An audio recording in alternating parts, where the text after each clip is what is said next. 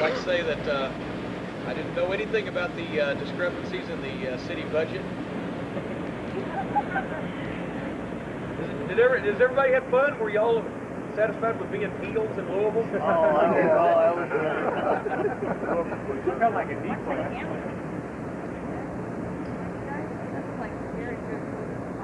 What is? Okay, if it falls in, it'll just electrocute Marty.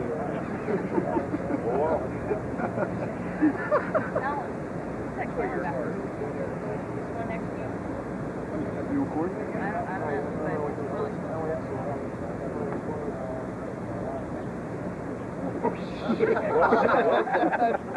Whose camera is it? It's Long range, invisible man. Where's he at? For Louisville, not anything. Yeah, we Except we saw need air conditioning in Barberville. Louisville is one of the greatest things I've ever seen, the heat from those people. Yeah. I didn't believe they were still like that. It's like a culture shock. I don't think you can get things like that at a U.S. show. I mean, I've heard, you know, about the movie shows and stuff like that, but I didn't think anything like that. And Yeah. the show is amazing. They, you know, the people up there, well, I mean, they're used to, they've been seeing, they didn't have the break in times from like the 70s and 80s to now. They've seen and been with the program every week from all these years back on up, so they never got untrained. And, you know, that's what we've been trying to do is retrain ours over here because they had a break of so many years where, you know, all they saw was either WCW or nothing, you know, Outlaw shows or whatever, and so you can't, you know, geez, after seeing WCW, it's hard to get them, just hard enough to get them to buy a ticket, much less anything else. But they're better in Louisville than they are in Memphis, because now in Memphis they were quieter, you know, they weren't as into everything. But it's a different Memphis crowd too than you know, years ago. It used to be, to be honest, it used to be 85% white, 15% black, and now it's 85% black and 15% white. Memphis, just complete reversal. And I looked out and I was like, holy shit. And they don't make as much noise as those 14-year-old white girls the fabulous ones used to. I mean, they, you know, they busted their eardrums all by themselves. But is anybody got anything, want to ask anything about the shows this weekend or anything or what, or does anybody give a shit? Yeah, on the Marion show. Huh? On the Marion show, how come a person like Terry Gordy has to use a gimmick and feet on the ropes to beat someone like Boo Bradley? Can he beat him clean? I don't know, how come? You weren't there either, were you? Hell. What do you do? Well, to answer your question, I guess because he wanted to, because I didn't send it. But, hey, he's a bad guy. Boo's a good guy. Fuck it. I had a question. How come Paul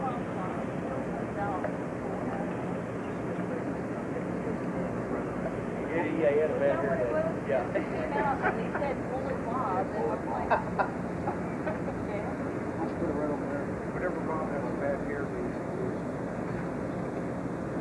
Is that it? Yeah.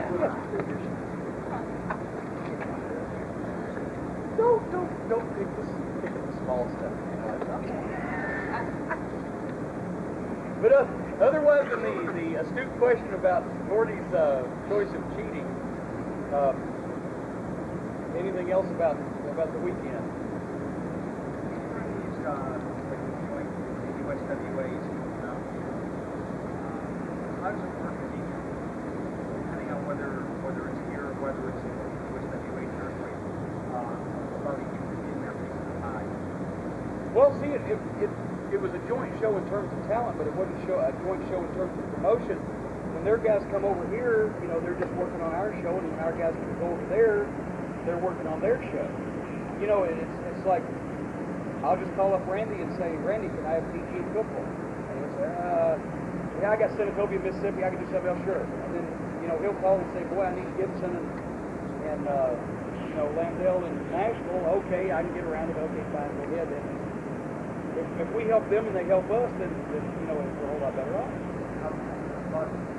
And the guys, you want to pay USWA or you pay the guys like they're No, you pay the guys that's on the show. You know, see, this is just the way it used to be. I mean, when you got into big money, like booking the NWA champion and the main event, the heel or whatever, and all that stuff, there used to be office fees and stuff going on. But actually, if you can just help out and get the guys some extra work, there's no reason not to do it, and there's no big contracts or anything like that.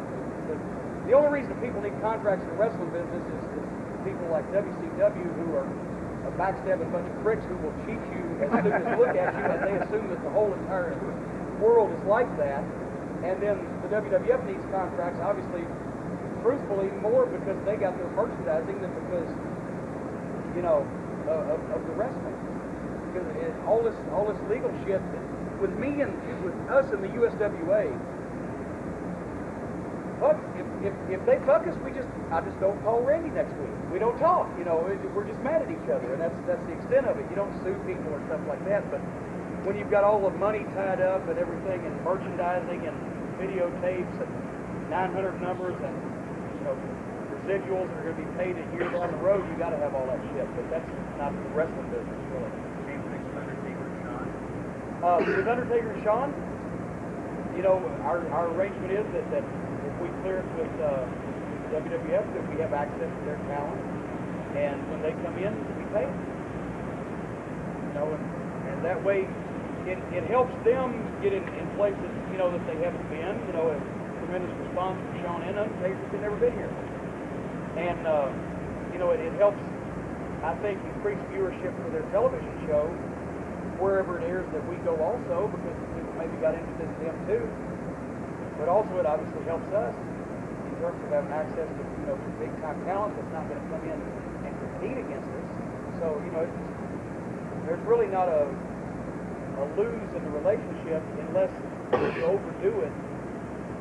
And then it's like you got these guys coming in and they're still drawing the same thing you draw without them, and it's like, so that's what I don't like to overdo it. But I've been, Tim, I feel like I'm in a firing squad here.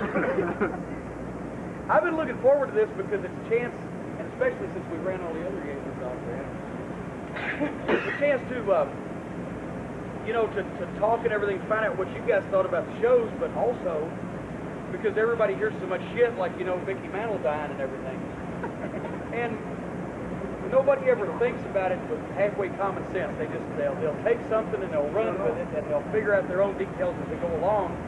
So if there's anything that you want to know the scoop about, besides the fact why Tommy is looking behind his back over and everything,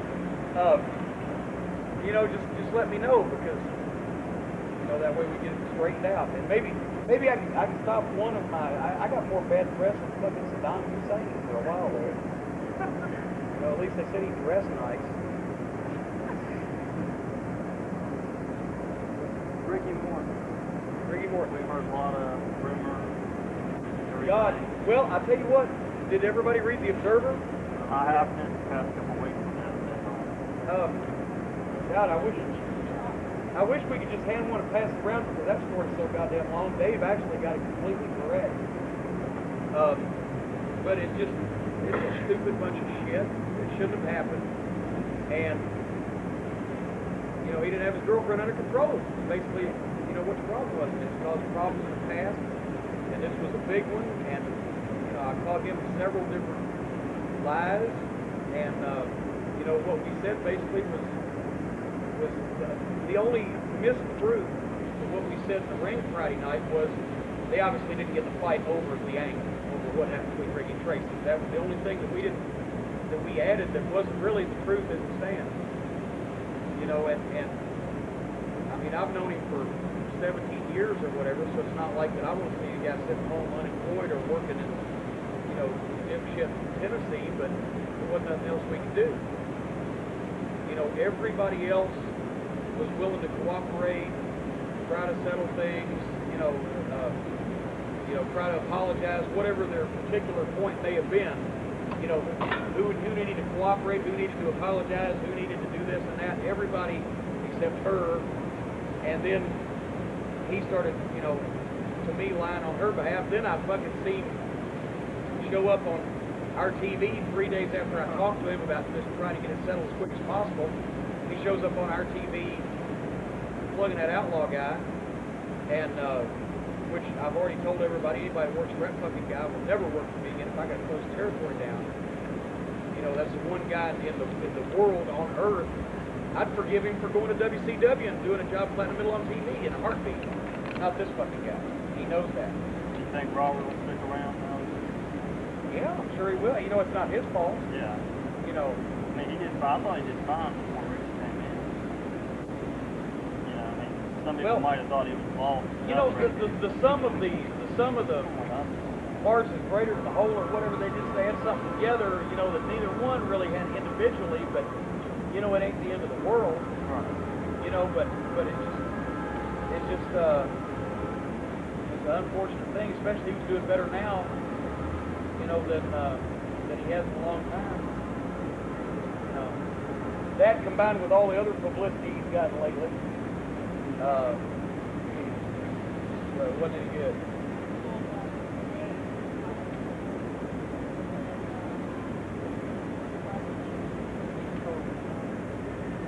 Paul Branch.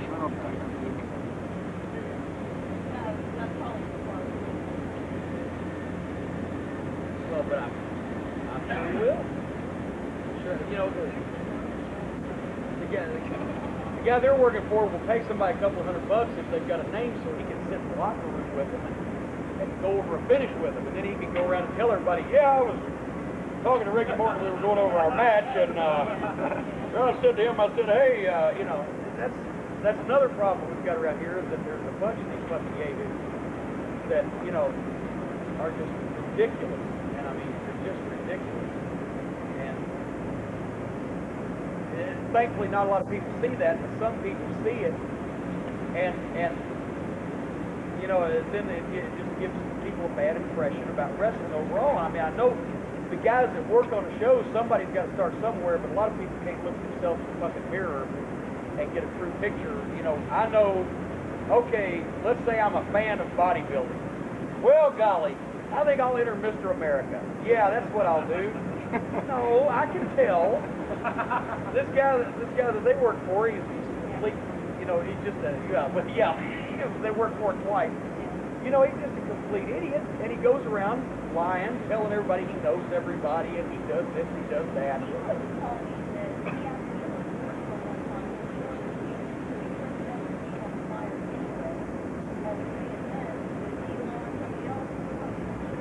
And see, that's the thing. Same with this guy in Knoxville, etc. The point is, all these people, they want to play at being wrestlers, or play at being managers, or play at being promoters.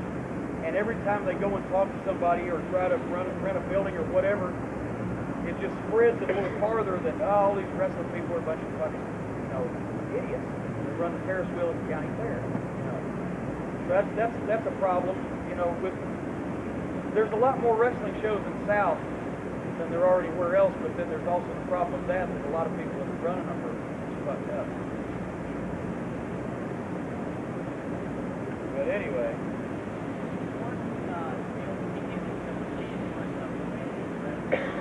It's already been handled. He just disappeared and they'll never see him again. They handle shit great over there. You're gone. They said that PG-13 attack in the parking lot. Okay. But see, you know, they've actually got a lot of advantages over there. I'd like to have. They got weekly TV, and they can just run around and do something completely different in a week, and they don't have to, you know, book as far ahead as we do, and et cetera, so they can just change direction and stuff, and, you know, fuck, people forget about it. You know, I mean, once again, we're talking about the average fans that just want to see what's going to be there Tuesday night forward. You know, a lot, obviously, explanation is good. I mean, you know, I'm not trying to preach against it because we do it here. But for the most part, the average people on the streets are going to come by a general admission ticket and sit up in the bleachers and eat 3 hot dogs. They don't give a shit. They just want to see what they're going to see Tuesday. And if it's good, they'll come back. So you don't need to write a book about it, but for the sake of continuity. Look at these people. Hello! Welcome to Knoxville! Oh, is it? Have you ever thought about doing a weekly TV show like they do, studio show? Yeah, as soon as I get about $15 million, I'll do it. See, that's the thing. How many studio wrestling shows are there left in the United States today? Reason for that is because it's been on the air. The Legend, still the #1 rated local show in the city, because it has that history. You couldn't start that from scratch and do it anywhere else. The TV stations don't want to hear about it. People wouldn't pick up on it. You know, if you go in, if I step foot on the street in Memphis, people will recognize me from when I was there before. And if I'm there on a Wednesday, they'll say, "What are you doing here on Wednesday? You're not allowed to be here anywhere." Anywhere. I swear to God, WCW ran it one time at the Coliseum. Me and the Midnight Express went to 7-Eleven. And the woman behind the counter said, "Well, it's Saturday." I said, "What are you doing here?" We're wrestling tonight. "No, you're not. This ain't Monday." You know, so, but that won't happen anywhere else. And TV stations, they don't want to put up with the hassle and everything, but it's such a money maker for the station there, and the ratings are so good, and it's tradition. You know, it'll never go away, at least until they blow the TV station up, or you know, Pat Robertson buys it or something. You know, I don't know, if something strange would have to happen. But I'd like to be able to do that, but you know, you can't do it. It's too expensive.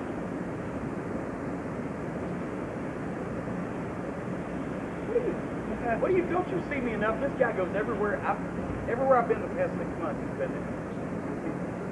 What? What's the deal with Fairlander stuff? Oh! What was New Jack? We weren't even there. What? Yeah, I was there. What happened was the building wants to run wrestling, right? And Les lives up there, and Les had talked to him, so they contacted us. Here's the deal: they're going to do the advertising, they're going to provide the building, they're going to do this and that, and they're going to get this % of the gate, and they're going to sell their beer and their, you know, snacks, etc. And we're going to have wrestling matches. Great. First 2 shows we ran, we did real good. And if we kept that level up, it'd been fine. But then the next one dropped off because all of a sudden now they've done good the first 2. Well, now they want to start cutting money that they're spending, but they don't want to cut the percentage they're getting out of the house. So they didn't do the advertising. Remember, that's when they didn't run any spots. So the house dropped. We still had to give them the same percentage, but they didn't do their part of the deal. I said, "Hey, this has got to get better."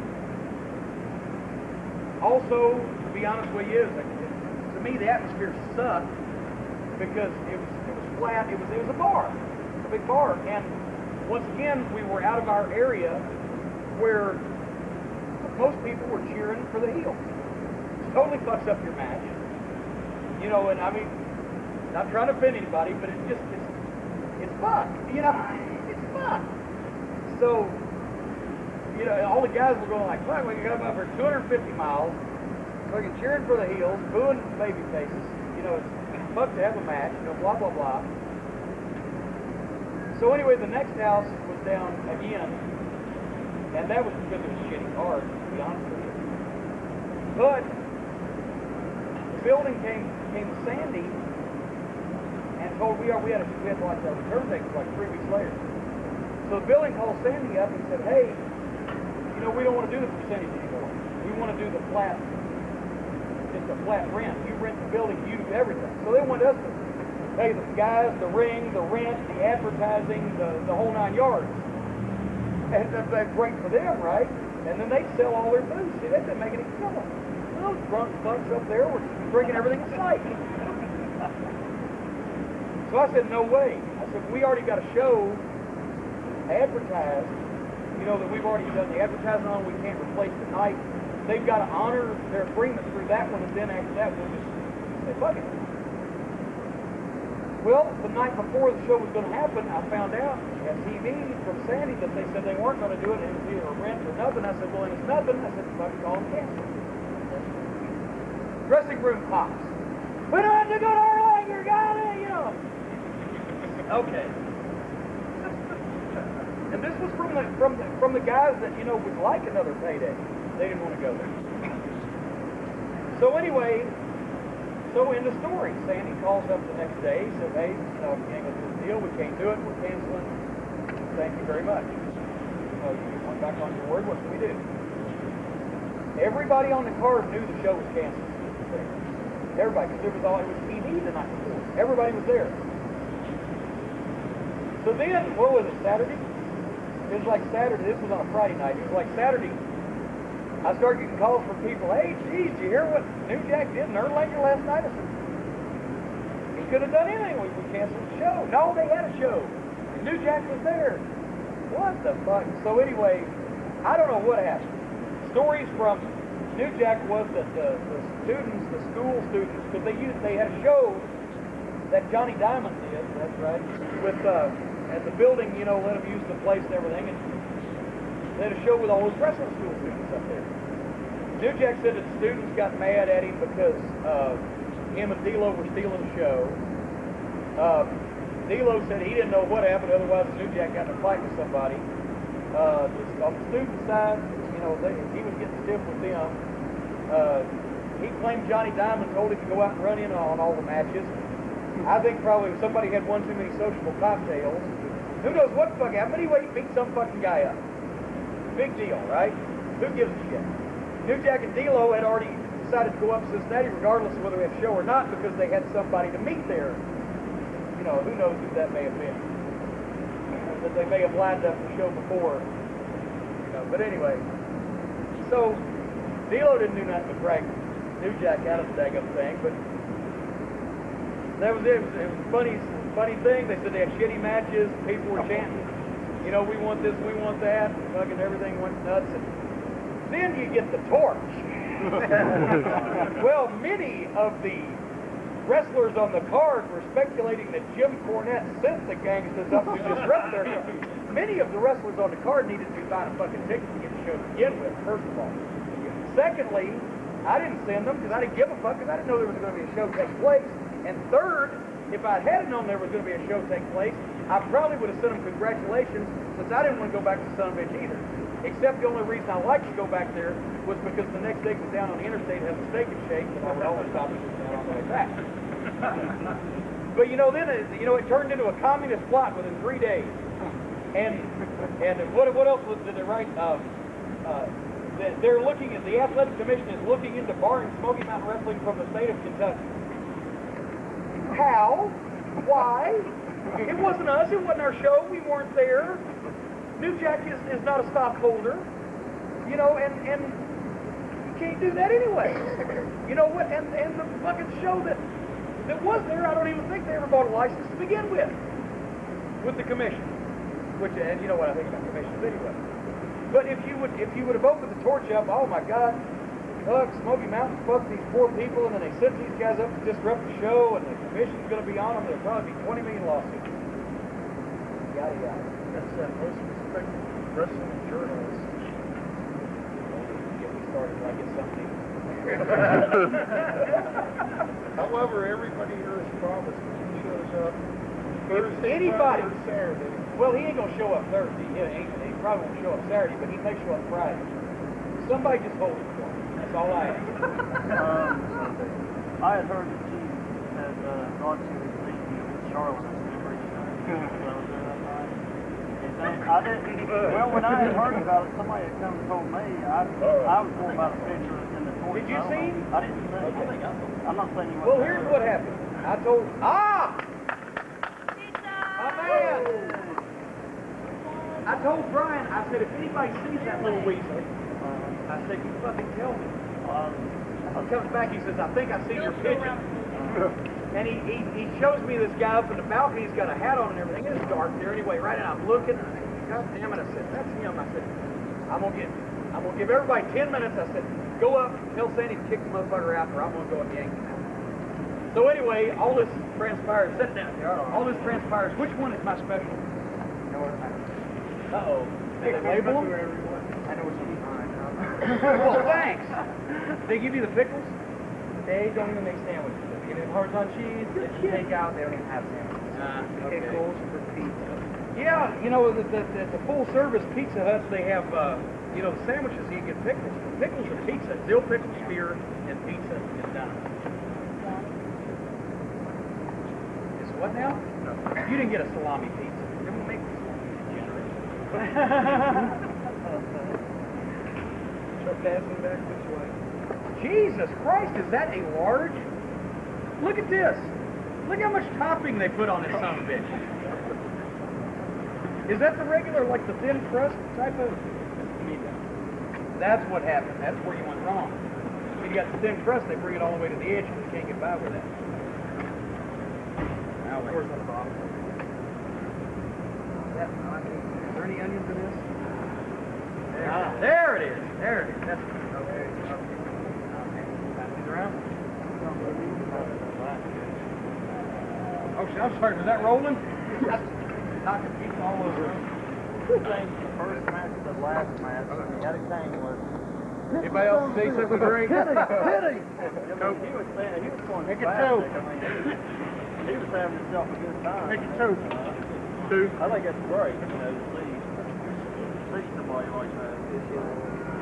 Yeah, the thing, you know, you want people to enjoy themselves. I don't like it when they climb over and start pounding on us physically, but it might be a Or wiping blood off the face. Tommy. Yeah. Okay. Tell them about the security guard in Johnson City, Jim. Which one? Black security guard. Oh, the latest one? Yeah. That's the one with fucking Brandy, right? No. Yeah, I don't know what it is with our security guards in Johnson City. They always want to get in on the act. This fucking guy, he's the same one that jumped in the ring 2 years ago. And this man hit the ring, right? Tom goes down in front, face locks the guy. No. This guy, what's his name, Marcus or something, big black guy, he's got Segum look like, you know, like he wants to be, you know, rattled. He dove in and tried to hook Tom instead of the fan that time. And boy, we had Segum go around. So I told him I didn't want him back, but then, you know, he came up and apologized the next show. Okay, I said, all right, fine, sorry. No problem. So then this woman gets up in Johnson City, we're yelling back and forth and everything, right? But she comes up, disregards the rope, and punches me in the arm. Now, obviously did not cripple, right? However, you can't do that. What that does is you lose all your authority. It's like if you're a cop and you stand on the street corner and watch somebody blatantly punch somebody and walk on, then everybody knows they can do it, right? So, get her out. Well, he gets up in my face, basically, and Tommy got it all on tape, which was excellent camera work. He walks around, I said, throw her out. I said, you gotta go. He's looking at me. I said, throw her out. You gotta go. He's like that. Like, you know, like he has that little reputation around here. Like, you know, I said, what is your fucking problem? Now, because I knew it was the same guy. I said, what is your fucking problem? You want to be part of the goddamn show, don't you? I said, fuck you. Fuck your Knoxville. So anyway, Wade would have loved it. I didn't pick up on it. I said, you got a problem, boy? Yeah, boy. I said, boy. Which I say boy all the time. I call him boy. But Those eyes win. I said if you got a problem, boy, and not even thinking about it, truthfully. But when I saw the fucking eyes, he went. I said, that's right, I did say boy. Would bigger be better?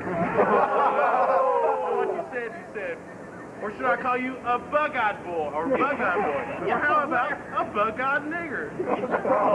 Hey, you know, I'm sorry, fuck him. Yeah. I paid his salary for the past fucking year to come down there and talk to girls that do nothing. And the one time he needs to do something, then he wants to confront me in front of the whole crowd. Like he's standing up to the general, right? For the sake of these people over here. And that's what his fucking MO was. And then all the security guards come up that are his friends and say, come on, Marcus, come on. And now they're working with him. He's trying like he's going to fight to get back up there. I said, don't come back up here. Jared's got the plane back there. There you go. But anyway, This one right here. good. We had a heck of a deal, so they took him back in the back. So afterwards, I was hot. I went up, I know it's hard to believe. But I went up to him, I got shoved him in front of the fucking cops. I said, you want to be a goddamn wrestler? I said, get in the fucking ring and we'll see how goddamn good of a wrestler you are. Well, no, I said, well, then get the fuck out of here. So they fired that. But see, it's just shit like that, you know.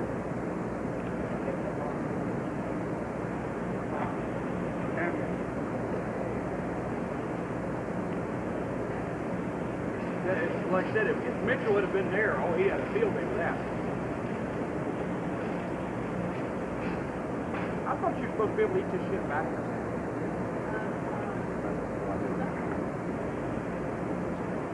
To answer your question about Charlotte, anyway, he thought he saw him, so, okay, so finally I said, fuck, I'm going, so I started on up there, and Buddy's going by, he said, where are you going? I said, I'm going to get put in jail. I'm on it. He said, what? I said, I'm at fucking Mitchell's up there. I'm going to go fucking fight him. You know, I mean, you're going to get, I asked if you're arrested. He said, I'll go with you. I said, no, don't get in trouble. You're doing too good. And he said, no, so we're both on the way up there, and just then he comes running up and says, wait a minute, Brian, this is not sure it's him. I said, God damn. And so now we're out in the middle of people, right? We're at the stairs of the balcony. We got to make a decision. Do we go up here and look like idiots, or do we go back and look like idiots because we're already out there halfway anyway? Go back. And then Greg said he's gone anyway. So we looked around for him, and then he pointed the guy out, and I said, that ain't Mitchell. I said, he's got arms. Well, I mean, Mitchell's a skinny fuck, right, as I recall. And this guy was like shorter and actually was, you know, larger. So that can't be him, but it's fucking dark. I don't know whether he was there or not. Did anybody actually see him? Yeah. I think he just broke the daggum story, which he come as close to being right if he wasn't there as if he was. His whole thing is everybody got all upset because supposedly I called him up and cussed him out for a satire. Well, he got to the satire part after he spent the better part of a page and a half in the torch trashing us, and me specifically, and the company in general, including that's when he made that statement about being upset because we used Terry Gordy at the night election show last year.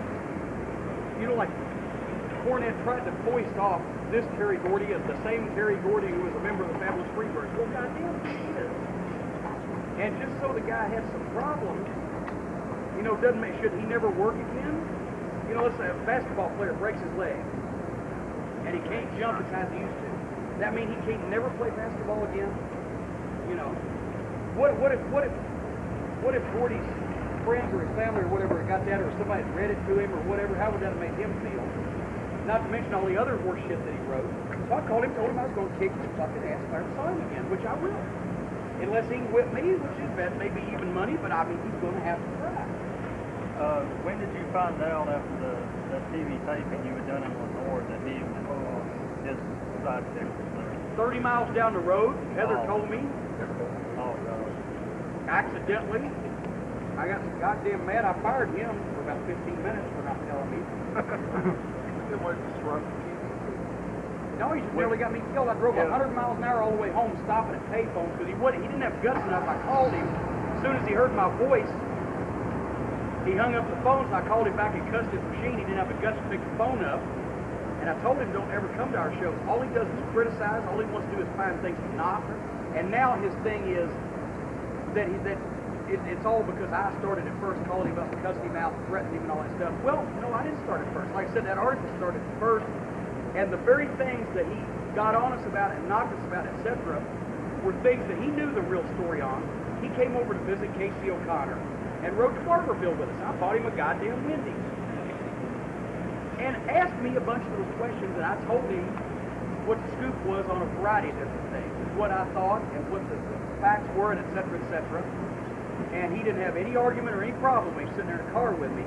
But when he gets 500 miles away and he can write something and have it printed without getting his ass kicked, then that's when he goes back to thinking whatever the fuck it is he thinks. Point is, he can write whatever he wants to.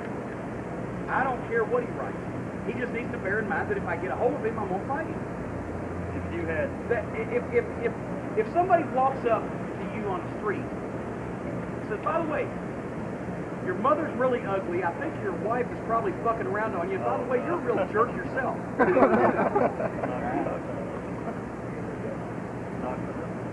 They act surprised.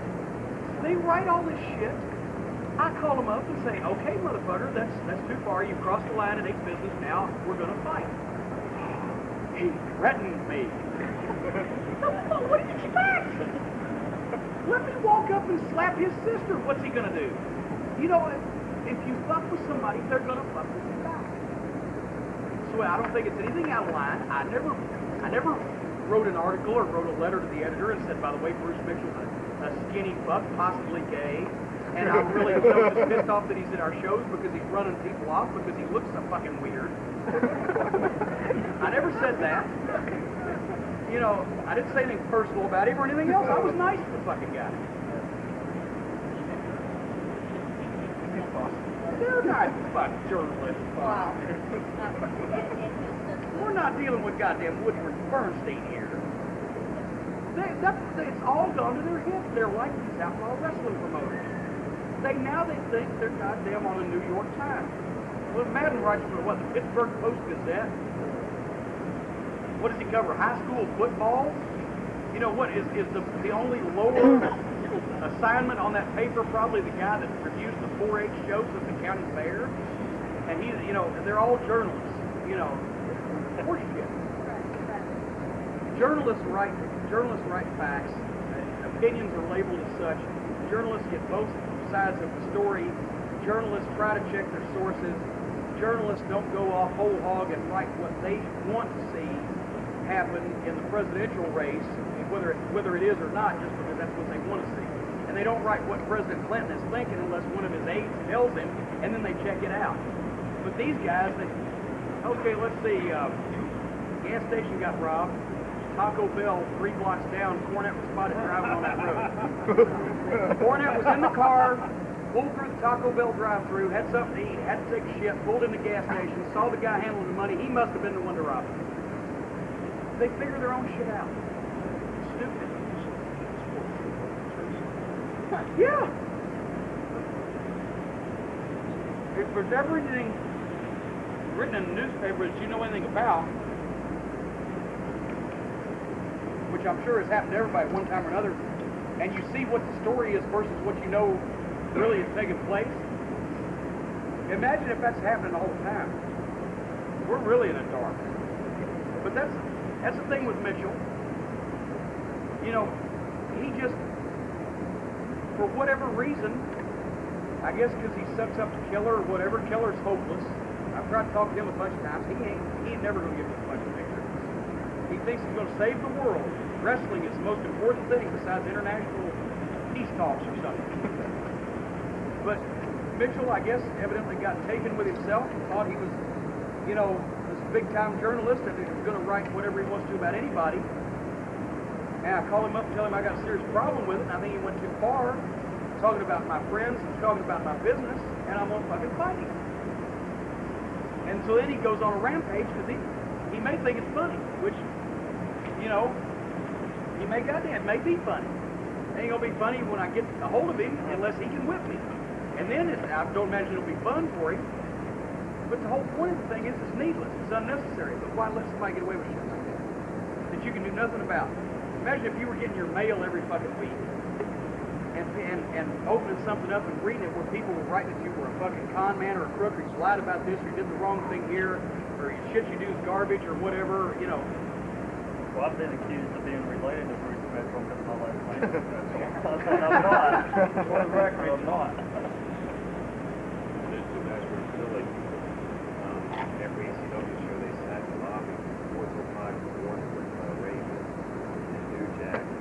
I sat over a few feet away and listened, and all they did was Cornette this, Cornette that, he's a racist. This is wrong, he's doing this wrong, he's doing that wrong.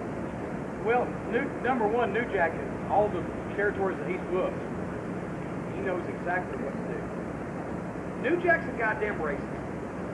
He don't like white people. Big shit, I don't care. Everybody that don't like black people is racist. Everybody that don't like white people is justified. That don't work. You know, it's horse shit anyway. The point is, at one time, this little teeny small territory was employing more black wrestlers than any other company in the fucking business, but I'm the one everybody says is a racist. What do you expect you want me to do with one big fucking 285-pound fucker with hair that looks like fucking buckwheat, and his partner a bald peanut-headed bugger with that mouth runs that mouth like that. We make up Raven baby faces. How's that going to get over in Barberville?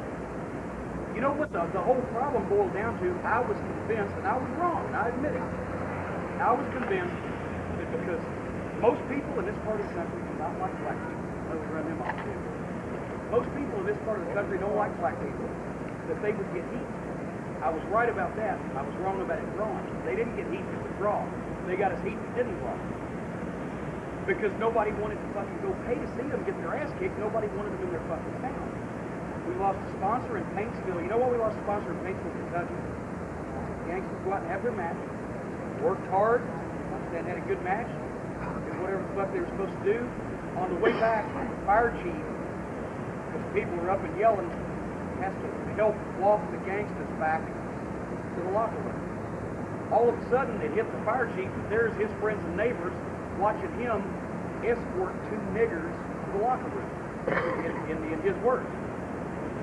So all of a sudden, he calls up and says, geez, we ain't gonna sponsor Smoky Mountain Wrestling anymore because, geez, it's given a bad image of the fire department and the community, which meant that we brought black people into his town. That's the kind of heat that the Gangstas got, which I didn't realize was going to happen beforehand, which maybe I should have. Mistake on my part. It didn't fucking draw. In the bigger towns, the big shows where we did the blow-offs and stuff did draw. But in the little towns, they never drew at spot shows, and that's my fault for not seeing that, but that's the way it was. In the other TV taping, daggum cops come in. All they did was they did their shit in the ring, they come back, they're yelling at people, same thing everybody else did, right? But they're the Gangstas. 5 cops follow them in. I said, whoa, I said, is there a problem? One guy said, you need to tell them boys calm down. We don't have none of them up here. No, this was after that. This was in council. Thank you. Council. We don't have none of them up here. And unspoken was, and we don't want none. And he said, you better tell them just to go to the ring and do their business, or else they're going to get hurt. I said, okay. I go over and tell them, hey, they're the guys with the guns. Listen to what they say. And they did, whether they understood that or not, whatever. But the point is, the whole goddamn deal is, when you look at Time Magazine, Newsweek, Gangster Rap, fucking street gangs, all this shit, I didn't make them heels. The fucking news made them heels. What I tried to do was bring some of that to wrestling. It's the hottest fucking thing going on 60 Minutes and the magazines and the newspapers and the news magazine show. So why not do something like that in wrestling in a place where they obviously are going to get some heat? The problem is they did, but they got the wrong kind. It was more like, fuck no, we ain't going to wrestling matches because we don't want no niggers in our town. And that's not the way I felt. That's the way the people felt. And that, why that everybody, I mean, it's a goddamn, Jesus Christ. What about Tojo fucking Yamamoto? The Japanese bombed our fucking ass in World War II, right? And we forgave them and kiss and nice. Tojo still made a fortune for 25 fucking years because the Japanese threw salt. Big fuck. Did anybody ever say Nick Goulas was a racist? What? I mean, I'm serious. Goddamn, they're in the fucking news. So let's do something. New Jack and Mustafa had worked for WCW. New Jack had never worked for nobody but Sammy fucking Ken. And Memphis for a month until he left. I told him what the deal was. I told him what I wanted to do. I told him how much money they'd make each night they were here. I told them everything, including my turn, before they ever even started. Everything.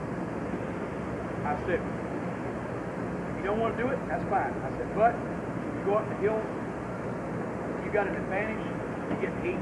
Now I thought, you got an advantage to get heat if you're black. You can already get heat better than most guys if you're black, and they don't like that shit. I said, heat. I'll use it. I'll talk about them hillbillies. You know what they do, Jack Top. He just won a fucking job. I gave him a job for a year. What they didn't understand was everybody finishes up, especially in a small territory. And I told them in May, I said, Jack, I've got one here, thanks, sir. Just keep hold of it. I said, Jack, you trashed, laid out, hospitalized, stretchered out every baby face in there. I said, I'm just running out of shit to do. I said, I may have to leave y'all off for a while. I'm going to try to get you booked to Memphis something. 1st of July, really, we've got to change the pace on the card. We had, you know, with Count D-Lo, if you had 10 guys on a card, that means 5 heels and 3 of them were Gangstas. So right there, you know, there's no difference in the card. I should have won draw. So, anyway, you know, at New Jack for me, he gets all down about that. D-Lo told me, I don't know if anybody talked to D-Lo here or not, but D-Lo told me he thought that he didn't think they was ever going to finish up. He thought they was going to be here forever. You know, New Jack did. And I don't, you know, never told him that. So anyway, I tried to get them booked in Memphis. They didn't want to touch it. You know, especially the racial problems in Memphis. The reason no white people will come to the matches in the Coliseum because of race problems in Memphis to begin with. They search people coming in the building. It's a bad part of town to begin with. What are you, one of those fucking chihuahuas in the... You know, but anyway, so they don't want to touch it. WWF, brick wall. So that's when I call Paul Lee and leave him a message. I'm finishing the Gangstas up. I would like to get them to work. They have worked hard here. You know, I didn't have that much trouble. You know, I mean, New Jack was getting in trouble outside the ring, outside the buildings, but... Sorry. It's hard to hold this in my mouth, in my hand, and not take it. But anyway, you know, I was trying to give him some place to go. I'll leave Paul Lee that message. Then, fuck, it was like a daily thing. Everybody, you know, coming up to do something else. But basically, I called Paul Lee, left him a message. He called me back, asking me if he could have my blessing to book the Gangstas. I'm like, didn't hear my message, you know, but this was on my machine. New Jack jumps in front of me and calls Todd Gordon for what he has to do with anything I don't know as far as booking. He should have called Paul Lee, but anyway, maybe he did talk to Paul Lee too. But for whatever reason, they got the idea that the Gangstas were finished up then and gave them dates. And I said, Jack had, by the end of May, had a booking sheet, said he was on every single one of our shows through Chicago. So I said, Jack, I said, I'll put you over in these towns. You guys beat Tracy and Tony last month specifically to come back this month and return the favor to them. I said, these guys will put you over the whole time that you've been here. And you can't run out on a couple of major towns and run out on doing the favors. That's what you call it, doing the favors. That's what it is. You come in, people do favors for you. When you go out, you do favors for them. That's what it's supposed to be. It's very seldom is anymore. But anyway, and I called Paul Lee. Paul Lee talks to me this time. I get him on the phone. I didn't know they were booked. Absolutely not am I going to fuck you on these dates. If you got them, you got them. I said, they tell me you say that if they don't start on these dates, they can't never start there. No, I never said that. They can start after July 1st. That's all I needed to know. I'll clear the whole thing up in the bar. I go to New Jack. New Jack says, I've talked to him since then. He said if we didn't come on these 2 dates, he wasn't never going to use us. I said, God damn, who's the fucking liar here? And now, see, I'm pissed because I'm taking time out. It's not like I don't have anything to do. And I'm taking time out for something that ain't going to do me a fuck all bit of good. Try to get somebody else some work somewhere.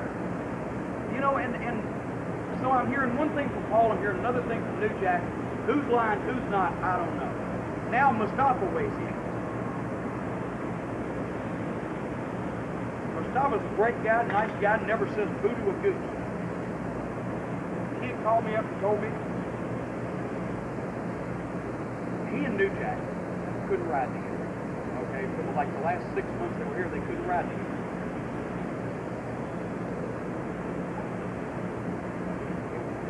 It wasn't that they were mad at each other or hated each other or anything. What it was that New Jack came up to me and said he was hot because Mustafa didn't have a car, and when they first started here, New Jack was driving everything. And New Jack, in the course of the time he was here, had about 18 different cars. I don't know how many fucking cars he had. Mustafa wouldn't pay for his tires. Mustafa wouldn't pay for his brake job. So, okay, they just decided they're going to find their own way to do it. So Mustafa starts renting a fucking car, which I don't know how much he was spending on it, but anyway, he had talked to me as this was going on and said, boy, I need to get X dollars a week, you know, in cash and draws and shows to be able to keep this car. Okay, fine, Mustafa, that's what you'll have. And that's what he had from every point that I talked to him. Until all of a sudden, after showing Lenore, he calls up and leaves a message. He's suddenly got to turn the car back in and doesn't have a way to Johnson City. I never hear from him again, which is coincidentally the weekend before they were supposed to go and do the run-in in ECW. New Jack comes to Johnson City, and I said, what is the fucking deal, Jack? And I said, doing TV Monday. I said, the stop aid here tells me he's got to turn his car back in. Now, are you going to make these dates for us, or are you going to go up there, and what the fuck are you going to do? So, well, I think somebody's messing with me. I said, no, somebody's messing with me, because you tell me one thing, I can probably tell me another, you both can't be right. I said, all I'm saying is I'll give you a job for a year, and all I'm asking you to do is finish what you do, you will book it. I said, well, I got to make money after I'm finished here. I said, I know. I said, but goddamn, people finish up. I said, that's what happens when you leave a territory. You're going to finish up everywhere you work. I said, you're supposed to work the dates out. I said, and it's not like, I said, you're going to make more here working 10 times the rest of this month than you are up there twice. You know, so anyway, so nothing really was settled. And I'm like, okay, I'm sitting, he ain't going to make it. I don't know what the top is. Anyway, then I get a car, and Heather tells me on the way back, she was supposed to get some pictures made for New Jack. Jack comes up and says, you got my pictures? And she says, no, I'll bring it to you, like TV or next week, whatever. This is my last night. I ain't going to be here. They're fucking with me. So she tells me this in the car. She don't know if they're finishing to begin with. She's like, why is Jack leaving? So I said, okay. So I found out what he said. I said, fine. I said, Mustafa takes off. I don't know where the fuck he is. New Jack says he's not going to be here tonight. I got to do 4 weeks of TV that Monday. I don't even know that they're going to make the next week. I don't even know whether New Jack's going to be there. I'll scratch him off the phone. Monday, never seen Mustafa again or heard from him to this day. Don't know where he is. But Monday, Mustafa walks in at TV. Or Jack walks in. I said, Jack, you ain't supposed to be here. What do you mean? I said, you said Saturday night, last night I was fucking with you. You wasn't coming back. Oh, well, no, I didn't say that. What I said was, I didn't say that. I said, no, Jack, come on. And he said, what? Okay, if you want to listen to your girlfriend, I said, well, I'll tell you what, Jack. I said, right now, between the bunch of y'all, I said, if she tells me you squatted down in the parking lot and shit a live chicken, I believe you. I said, here's your money for Saturday, because he got paid on Saturday, so all owed him was for Saturday night. I said, here's your money for Saturday. I said, I ain't pissed, but I've got to move on, and we've got to do something else. Headbangers are here. And if you ain't going to make the shots next weekend, and you ain't going to make July the 1st, and, the rest of the shows are smaller shows anyway, and I don't even know whether Mustafa's going to show up, I'm just going to get these guys started earlier because they want to work. Okay? And he left. And that's it. But, once again, I get pissed where, like I said, I wrote a letter to the Wrestling Lariat, the same quote, but nobody was pissed on these guys a year ago. I didn't make them rich. I didn't pay them a lot of fucking money at all, but I paid them what I said I was going to before they agreed to come in every single night. And I paid them more on houses with the Undertaker and the Bodies that grew. That was the biggest payoff that any one of them has ever made in the wrestling business. D'Lo will tell you that. They want D'Lo to go with them. He's like, no, fuck. When from here you go to New York. From there you go to jail. But the point is, I gave them a job for a year. They got to work with some of the top talent in the business. They didn't get rich, but they made more money than they would have made working for Sammy Kent. And at least they got exposure. They got time to get some experience. And I'm not going to knock what they worked very hard while they were here. But now they feel like just because that I finished them up and didn't want them to jump out on the last dates that they were booked to make, that I've fucked them around some kind of way. And now I'm a racist. Before it was, Jack's the one dragging the fried chicken and the watermelon and TV taping. But now that they're gone, I'm a racist. If I was a racist, I wouldn't have hired the motherfuckers because I wouldn't have been around them. That's a real racist.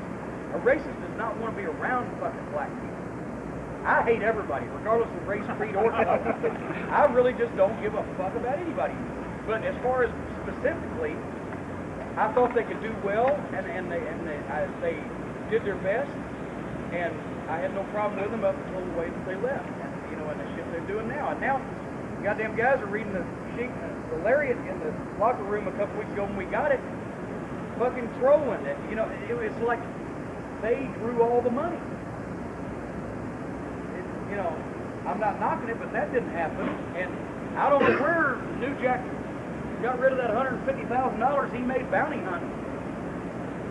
What the hell is that all about? He was a bounty hunter, yes, but did you ever hear about $150,000 in one night payoff? If that's the case, why did he need to draw every night? That should have lasted him a year or two at least, I think.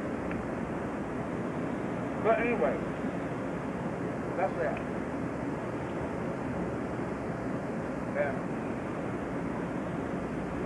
I'm mad, but then again, I'm not mad because, fuck. Any more I get to expect it. I'm not trying to be up here, by the way, I'm on a cross now, light the fire, but goddamn. Everybody gets too upset. More people need a hobby to keep them calm. I want you to think that it was Ray and Jack saying the reasons how they were trying to go. Well, I mean, it could have been all four. I just want to clarify. Well, yeah, we'll see, the thing is, how many times does a newspaper reporter do an interview with somebody where instead of asking them questions, it's like, instead of, Brian, do you like wearing white shorts most of the time? They'll go, Brian, you really like these white shorts most of the time, don't you? Because you look so good in them. And I tell you, I really think it's great for you to wear them. They'll talk the guy into the fucking question that they're asking for the answer that they want. You know, so anyway. God, let's talk about a cheerier subject. Brian. What'd you think of Donnie Libel's article on Wino in the Observer? Donnie Libel's what now? Letter about Wino. Can you read that? Hey, take the thumb out of your mouth. Okay. Letter about Wino. Oh, it's I remember reading it and I didn't commit it to memory, but I remember getting a tickle out of it.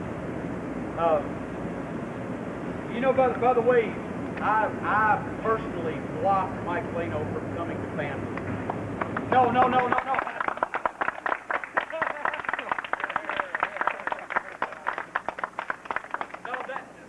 That's what he's saying, and that's what everybody else is going to say.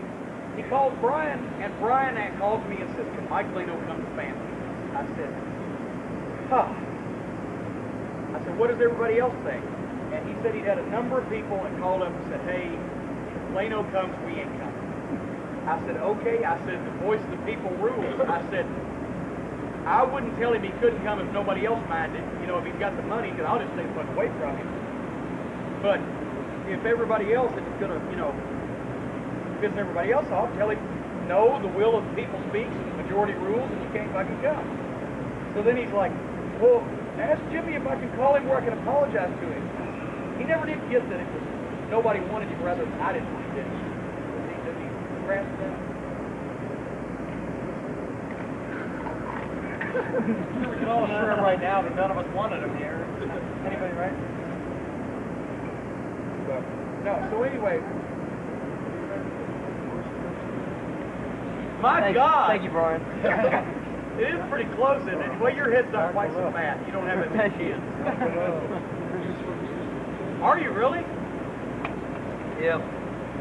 Do you think maybe old Mr. Prichard in his younger days was a bit of a womanizer around town, or was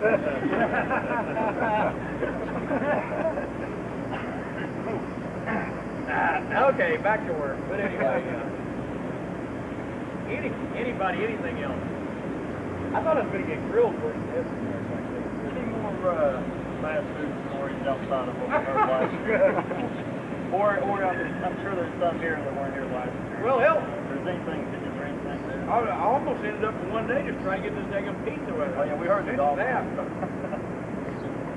trying to be calm. I really am.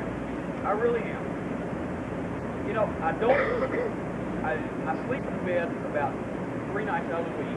The rest of the time, I go to sleep on the couch, either next to the phone or in front of it. I've got all my shit where it's, my facts, all my shit. And I mean, I'm not crying, but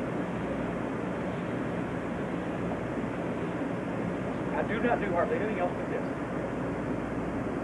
Between this and doing all the WWF trips that I got to work twice as hard when I get back home and get caught up, going to the shows. If I could just be the booker, I'd be the happiest soul on the face of the earth. That's the easiest part of everything that I do, and I don't spend enough time doing that, or it could be better what you see, but I've got to goddamn do a majority of everything else. Between me and him here, Sandy's in Roanoke. I mean, you know, he lines up all the buildings, he checks up in all the towns. He does all the contracts, all the paperwork and bullshit. I mean, he goes through it. We save money on printing tickets. He hand numbers those goddamn tickets for every town. You know, that's ridiculous horse shit, but it's cheap. And us, two of us down here do everything else. I'm talking about ridiculous penny-ante shit like, you know, make sure that the goddamn tickets are picked up at the Coliseum and dropped off at the radio station, spooze with this guy and field this phone call and write this letter and make sure that this gets sent out and mail this off and, you know, bookkeeping and accounting and paying the daggum bills and you know, everything. And Tommy does quite a bit of it. Nobody would get a videotape if it wasn't for Tommy. And nobody would get a press package if it wasn't for Tommy. You know, I mean, ordering posters and then ceaseless bullshit. We got a show in Oak Ridge, or did have a show in Oak Ridge on the 25th. The sponsor just faxed Sandy a letter now. This is 2 weeks away. He is, I swear to God, he's on a secret mission in Seattle working on a missile fucking, what do they call him? He's working on a goddamn missile. He's in a secure area and to have a family member send the fax. He can't get phone calls in or out, and he's going to be detained there and won't be able to promote the show. That's the sponsor over in Oak Ridge. That's where they cooked up the atomic bomb, you know. So, I mean, every kind of stupid shit reason in the world that something will go wrong with the town will come up, and I got to handle it. Because if somebody else gives the answer, gives the wrong answer, then you know, that's not good. So, in this case, we get a letter saying that the guy can't sponsor the fucking show, and it's too late to get another one because he's on a secret mission in a security area in Seattle working on a missile thing. I've heard of everything. That's a new one. You know, we've had gyms flooded out, we've had mudslides, we've had everything in the world, but never a goddamn guy going on a secret mission. But, you know, all kinds of shit like that comes up, and you got to deal with it. So the point I was going to make is, I have a lot of stress on me from aggravation from dealing with dipshits, and sometimes I flip too easy, I will admit.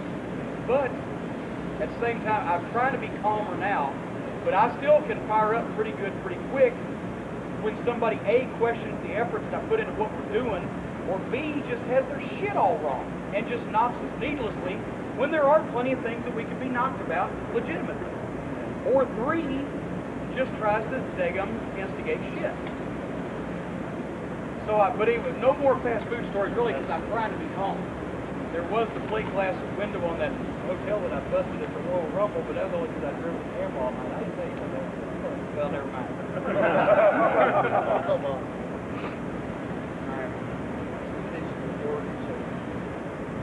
Well, drove all night to get to Tampa. 7 o'clock in the morning trying to check in. No place to room. Didn't have room for 2 o'clock that afternoon. Had to be at the building at 3 and had not slept. Was really pissed. Finally found one place. The goddamn guys from Iran or somewhere. Can't speak a lick of English. It takes me 15 minutes to get a room out of him. Gives me one, and it's daggum. Not only had it not been made up, I could have lived with that, but it was really go back. He said, well, it would take an hour or 2. I said, God damn. Fucking idiot. I grabbed my credit card receipt, I tore it up, and on the way out I slammed it. I didn't mean to. I slammed it with enthusiasm, and the whole thing come out 1,000,000 feet. Oh my God. I said, well, wipe that fucking camel ear off. But anyway, I try not to get, you know, and I mean, you know, it cost me a lot of money. You know, good old Casey and everything, you know, it cost me a lot of money, but goddamn, you know, I'm sorry, I can't help it. If, you know, I don't even speak to people when I go, you know, like, go in the store, hello, how you doing, like this, boom, you know, so people find me. You've seen people find me. People find me that you would never even imagine that you would fuck with me somehow.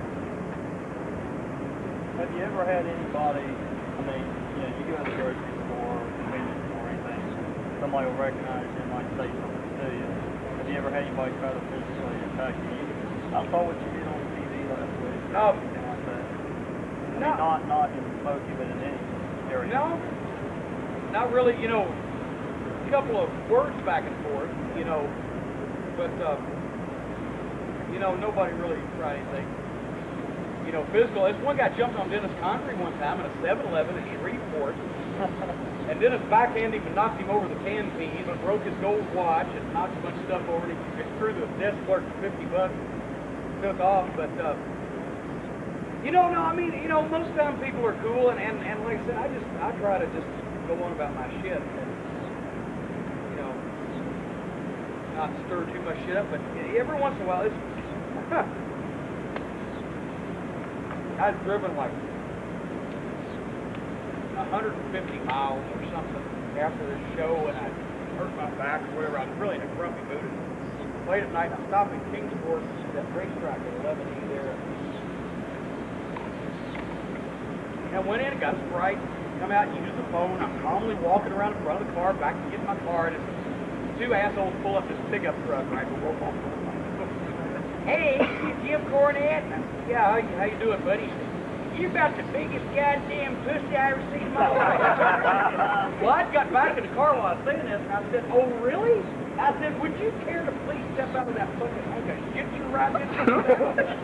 He just opened that door and said, what are you going to do about it? I said, I'm going to blow your fucking brain all through the hood of that fucking butt you right in. You've never seen anybody, he cussed me the whole fucking time that he was backing up and jumping in the car, and cussed me as the truck pulled out of the parking lot, continued cussing, but at an ever faster rate, you know. But, what the fuck? You know, I'll chase people on the road too sometimes when they come cover. Oh yeah. I'm sorry. But anyway.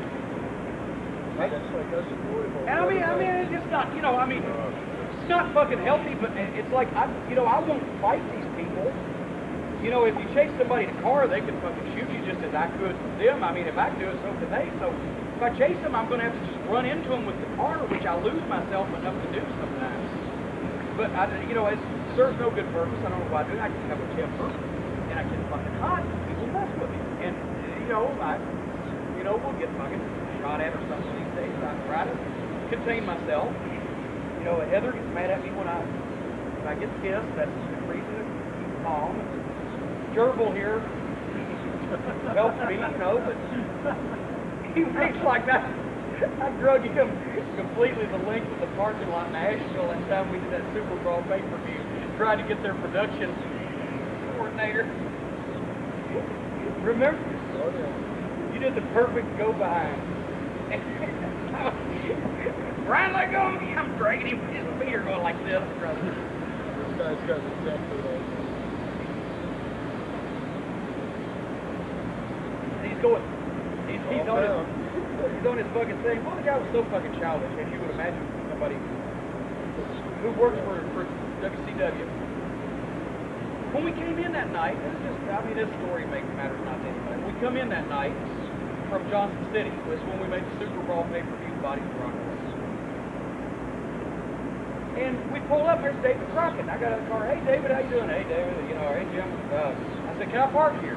He said, yeah, go ahead. Well, David Crockett, well, you know, he runs the son of a bitch. He's the fucking, what do they call him? Vice President. Jack off title. Anyway, I figure he says I can park there, I can park there. So anyway, we do the match, do the deal, getting ready to leave. I come out and find him and Flash is up there, right? Hurry, Jim, they're going to tow your car away. I said, who's going to tow the car away?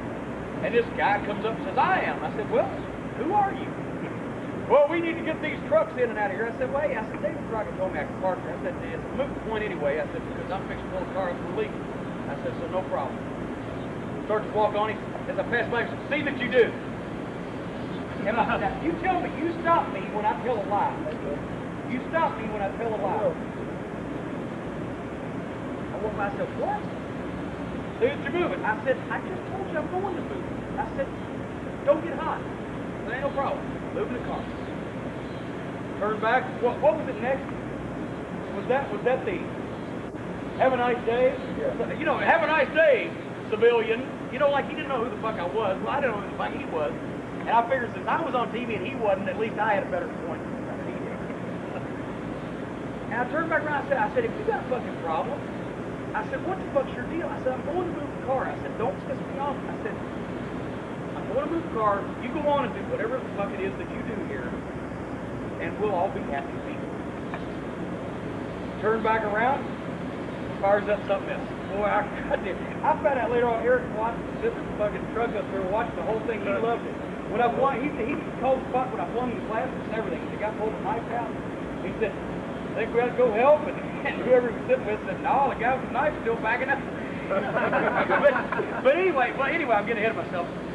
I turned around, I said, I said, I don't like your fucking attitude. I'm going to move the car. I said, I'm going to move the car over the top of you if you say one more word. I said, I'm asking you nice. I said, please. I said, please. I said, for my sake, for everybody's sake, don't say nothing else. Let me turn around. I'm going to turn around now. I'm going to go get my car. I'm going to move it. Don't say nothing else, and we won't have a fight. Please. Turn around. What'd he do? Boom! God damn it! Flung the fucking glasses. Here come him and Flash on either side, waist locked me from behind. I'm dragging him down. He's pulling his goddamn X-Acto knife out. I said, pull that son of a bitch out, you motherfucker. I'll stick it up your fucking ass. He's backing up the whole time. He's on his goddamn microphone. Send out the actual PD. Send out the actual PD. I said, yeah, send him. Send Doug Dillinger. I said, send Doug fucking Dillinger. I've known him longer than you have, motherfucker, as I'm trying to come in. And they're holding me, and I'm looking for something to pick up. Calm down, Jim. I fuck you, and I'm elbowing him. And here comes Doug Dillinger running out, and he looks and goes, Jim, what's the matter? I'm fixing to get that son of a bitch. What's going on? And then here comes Dave, and here goes about eight cops. They said like about 14 people out there. I said, who is this? He said, he's our production coordinator. Bear somebody or other. I said, what you got here? I said, is a no good, stinking, smart-ass pussy, will not fight even with a knife in his hand, motherfucker. I said, and if you're paying him too fucking much to do anything. And I told him, I said, he wouldn't fucking fight. He's got the knife. I'm standing here, and he's still fucking backed up. I said, he won't fucking fight. He's a goddamn coward. He's got a bad fucking attitude. And, anything else? And he basically stood there the whole time, because I guess he didn't think that I was supposed to be there or that I knew Doug. Like, I mean, you know, here's Doug Dillinger. Here's the fucking guy that's going to give Elliot Neff a run for his money. You know? But that was the right. I'm going to get Doug Dillinger. Why? Doug Dillinger's Get fucking a friend Doug of mine. Dillinger. Yeah, what the fuck? I don't give a shit. He's seen worse. Look. Anyway, which might as well bring it. Let's talk about it. I don't like Bruce Bischoff. Can't stand Wade Kelly. I would slap either one if I could combine them somehow. Mark Madden, evidence. Once again, I swear on my mother's life, make she drop dead. If Mark Madden walks up in front of me, I don't hop on him and attempt to break every bone in his fucking body. If I can, I will. If I can't, he'll have to stop me from trying. I swear that on my mother's life. No good sack of shit. He's a fucking backstabber. He's sucking Eric Bischoff's dick. He's a big fat piece of shit who has not been promoted in his newspaper probably in fucking 15 years, who will never be anybody in the wrestling business or any other business, and so he concocts this persona for himself where he's wrestling's most controversial jack-off, or whatever the fuck he calls himself. He fucking turns on his friends for money. He's a fucking lowlife, and I will go on. I never had a problem with Mark Madden. He used to call me up, as Brian knows. Brian, he lives down the road from Brian in Pittsburgh. And he used to call me up, we'd talk, we'd laugh about shit, fine, hey Mark, how you doing? Never a crossword between us, okay? He gets on that fucking WCW hotline, and I do the deal with KC's windshield, which some of it was after last year's fan week, so we can tell that story in a minute. But anyway, somebody brings up to me, hey, have you heard what Mark Madden just said on his 900 number? Which up to that time, to show you how naive I was, I didn't realize they were even exposing the business on the 900 number. for WCW, much less doing all the other shit they do, which shows you how far behind I was. Crazy idiots. But anyway, I called it up. He jumps in my shit with both feet about the deal with KC's, which number one was private, didn't have anything related to the wrestling business. Wasn't anything related to the wrestling business. It was a private deal. Number two, certainly didn't need to be on the WCW 900 number, and number three, didn't need to be a guy that I considered my friend reporting it. Much less not only reporting it, but jumping in on my ass with both feet about it. But then he goes on after that to say, well, Cornette's got a bunch of problems, including he fucked the Heavenly Bodies on their payoffs during fan week, so they have made statements that they'll never work for him again. Well, obviously that really came to pass quick. That's been disproven several times over now, and I even went to Tom and Jimmy thinking, okay, now I'm starting to get paranoid. I said, is anything wrong? No. He said that I had a restraining order against me already for threatening and attempting to kill or maim or whatever another Smoky Mountain Wrestling employee. So yes, from Pam, which I didn't. I didn't have any kind of, from what I know of restraining orders, whoever you get the order to restrain, you've got to tell them, right? That's part of the deal. Okay, so no, I didn't have a restraining order against me. Pam, for y'all's information, got mad because I yelled at her and fired her for nearly killing 14 people with that light stand last year. She had already taken a job with a travel agent, was only going to be working for us part-time anyway. I got hot and yelled at her. She fucking got mad about it, kept all the fan week records and $1,100 in fan week money that she had opened a special account for and wouldn't give it back. And when I found out she wasn't going to give back the money or give the records to prove that she didn't have the money, that's when I called her a no-good backstabbing cunt. And that's when I said, I'll come over to your goddamn travel agency and throw a chair through your front window so you can give me my money back. And that was the end of it. I didn't go. Her chair didn't get thrown through the window. Never seen her again to this day. But Madden reports I've got restraining orders out against me. He reports that all of our investors have pulled out and that we're going to be out of business. Now, this was last September, by the way. We'll be out of business within 6 weeks. Hello. If I got a calendar. He said something else. It's been a year, so I mean, he said something else that was a blatant lie. So I called him up, and I was hot. And he answered the phone. I said, Mark Madden. He said, yeah. I said, Jim Cornette. He said, hi, Jim. I said, hi, you big fat son of a bitch. I said, have you got a fucking problem with me? He said, what do you mean? I said, what do I mean? Don't give me that fucking shit. I said, you did your 900 number this week, right? I said, that's your voice, right? I said, you know what I got a problem with. Well, Jim, I just call it as I said, no, fuck you. I said, don't give me that shit. I said, you know it's not true. I said, you know it's a bunch of horse shit. I said, well, he said, you know me well enough, Jim, if I've said anything wrong, I'll retract it, but, you know, you can give me where I can check these facts out. I said, check. I said, number one, one of your friends that you've grown up down the road from works here. You could have called. You didn't try to call me. You didn't try to call Brian. You didn't call no fucking body. You didn't ask nobody. I said, how would you know what conversations have gone on between me and my investors, except me and my investors? I said, and I know damn well you ain't talked to me, and I know damn well you ain't talked to them. I said, what'd you do? Check the courthouse about the restraining order? I said, what'd you do? Call up Tom and Jimmy? Have you talked to them personally? I said, what is your fucking deal? I said, I'll tell you what your fucking deal is. Eric Bischoff don't like me because I've told everybody what I think of him. That he's a no-talent, useless fucking prick who embarrasses this wrestling business. And I've told him and everybody else that. And we'll repeatedly because it's true. And their own product bears that out more than ever before. I said, Eric Bischoff don't like me. He wants you to stir up shit on the 900 number. The only reason that Madden's on there is because Bischoff don't know the difference in fucking in anything related to do with working or shooting in the business. I said, you're sucking up to him, you're kissing his ass. I said, and you're hopping in on me with both feet. I said, you backstabbing fat piece of shit.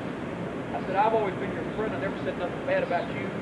I said, and you jump in on me with both feet like this on their fucking 900 number. I said, fuck you. I said, I'll fucking see you again one of these days. I said, you don't say shit like that about people, and it just gets let go. The stuff he said about Ross's fucking face, If I was Ross, I'd fucking get him. You know, Ross is more inclined to call a lawyer and fight him. But I would have done it. He made fun of Ross's face. The shit he said about Dusty and Ole, and I mean, Jesus Christ. Ole's not my favorite human in the world, but still, if I was him, he said that shit, I'd have fought him. And so then, ever since then, every time he gets a chance, even on his reports, well, as Tammy Fitch, Smoky Mountain Wrestling's best manager, you know, he said he wrote in that Underground Annual a bunch of shit, which that elevated from ass kicking to attempted murder in my book. I'm serious. I'm serious. I'll go after his kneecaps. I'll do whatever I got to goddamn do to hurt that son of a bitch. Because that's personal shit. I never said nothing about him. And when I had a problem with him, I called him up face to face. And he's got a problem with me. He's such a no dick, no ball, pussy fucking coward that he's got to put it on a 900 number or write it to somebody's sheet so they can print Xerox out from 1,000 miles away. The difference between me and him, if he'll ever give me this opportunity, I'll fucking prove it, is that I would stand in front of him and tell him everything that I've said here, whereas he wouldn't have the goddamn guts because he wouldn't get half of it out of his mouth before I'd have my fist in. That's the fucking deal. That is, and ever since then, he has tried to fucking malign us and knock me personally, everything he could do from that far away. But if he got up, nobody will say anything to my face. And that's the truth, what I just told you, as far as, I've got, all people have sent me shit that he's written. I've got tapes of stuff that he said. He had me and Candito on the 900 number in a heated argument. Remember that? Or did you ever hear that? I mean, you imagine he's on twice a fucking week or whatever. This has been going on for a year, so, you know, he was hitting it heavy there for a while. I called Chris up. I said, Chris, we missed the argument. I said, was it a good one? I said, would I have enjoyed it? He said, the difference between them is Mitchell writes what he thinks is the truth. Keller writes what he wishes was the truth, and Madden don't give a shit as long as it makes him sound good and knocks people that his bosses don't like. He knows, if Keller, honest to God, don't believe that the shit that he writes is wrong. He believes it's true, whether it is or not. But Madden knows. He knows it's not right. He knows it's not true. He knows it's a bunch of horse shit. He knows that he's pissing people off. He knows he's going too far. And I would be afraid if I was him after what he said about a number of people, walk out my goddamn front door. But I noticed that he don't talk about anybody that lives in Pittsburgh. And if he wrote that way in his newspaper about the fucking high school football teams he covers or whatever, then he probably wouldn't have a goddamn window left in his house in town. But he's got better sense than to do that because he's a pussy. So that's, you know, that's what I feel about Mark Madden, and that's the truth. And anybody that don't believe me, as far as take my word over his, I don't give a fuck, because that's the way it is. Casey, where should I start? Goddamn.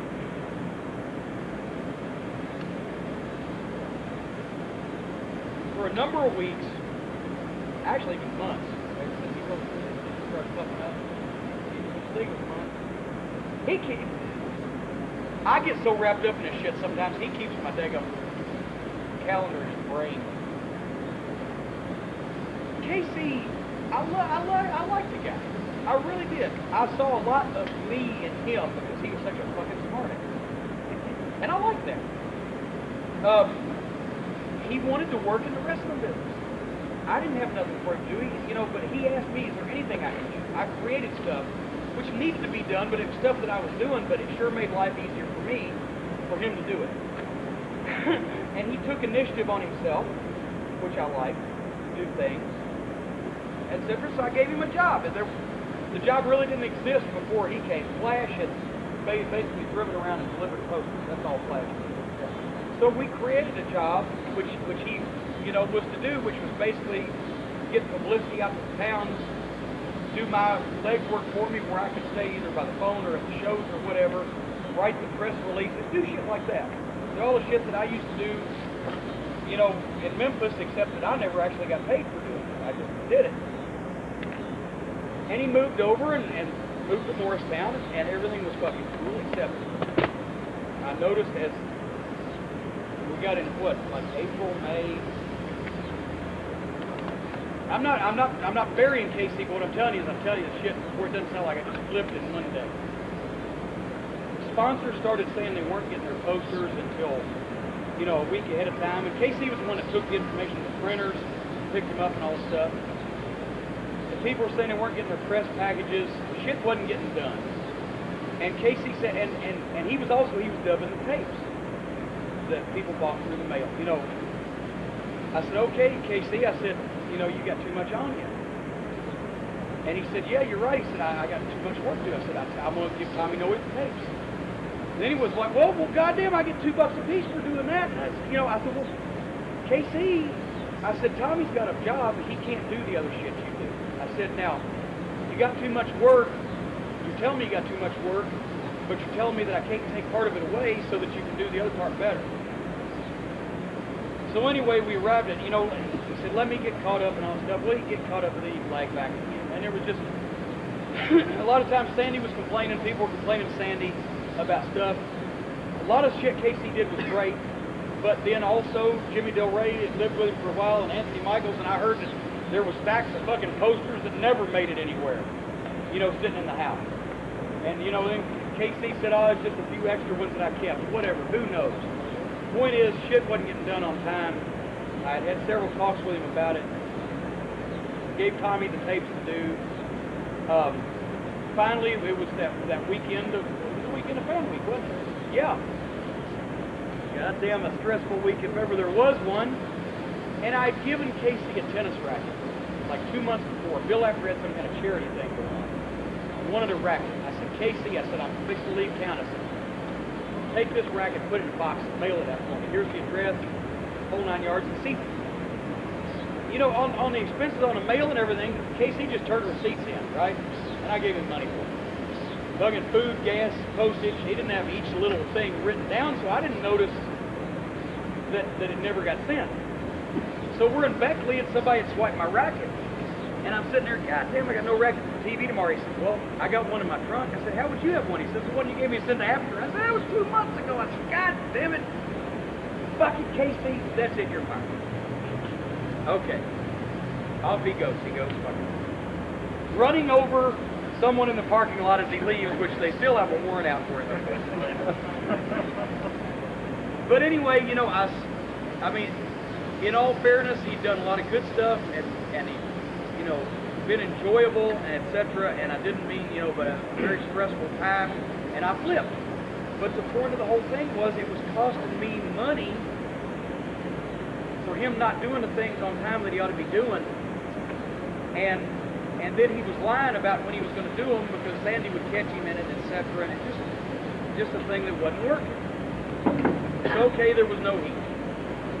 And we talked like the week after that, and I'm trying to think, I owed him,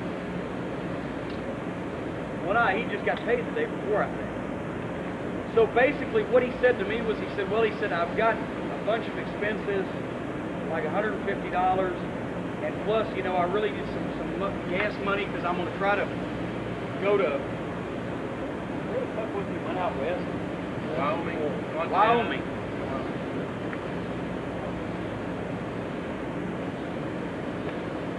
I said, okay, KC, I said, I'll tell you what. I said, come see me next week, after this weekend, whatever. Come see me next week. We'll sit down, bring me stuff, and I will try to get you some money. Okay? That weekend, he rides down with one of the boys to Marietta, and we're looking for somebody to play the music. And he's there, and I told Brian, I said, go see if KC will play the music.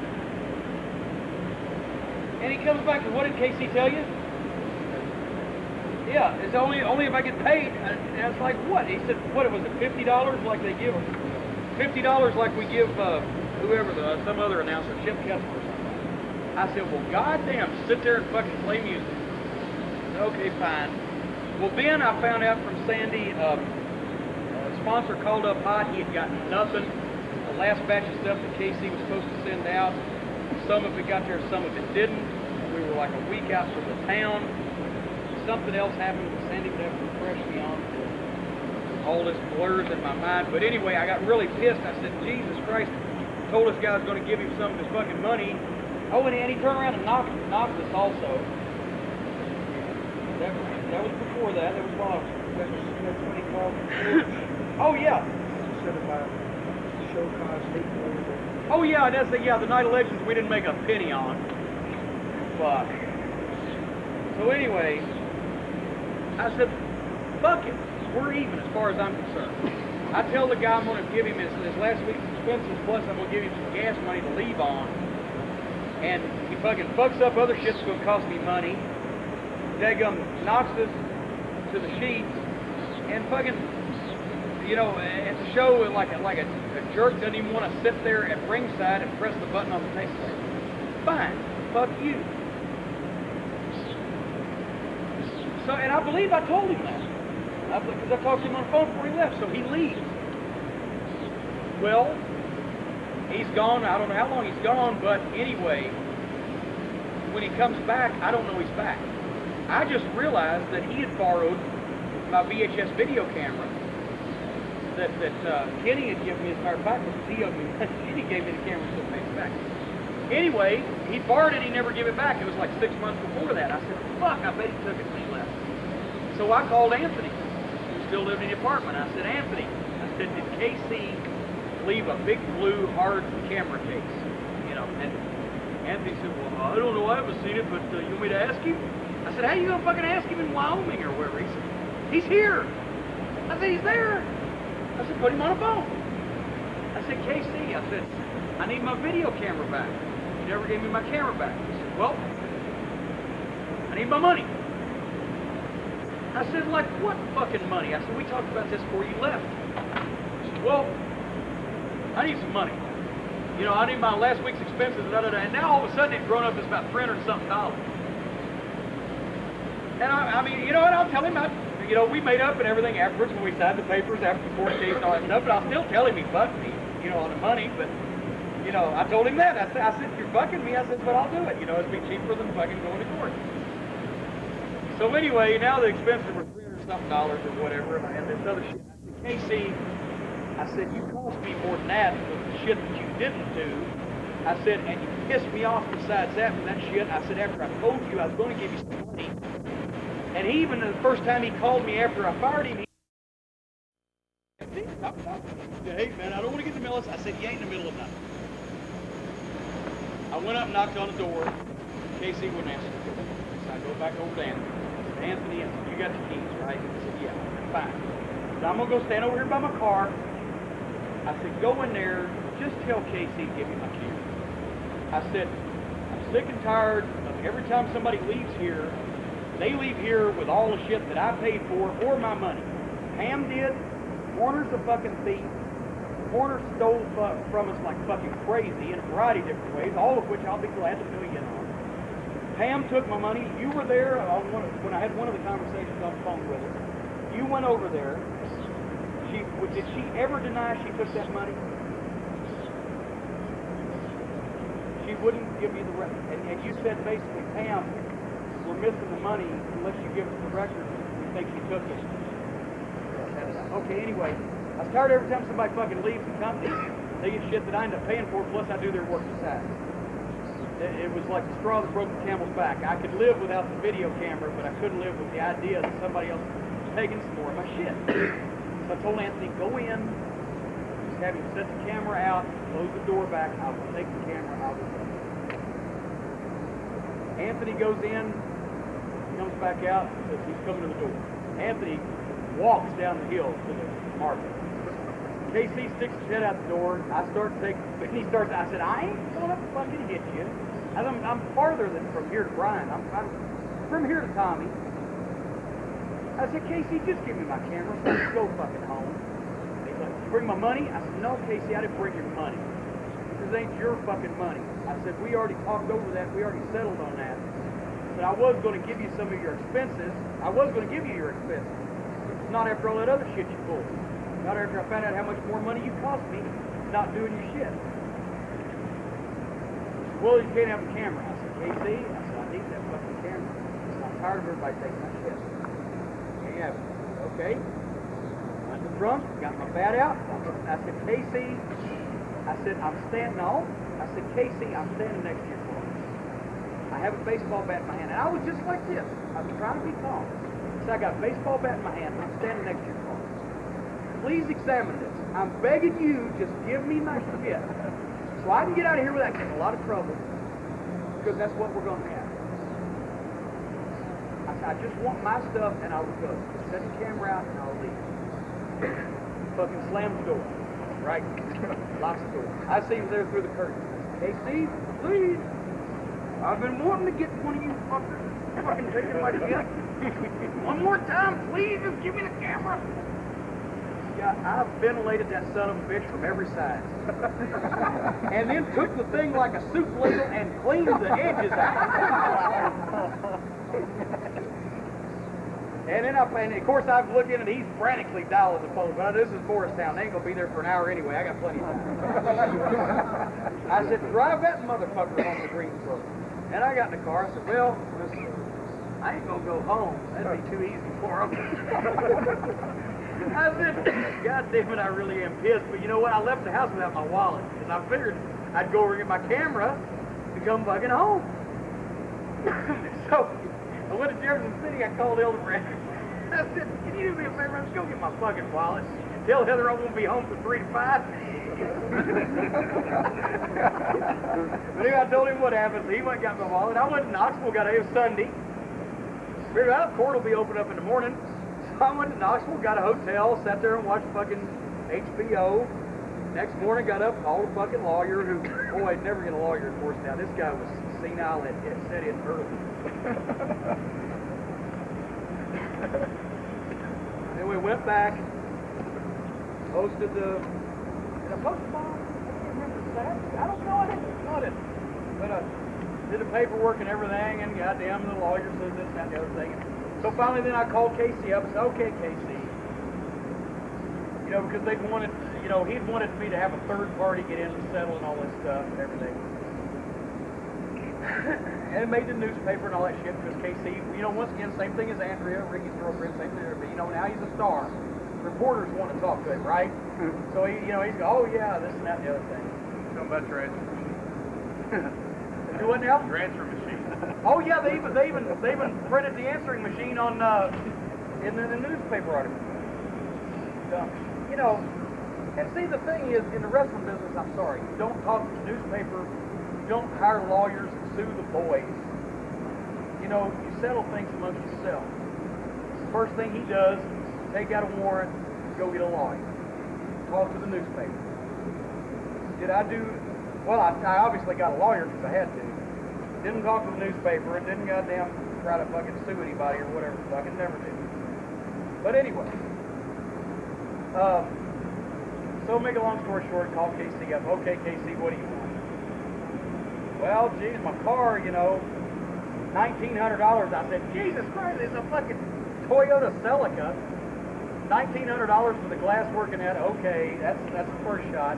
Well, then I had a job that I could have made about $800 at the next couple of weeks after that I couldn't get to. Okay, 90 days. So he hit me for what was it, $3,500 or something like that. Okay, fine, you know, it's cheaper than getting off for murder. If his body had been standing in front of the car, I would have fucking done that. You know, so I gave him $3,500. And see, you know, I offered, I said, Casey, I'll pay you for your shit that I broke. And I apologize. I shouldn't have done it. But see, he fucking, you know, he couldn't just take the fucking glass work and everything. He had to throw in, well, there's the matter of the expenses that you owed me, and then the job that I would have had, and then da-da-da-da. So, okay, that's the way he is, fine. I was driving down the goddamn interstate on the way to Monday Night Raw. They did the one in Fresno, and a fucking 18-wheeler bashes me, pushes me sideways down the fucking interstate, fucking nearly kills me. Not only do I not sue anybody, but yes, we would take. Okay, I come into San Francisco, which maybe I'm just stupid. I guess I am. I come into San Francisco, I get a rent-a-car. It's raining slightly. I'm driving in the right-hand lane of like a 4-lane interstate on the way to that fuck. That was Fresno or where? One of those places in California. Anyway.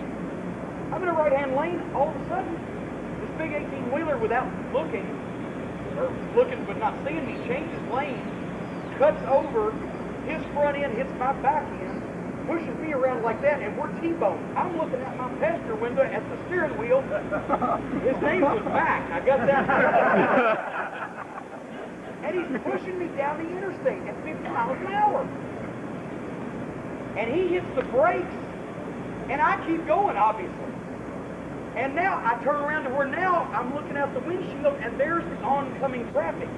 2 lanes. I'm backwards.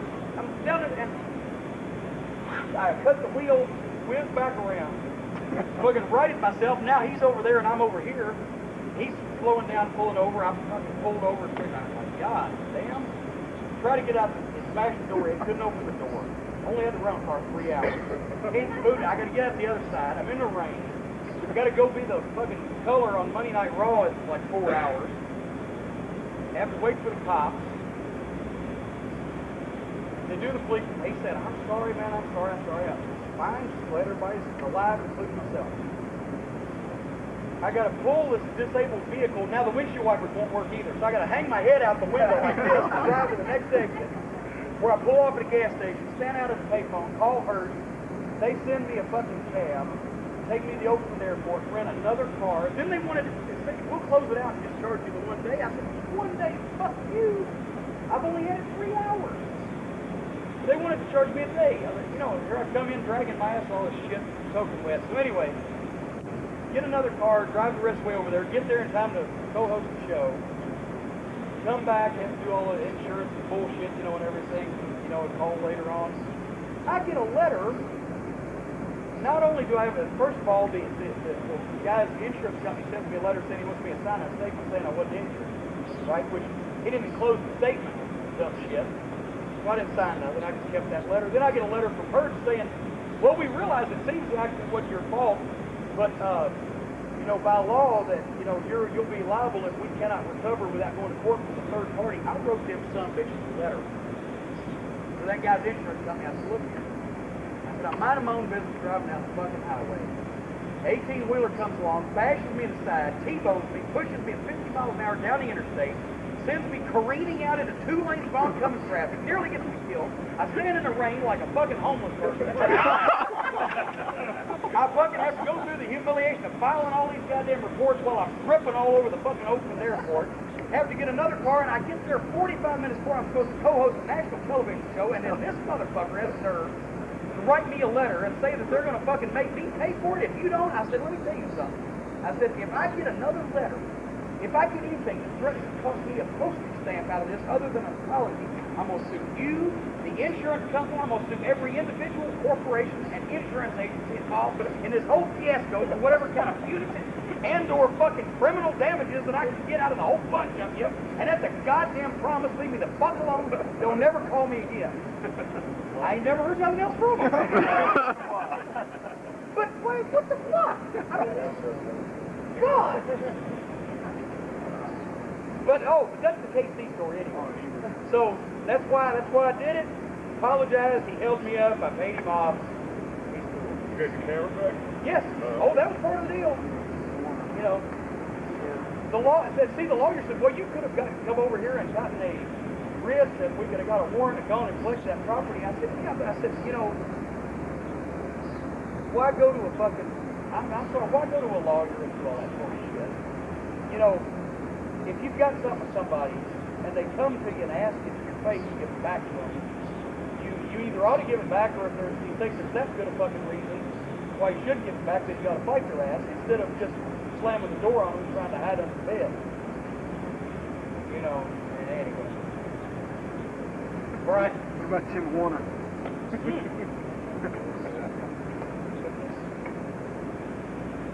Well, where do we start with it?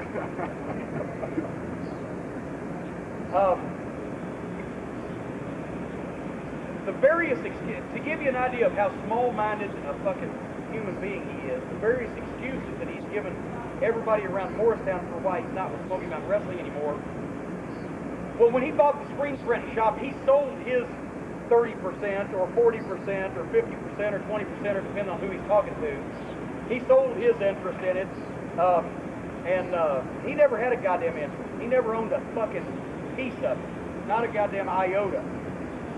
Tracy Smothers was at a bar in Morristown, the only bar that there is at Angelo's. And this guy comes up and says, yeah, I know Tim Horner. Yeah, he told me he sold out to them other guys because he got tired of it and he was going to go to... Tracy said, you tell Tim Horner he's a motherfucking liar. He never owned jack shit of nothing. Okay? What Tim Horner's deal was Tim Horner had to make people think that he was the boss of something. He's the biggest guy that ever had a fucking little man's complex I've ever seen in my life. He ought to have his fucking hand stuck in his goddamn jacket. And I would say the same thing to his face to him, and have said many things similar, just I haven't had the time to flesh it all out.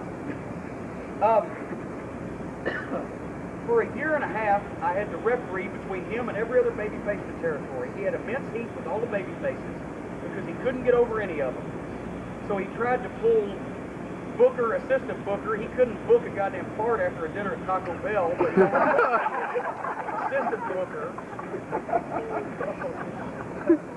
He tried to pull rank on him. He tried to tell him what to do. He tried to tell him where to go. He tried to restrict how they sold their gimmicks.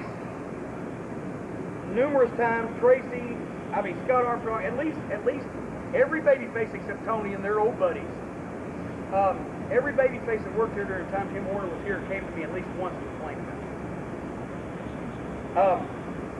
Just to start you out, the reason why that he was here so long and the reason why that I didn't do anything before I did was out of whatever misguided sense of, I now do not have a sense of loyalty to very many people. Tommy, I do.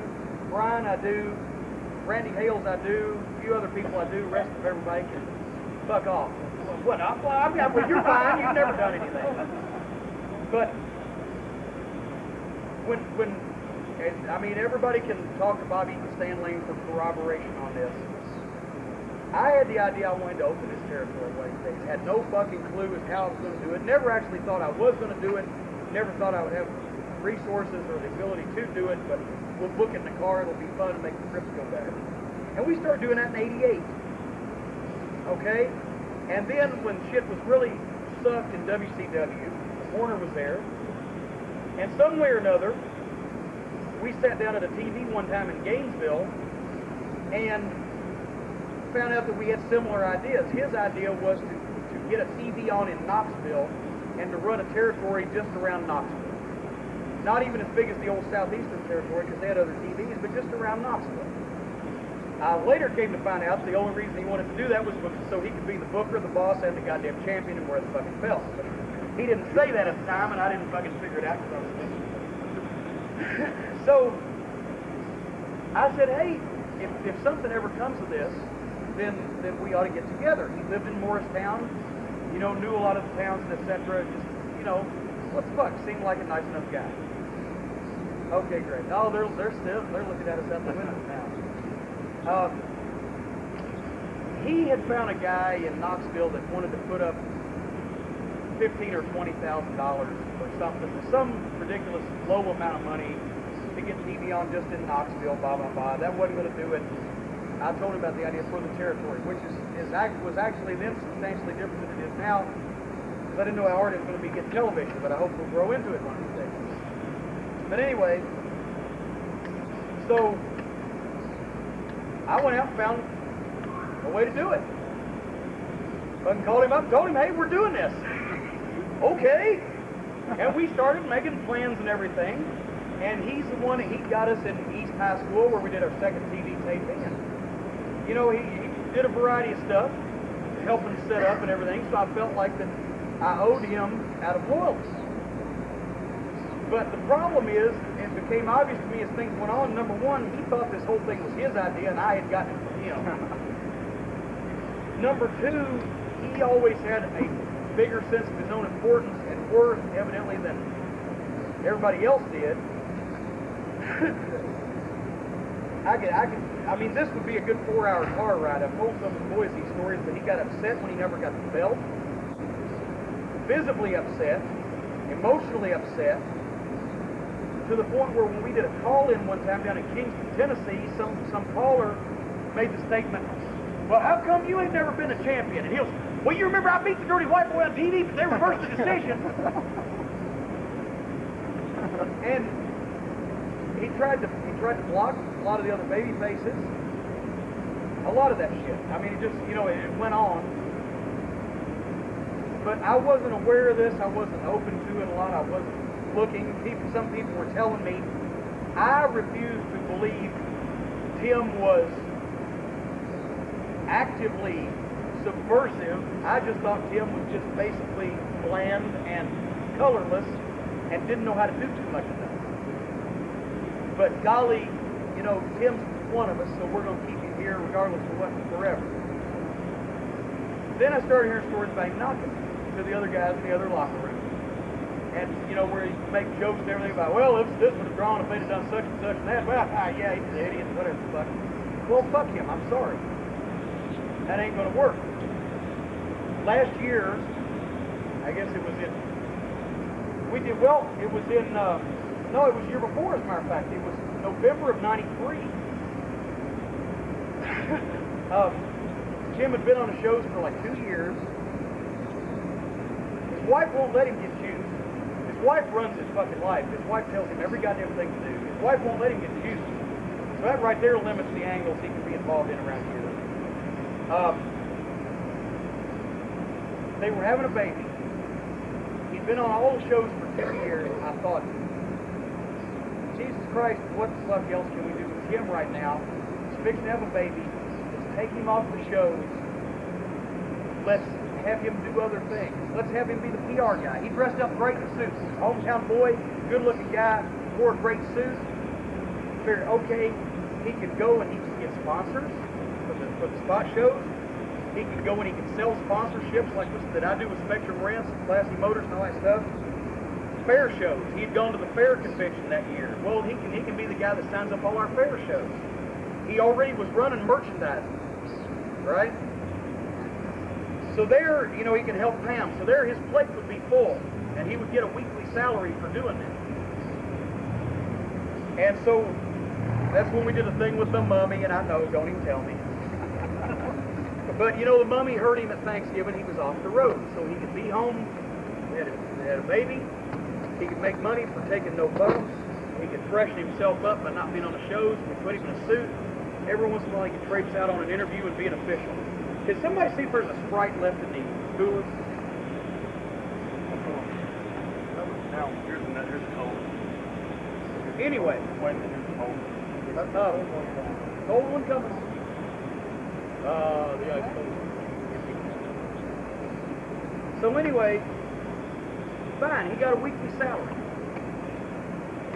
And those were his responsibilities. And December and January and February and March went by. And in April, after the Bluegrass Brawl, all our houses went to shit. And we were taking in no fucking money. And I looked at the payroll that I had, and he was making the same money that I was. And of course he'll deny that to you, but he's a goddamn liar. And I'll show him my fucking paycheck stuff.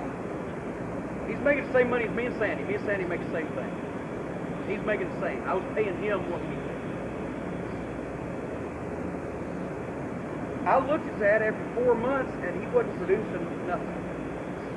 And we were having a hard time paying all the bills. That was before I'd cut a lot of the unnecessary things that I thought then were necessary and found out after you do without them for a while being necessary. And so I told Tim, I said, Tim, I said, you're going to get your money, I said, but I ain't going to be able to give it to you for a couple of weeks. Because I've got to pay these bills to keep us in business first, and I got to pay the guys because they're what draws. Well, that's when his wife got involved. So I was behind 3 weeks on paying, right? He'd been working here for 2 fucking years.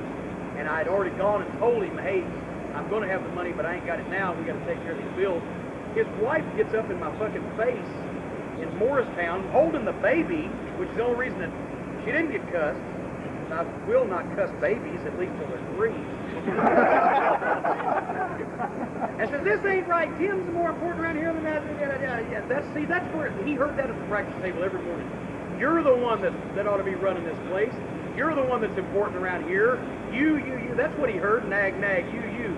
brought a point to his head. Remember Kevin Sullivan used to talk about the point? Did you ever hear that? Kevin was bringing a point to your head. When you got the pressure on you, your head scrunches into a point. Oh, they're going to love this. So anyway, I went and I got them dug in my own pocket, and I paid him his money the next week, 3 weeks that he was behind, out of my pocket. So he'd be caught up, so I didn't have to yell at his wife, which I would if she said anything else to me. And then I knew we'd have to fight, and him I can't with. So I'd have to shoot him. I'm serious. I don't want to go to jail. But, you know, guy steals a video camera from me, I bash his car in with a baseball bat. If a guy beats me up, you think I'm not going to shoot him before I think about it? So I didn't want to go to fucking jail. So I thought, okay, so I paid him out of my pocket. That's when I hear the fucker that I've paid out of my pocket that I'm carrying on the payroll is knocking me and telling the other boys, the babyface over here, what an idiot I am or whatever. Although the one time that I fired up at him at TV, I noticed that everybody, when he stood up, everybody else stood up, and everybody else started coming over this way instead of backing him up, so I don't think I would have had any problem, because everybody hated him anyway. But I called Sandy on the phone, and I said, okay, let's examine this. I want you to help me. I want you to tell me if I'm missing something. I want you to tell me if I'm mad and I shouldn't be, if I'm not looking at this the right way. I said, Tim's running merchandise, right? Well, merchandise is in the hole. Tim's supposed to get sponsorships, right?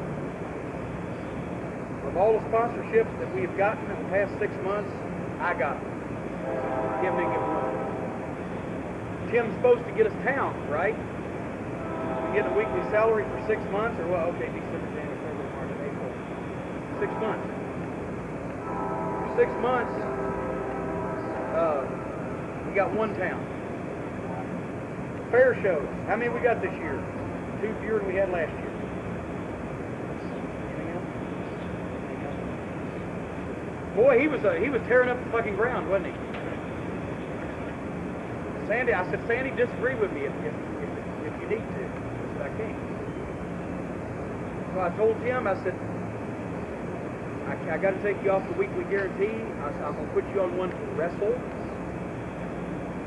I said, but that's when he came up with the ninja gimmick. I was still going to have this fucker on the cards. And I still did not just have the balls to just say, please go home because you serve no purpose. Because I felt like that, you know, that wasn't the thing to do. But anyway, so he was paid up through the end of, let's say it was the month of April, and in May I told him he was going to get paid for the shots he wrestled, which were a few, and then starting in June he'd get a weekly salary for wrestling on the shows like everybody else is doing. Okay, so we got paid for the shots in May, and then the first show that we had in June was on June the 2nd. It was a Thursday. We had no town that ran Friday. And then Saturday, the 4th of June, was going to be the start of our pay week where we switched the guys. We're going to go to the weekly guarantee. And this is boring to everybody, but just that's, you know. I paid him for the shot that he made on June 2nd as an individual match. That's the only day he worked in a whole week.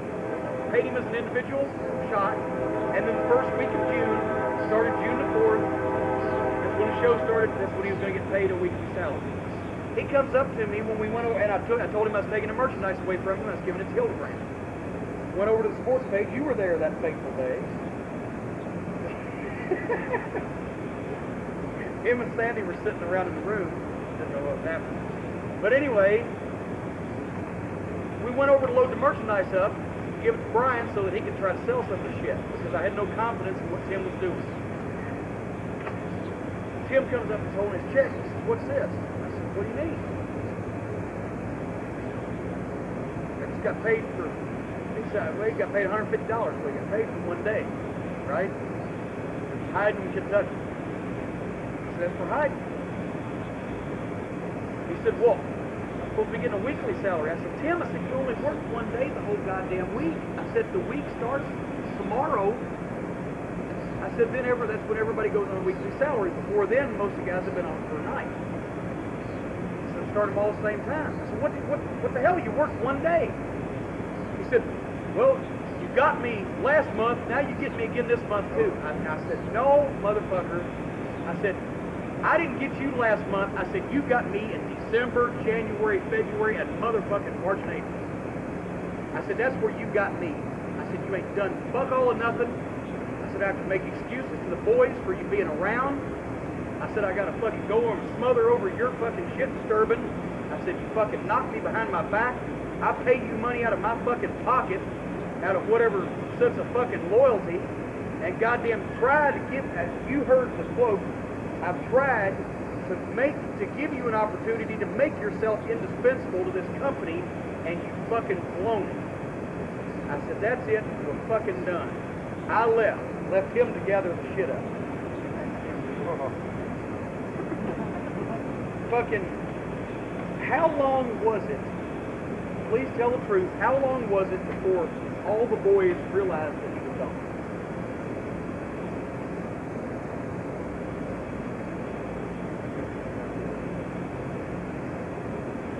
At the TV 2 weeks later, we still had people asking, is Tim going to be on the headset?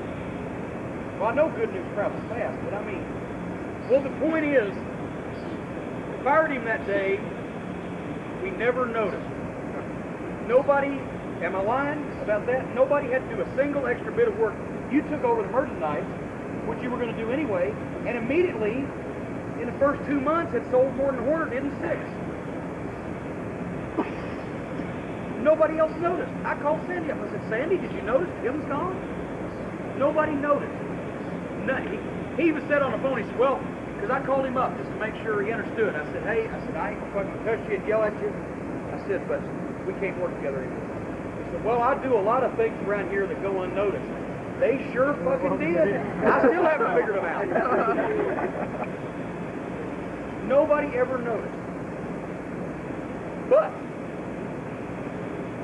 send Pam to get my fax machine. See, I had a fax machine that the LPWA people gave me. And Sandy, because he's the one that did the contracts with the buildings when we got started, he had to have a fax machine. So I bought him one. Horner went nuts. He wanted a fax machine. What do you need a fax machine for, Tim? Well, merchandise, you know, I can fax this and that and everything. Me and Sandy will tell you, and Tim, all three, we went to the office warehouse one day in Charlotte, bought Tim a fax machine, $400 and something. I said, okay, this is for merchandise. I paid for it, it's on my credit card. Fucking took it out of Smoky Mountain money.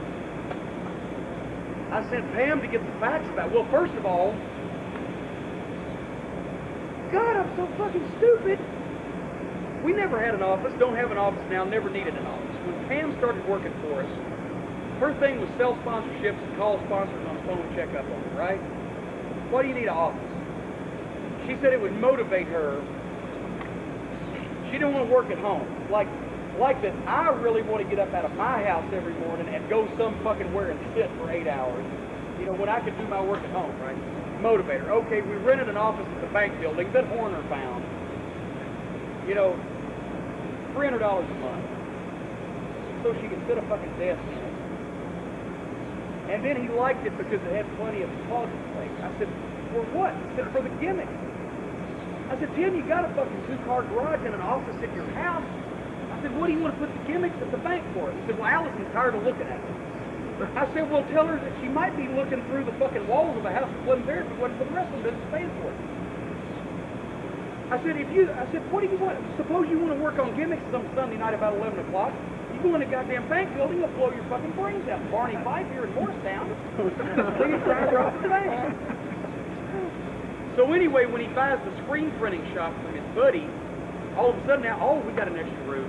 So they moved from the office there to the screen printing place.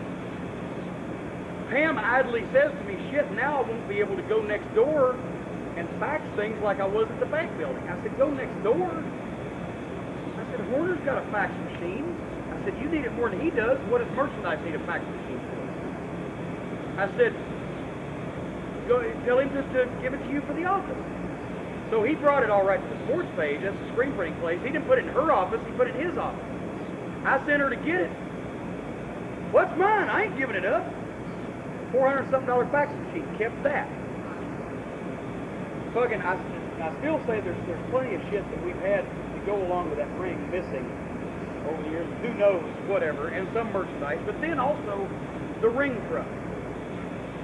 We bought a used ring truck after we've been in business about a year. So fuck this, you know, it's getting too expensive. Let's buy us a used truck. We go and find one for $7,500. Big old former U-Haul gimmick. Geez, I don't want to pay for that subbitch, you know, at one time. That would kill us. So we're a brand new company. Horner goes to his friend at the bank, and he comes back. He says, "Hey," he says, "I can get a loan, pay it. We can pay like $500 a month. He'll give me a great interest gimmick and, you know, all that stuff." I said, "That's great. So we'll pay $500 a month." So Horner gets the loan. Well, you know how stupid I am. Fucking truck goes in his name. Hello. Well, I mean, it ain't doing him any good either, as I'll explain later. But he puts the truck in his name and the loan's in his name. So every time Morristown does good, or whatever we have a town that does good, Sandy gives him the $537 and gets a receipt. But it just says truck payment $537, signed Tim Horner, nothing on the loan receipt or whatever. So we pay the fucking truck off, and when I fired him, it had already broke down. We went through 4 engines in the truck. The engine blew up. We got a new one. Oh, that was Horner's job, by the way. Fucking, somebody shoot me. Fucking, see, you know, this is why I hate people. This is why I hate people, because every friend that I've had, everybody that I've fucking tried to help, has really just shoved it up my ass sideways. But Horner took care of everything, got the lawyer in Morristown here and everything, got us another engine, that one blew up. Got us another engine, these fucking yahoos, they bring it, they drop it out of the back of the truck when they're delivering it. So meanwhile, we're renting all these trucks, well, we got a truck sitting there, and then finally the engine blows up again, so the truck was in dry dock, but when I fired him, then I find out he refuses, and has refused to this day, to sign the truck back over. But big fuck, I haven't chased him about it, because we got our money out of it as far as not having to rent a truck. It was costing us nothing but money. The thing now that it has no engine in it, and if it did have an engine in it, I'd have to spend $1,500 just on tires, and then the son of a bitch drinks gas like Flipper. So fuck it, let him have the son of a bitch. But just the point is, I wanted to get something going on getting the truck fixed, and Sandy calls up, well, I called up Bob Grovich in Charlotte to see if we could sue these engine people. And he calls up the guy, the lawyer in Morristown that's done all this business, you know, with the engine company, and that lawyer says, because he's a buddy of Horner, says, well, there's this matter of the money that Tim's owed by Smoky Mountain Wrestling. What fucking money? Oh, $3,000 or $4,000. Coincidentally, approximately the value of the truck. How does he figure he's owed this? Well, I don't know. You know, I guess when you get, say the same thing Ricky Morton thought we owed him money. When you get fired, you automatically, when you fire somebody, you automatically got to pay them for like the next 2 months, I guess, or otherwise you owe them that. But anyway, I said, fuck it, leave it go, you know. So but in effect, he has something that we paid for. We paid payments on the truck. He stole the truck. He wouldn't give it back. He's a thief. He's a fucking liar, he's a thief, but he's a little bitty fucking hatchet-headed jack-off prick. and I'm sure he knows I feel that way by now, because I've made a point to tell enough people that know him. But he's a thief, and he can't call me a liar. That's one thing he can't do, because everything I just said is the fucking truth. And he can't, there's no way that he can call me a liar, and he certainly can't prove anything that I said was not true, because it is. And so basically, he got fucking canned, because if he'd have been smart enough to goddamn halfway be constructive and want to help, he'd have had a job for as long as the fuck as we're around, whether it's next month or 10 years from now. But all he ever wanted to do this for was not for the sake of being in the wrestling business, or not for the sake of being home and being off the road, or not having to put up with bullshit. He's a little fucking Hitler. He wanted to be somebody's boss. He wanted to be the fucking boss. He wanted to tell people what to do. And that was coming out in him more than ever, and he was more and more frustrated because he wasn't getting a chance to do that. but he didn't know how to. He had never been in that position. He didn't know how to tell any of the boys how to do anything without making it sound like he was ordering them to do something. You know, and that's the, and I mean, and he was legitimately upset that he was never the champion. You know, I told him one time, I said, Tim, I said, if this was a movie, you'd be the best friend. I said, that's your thing. You know, but anyway. I mean, he'll still tell you how he and Brad Armstrong got fucking bucked 20 million times over in, you know, every place they ever went as a team. And I always felt like saying, you know, goddamn, if poor old Brad had had a partner that, you know, was better than a fucking jar of oatmeal, then he might have, you know, got somewhere too there at the end.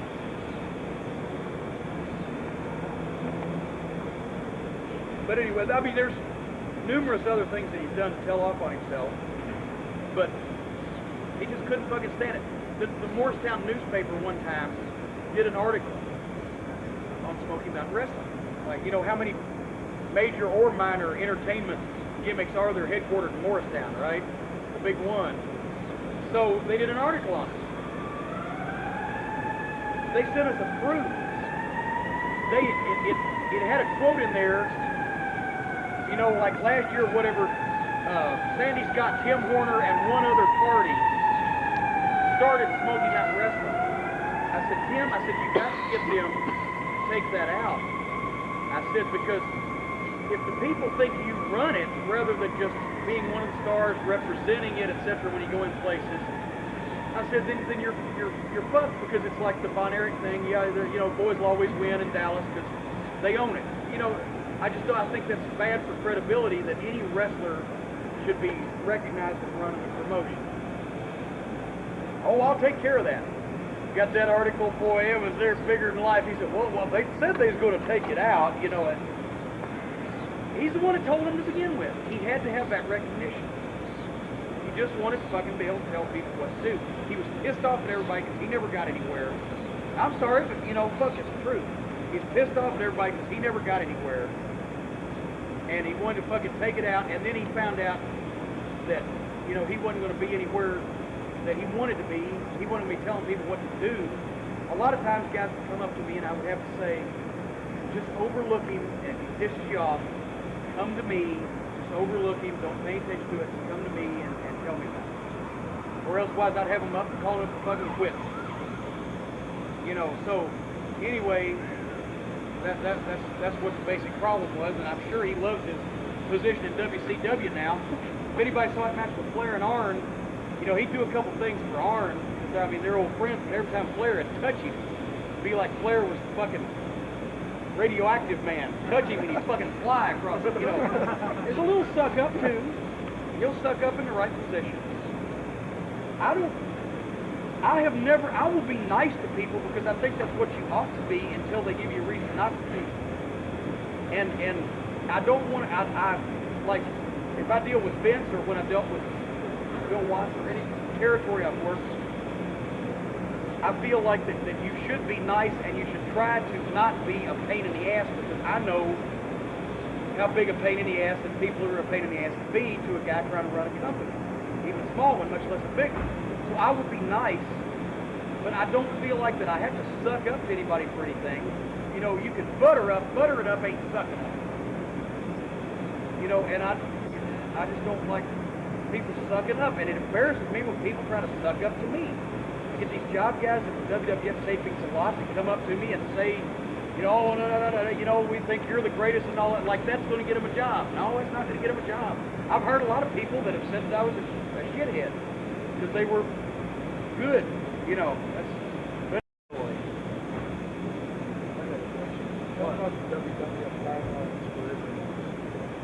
Well, they don't have any written guidelines, but you can't say a lot of shit on it. You cannot say almost any shit. And I mean, truthfully, somebody brought something to my mind this last time I was up there that I had not thought of before. And I can see it because I know how unreasonable people are and how bunch of jack-off people are. Their violence guidelines are not so much because of the complaints that they would get, although they get complaints because they're on the bigger market. So, you know, you got people in top 10 markets who just sit there every day and stare at the TV and wait for someone to complain about. That's their job. They do get some complaints about violence and stuff like that, but it's more from the people that give them sponsorship money. Whether it be, you told me about this last week, whether it be Stridex or the Domino's or whatever, it's not necessarily the complaints, it's the breadth of complaints. If they think that if they put anything on there that is objectionable to Domino's, Domino's may say, oh shit, if they get complaints, then we'll, be hooked in with it. We better not give them that money. We better go give it to somebody else. So that's what they're trying to protect is their sponsorship money, which I guess is understandable, but it's just that, god damn, it's hard to do wrestling without violence. It's kind of like milk without liquid. It just doesn't work. But, it's almost comical sometimes, and everybody's too nervous about what you can say and what you can't. I want to say about Savio Vega, because imagine Madison Square Garden, it's like Savio Vega and Razor Ramon against Yoko and Owen. I said, you guys think you're going to have a lot of support, but I don't care if New York City is the second biggest city in Puerto Rico. Which it is. It is. There are more Puerto Ricans in New York City than any city in the world except San Juan. So that's not racist. That's Guinness Book of World Records or World Almanac fact. No, you can't say that. That's racist. I said, how the fuck is that racist? Well, we don't know what it is. Okay. But this thing. They didn't call Vince in obviously to say this. This is a producer or whatever. But they're so nervous about letting the wrong thing go that they won't let 5 of the right things go either. And I tried to call men on a mission, men on assistance. Oh, again, that's racist.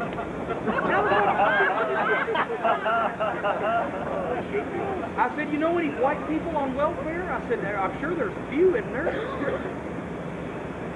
But anyway, I did like to keep on Savio Vega, Chevy Vega. Not that much. Yeah, but it's kind of old now. It's not too much stuff to replace it without, without getting into grease or, green cards or something,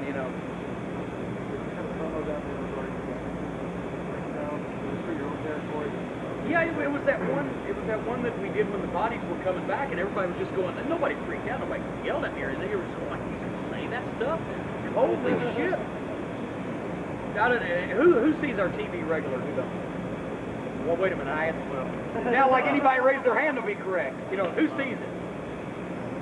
Okay, what I did on the promo was the Gangstas had drunk me and beat me up for Christmas, and there was the bodies with me, and I said New Jack has made a lot of reputation and made a lot of noise about going around talking about 400 years ago white people got my ancestors, kidnapped them, chained them in the bowels of a slave ship, drug them here, etc. I said, hey, 400 years ago, New Jack, it's time to get over it. But you don't want to get over it because that's what makes you money. And that's what brings you notoriety. I said, in the world today, I said, you've got kids looking up to these sports heroes and rap stars that are getting indicted for murder and robbery, rape. I said, you've got street gangs, 15, 14, 13 years old carrying automatic machine guns. I said, it's in the news all the time. I said, you got Al Sharpton walking down the street in New York City with a hubcap hanging around his neck, 10 pounds of lard in his hair, saying they're discriminating against me because I'm black. I said, he better hope that they are, because if they're not, he's out of a job. I said, New Jack is just like all those people. They don't attempt to do anything constructive. I said, you don't turn on a TV and see 9 out of 10 black men 30 years old with a full-time job, 2 kids that are going to school and that pay their taxes.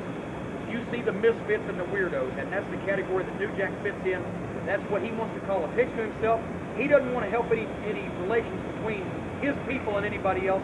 He wants to help his relations between himself and a dollar. And I don't think anybody can disagree with that. And if you can, I'll push you to the pool. But anyway, that's the truth. Al Sharpton gets on the goddamn television and says that the people that fucking called Colin Ferguson, the guy who opened fire in a crowded subway and killed 18,000 people, called him a monster, a beast, were being racist. And people obviously thought enough of that to put him on the goddamn CBS News. You know why? Because if you don't put him and Jesse Jackson, whoever on CBS News, you're a racist. They're fucking crackpots. Their brain, if their brains got dropped in a drinking straw, it would look like a kernel of corn rolling into a storm drain. They're idiots. But if they were white idiots, nobody would give them a second thought. But they're black idiots, so if you don't agree with them, you're a racist. That's the whole fucking deal. And everybody is too chicken, or too fucking scared, or just too nervous to come out and say that. But it's the goddamn truth. I'm not talking about James Earl Jones here. I'm talking about a fucking guy with a goddamn James Brown hairdo, wears a fucking robe. He's a reverend of what? What is he a reverend of? The Church of the Divine fucking Inspiration and Discount Upholstery House? So anyway, I did that interview and I said, hey, here's a news bulletin. I said, some white people don't like black people. I said, and some black people don't like white people. And it's always going to be that way. But New Jack, you ain't doing nothing to help your people. All you're doing is something to help yourself. And that's called more attention to yourself and make a bigger stir. Just like Snoop Doggy Dogg and all these rap stars and all these other people, that's all you want to do if you want to be a gangster. Well, we're going to gang you, son. And I went into the wrestling program. And to me, that made people think, okay, he just said what the fuck we, 9 out of 10 of us, would like to have been saying for the longest time now. And it's shit you don't hear on TV very often. That must mean that he's telling the truth. So that must also mean he's telling the truth when he says that they're going to kick their ass. And we did 16 grand in Knoxville. So maybe they believe it. So if anybody don't agree with me, that's their right. I don't give a fuck. That's the way I believe. You know, I think this whole racist thing, especially since it's been applied to me, if being a racist means that you think that fucking Al Sharpton is a crackpot, then God bless being a racist. But I think there's more to it than that. I think you have to actively want to hurt an entire segment of the population to legitimately be a racist. And that ain't happening. But the whole country's gone fucking nuts over it, and everybody's so nervous and scared about saying anything about anything. I mean, what would happen if a white guy had opened fire in a fucking subway crowded with black people, and the Klan had come out and said, well, he was just doing right because hell, all there was niggers. Jesus Christ, they'd be shooting people in the fucking street. But yet, I mean, I hate to harp on just the one point because there's been so many others, but they come out and actually legitimately said that people were being racist and calling that fucking guy a beast. It's fucking stupid. That's why everybody's running around crazy shooting people, because they think they can get away with it. Goddamn cannibals have a fucking support group. Oh, goddamn, don't discriminate against the cannibals. It's a sickness. It's not our fault. Well, whose fucking fault is it you're gnawing on that fucking cow? You got liver in your refrigerator they didn't sell at Kroger. Whose fucking fault is that? It's yours.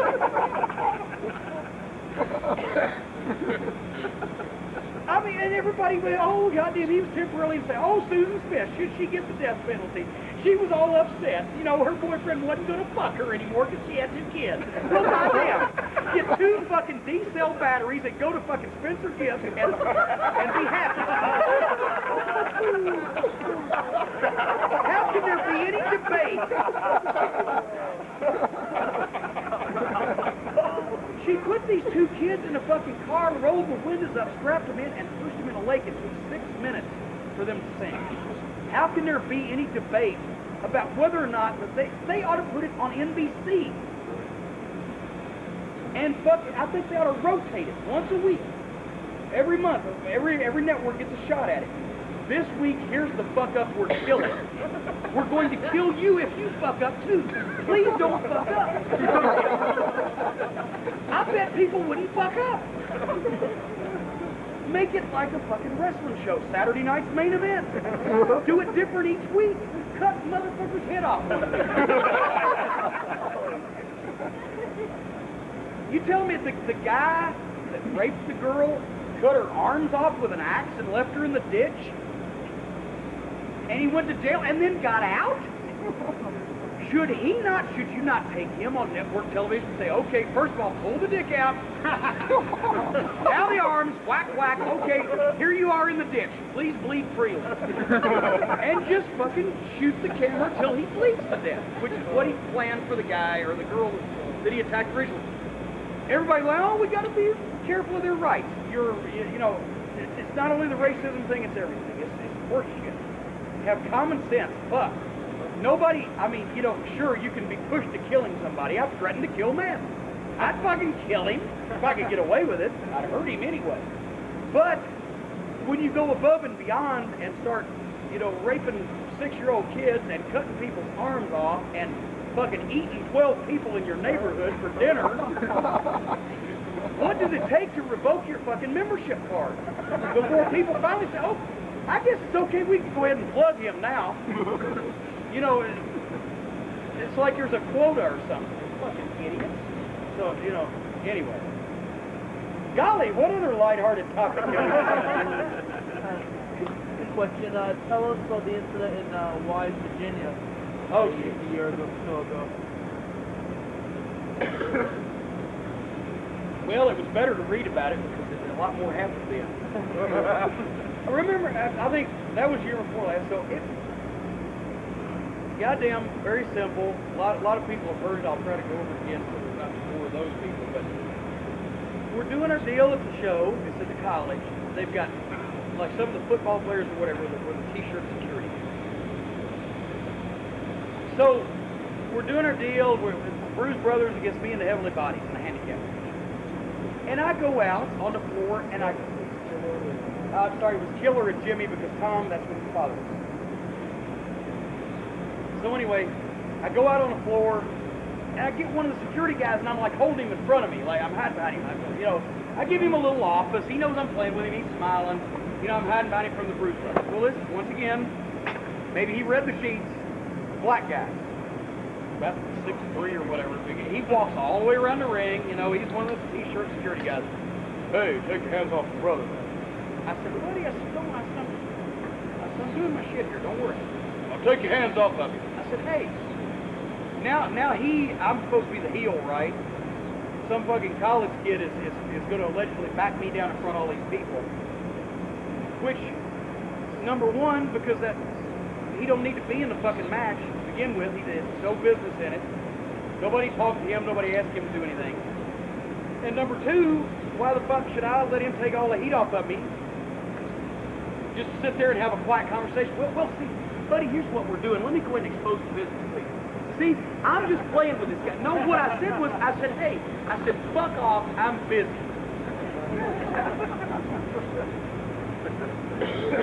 Is that what I said? Yeah, you heard it. And he fucking gets up in my face, then Jimmy thinks that he's done something. Jimmy don't see it, so he jumps down and he kind of gets in the middle and shoves us both apart.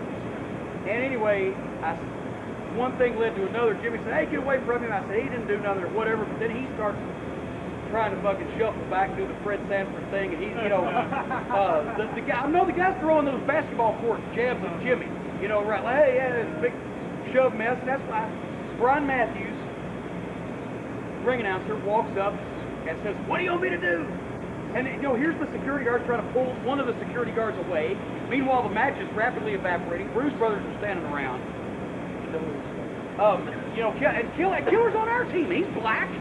He's standing there going, what the fuck?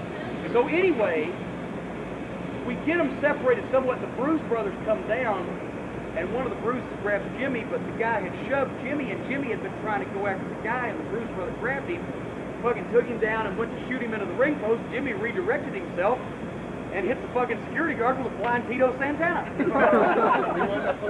Beautiful, yeah. And they all fell in the heat.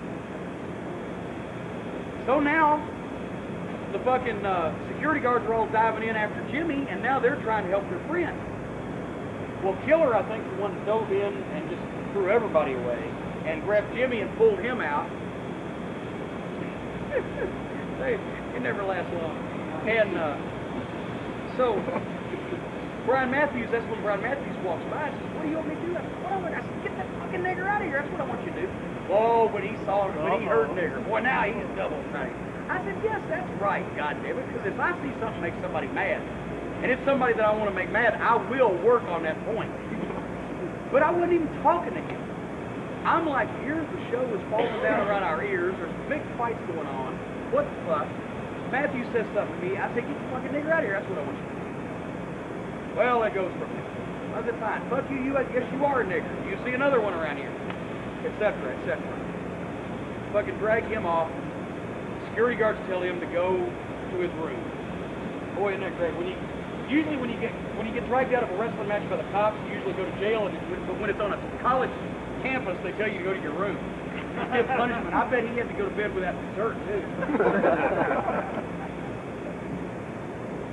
Anyway, we just finished the match. Moved there. Well, the rest of the card goes by. Last match is Battle Royal. I don't go after the Battle Royal. I was, as a matter of fact, on my way out, I was leaving. I already put my stuff in my car, and I come back to say something to somebody. I forgot. And I hear this commotion. And I see Jimmy outside yelling at somebody right outside the hallway there. And here comes people started coming, and here come the Bruce Brothers back with daggum chairs and all this shit. What had happened was, when Jimmy got eliminated in the Battle Royal, the guy had gone back to his room, he got a jacket, put it on, and brought 3 or 4 of his friends back with him. Come back in, conveniently they sat right over the heels entranceway. Obviously they weren't there to look for trouble. Or they could have sat somewhere where it would have been so much harder for them to be noticed. Anyway, so they start yelling at Jimmy, and Jimmy just looks up and starts doing this deal, right? Yeah. But they come over the edge of the bleachers. Well, the Bruce Brothers look back, and they didn't come. They didn't get Jimmy, but the Bruce Brothers look back and see Jimmy go around the corner. Moments later, see 4 black guys go over the fucking edge of the bleachers and thought, oh shit, so here they come. Fucking hell. Of course, now they never get fight. Of course, the Bruce Brothers would never get fight. They would never hit nobody completely without provocation. But anyway, faced with 2 6'9" fuckers, one of the black guy pulls out a knife. Well, once he pulls out a knife, then the goose is cooked because now everybody's in. So, but the point is, why did the guy come back? Why did he bring his friends? And why did he happen to be carrying a knife to begin with? And why did he sit directly over the heels entrance? He wanted to start shit. Well, he got shit started. But still, out of all that, the whole thing is there was a lot of chair throwing, a lot of yelling, a lot of cussing, and the cops, this is Wise, Virginia, nobody spits on the sidewalk. They called cops from 4 or 5 different counties and got 4 or 5 cars. That's all that was on duty in that amount of counties. That's, there's nothing happening. But they just all panicked. Actually, only one person got hit, and that wasn't serious. And everybody else just got yelled at and just thrown at them. Grabbed all the guys, brought them back to the locker room, we got in the car, off we went. I've been in worse deals, in the past in Texas and Louisiana and Georgia and a variety of different places. In Charlotte, where people got actively hit and beat the fuck up, bad shit going on, etc. Oh, actually real good shit. But yet when we get the torch, it's page 1. It's a race riot. It's fucking ambulances, people screaming, Nobody, one guy got hit, nobody got hurt. We used to have better shit than that happen 2 or 3 times a night in a car that missed out. When I read the whole thing, I'm like, fuck, he interviews the guy, he interviews the school, he interviews the people at the paper, he interviews the people at the local cable access station. Big fuck, shit like that happens at wrestling shows all the time. Oh, he did try to call me, but that's when I was gone, right? And I come back and I get the issue and I see this, but the point is, who knew? Who knew this shit was going to be made out of it? The point is, it was concerning Wade's magic button. Wade believes that, God damn it, 500 years ago we fucked with some people and the rest of us should pay every penny that we have for the rest of our lives to make up for it. That's his magic thing, race relations. I don't care whether you're black, brown, purple, green, pink polka dots or whatever. Anything can be wrong, except you cannot be wrong if you have been discriminated against in the past, or if you're by family or ancestors or whatever. You know, I'm surprised that he ain't fucking tried to file suit against the city of Manhattan to give them poor Indians their fucking island back. You know, and so that, and he kept just hitting it and hitting it and hitting it, and it got, first it was funny and mildly surprising, then it was bothersome, then it got old real fucking quick. He kept hitting it, and then he started calling it the story that won't go away. Sure it won't go away, because he wouldn't fucking quit writing about it. It went away in wise quicker than it did in the Torch. I mean, it's insane. But he just kept hitting it and hitting it and hitting it and hitting it. But that's what happened. And, you know, next thing you knew, it was like the goddamn, you know, the ovens were opened back up at Auschwitz or something. I don't, you know. He's insane. They got to manufacture something. And I'll tell you, Meltzer, the one thing I give him credit for, he's written a few things that I thought needed to be clarified, and whenever you tell him to clarify something, he does. Other times I've just, you know, not saying about it, it wasn't a big deal. But he doesn't write what he thinks unless he tells you he's thinking it. But I hadn't heard it. He doesn't write what he thinks, he doesn't write what he supposes, he doesn't write what he believes it might be. He either gives you a pretty good idea or he fucking leaves it alone. But nobody else will follow any kind of that guideline. So I fucking called Wade Keller and cussed him endlessly, not only for the way that we all sounded in the fucking article, but also because of the time it cost me, like I haven't got anything else to do, and I was answering 10 calls a day minimums from people in the business wanting me to tell them that story, thinking that the greatest thing in the world, the biggest riot that ever happened in the business had taken place. And he was taking up all my fucking time explaining to him about that. And then, when I went to New York, when me and the Bodies went and made the first tapings up there, goddamn, if you picked up the Torch 4 days later, Smoky Mountain Wrestling was closed down. I stuck off in the middle of the night, didn't tell any of the boys I was leaving. They're all out of a job, unemployed. Goddamn, I'm up there making $10 million. Goddamn, I'd like to have, you know, fucking a penny for every time somebody came up to me and said, you know, thought that we were closed here, or that, you know, we were finishing up and we were starting up there and all that shit, just because of what he wrote. Because he didn't bother to stop and say, well, the dumb shit, he could have watched the fucking television show and figured this out. Well, they talked about Smoky Mountain Wrestling. Jeez, that's unusual. If we'd have just showed up like we'd never been anywhere, never come from anywhere, that would have been a pretty good indication that we'd have failed out under cover of darkness.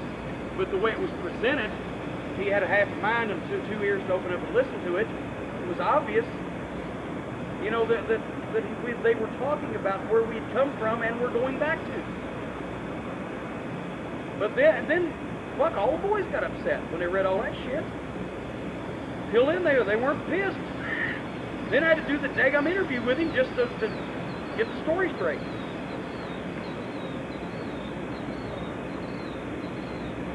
God, I've had a hard year and a half, 2 years or whatever.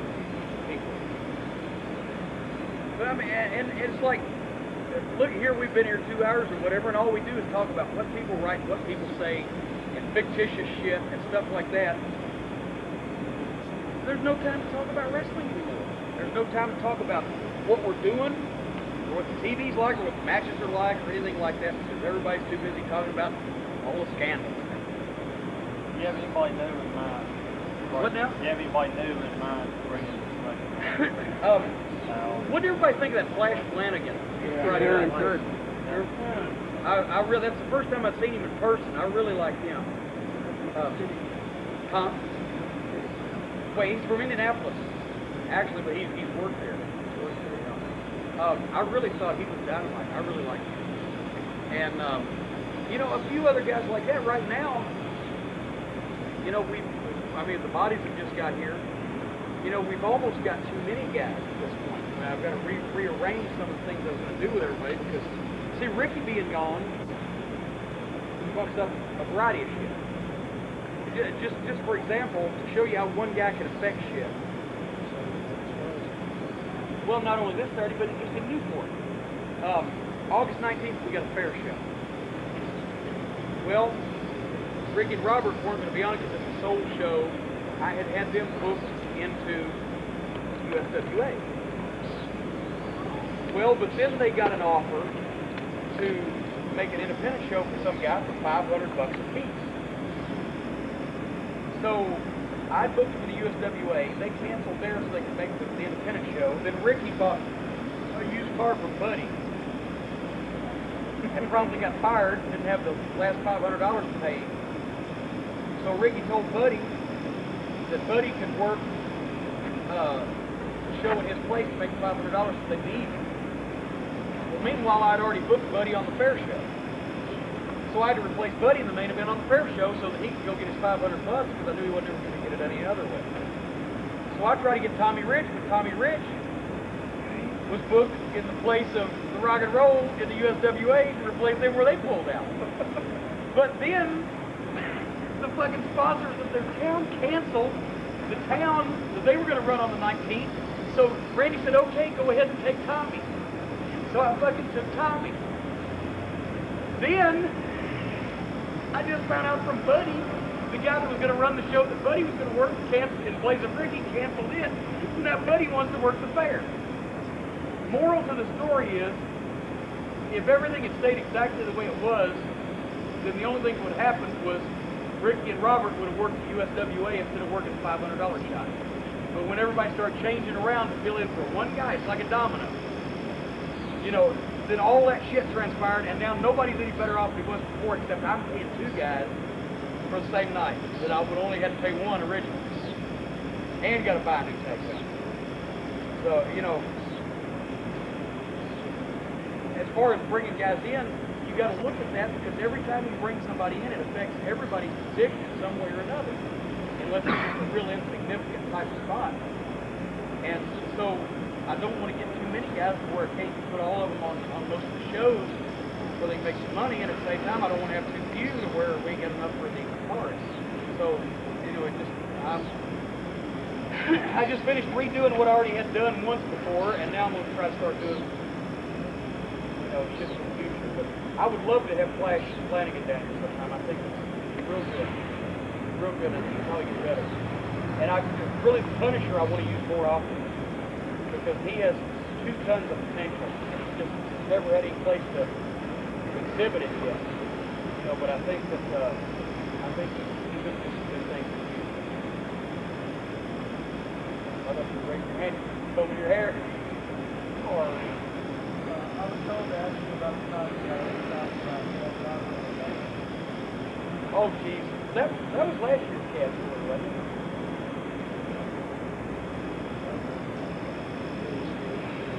Well, it wasn't overcharged. What happened? The guy, I never take cabs anymore. I always rent cars wherever I go now because it's not worth it. Me and Bobby and Stan would come into Atlanta TV, get us to the airport, we jump in the cab, we're going to go down to CBS, right? We're not in a hurry. We got plenty of time. This guy drives us 85 miles an hour all the way to the TV station. He likes to kill us a couple times with a wreck on the interstate. And fuck. We finally get there, and it was a flat rate. $15 to downtown to the airport. We took it every week, we knew. So we usually give the guy $18, another dollar just from each other, and he made $3, right? Well, in this case, I said, God damn. I said, you know, here we're going to give him money. I said, here, $18, we need 3 receipts. Well, it's one of them guys in here. I know 53 receipts. What are you talking about? Like his receipt book, his little thing that he gets from Zippy Friend, you know, is registered with the federal government. The IRS is going to come and electrocute his children if he gives out more than one for each ride. I said, there's 3 of us in the car. I said, we ain't all married. I said, you know, we need 3 receipts. Oh, I know it's what's cut to do. No, I know that. I said, well, then I can't give you my fucking change. If I give you your change, no, I said, fare's 15, I give you 20, I said, you owe me $3, right? May even have been $2.90. Whatever out of it. But anyway, I said, give me my fucking change. Yeah, I know it wasn't automatic, because he goes in, he gives me the $2, but he won't give me the change, right? I figure if he ain't gonna give me the receipts, the least I'm gonna do is goddamn get mine. I said, no, the rest of the change is no. he tries to start going. I said, "No, why are you giving me my change?" I started kicking the back. I started kicking the passenger door in the back, right? Boom, boom, about 3 or 4 times.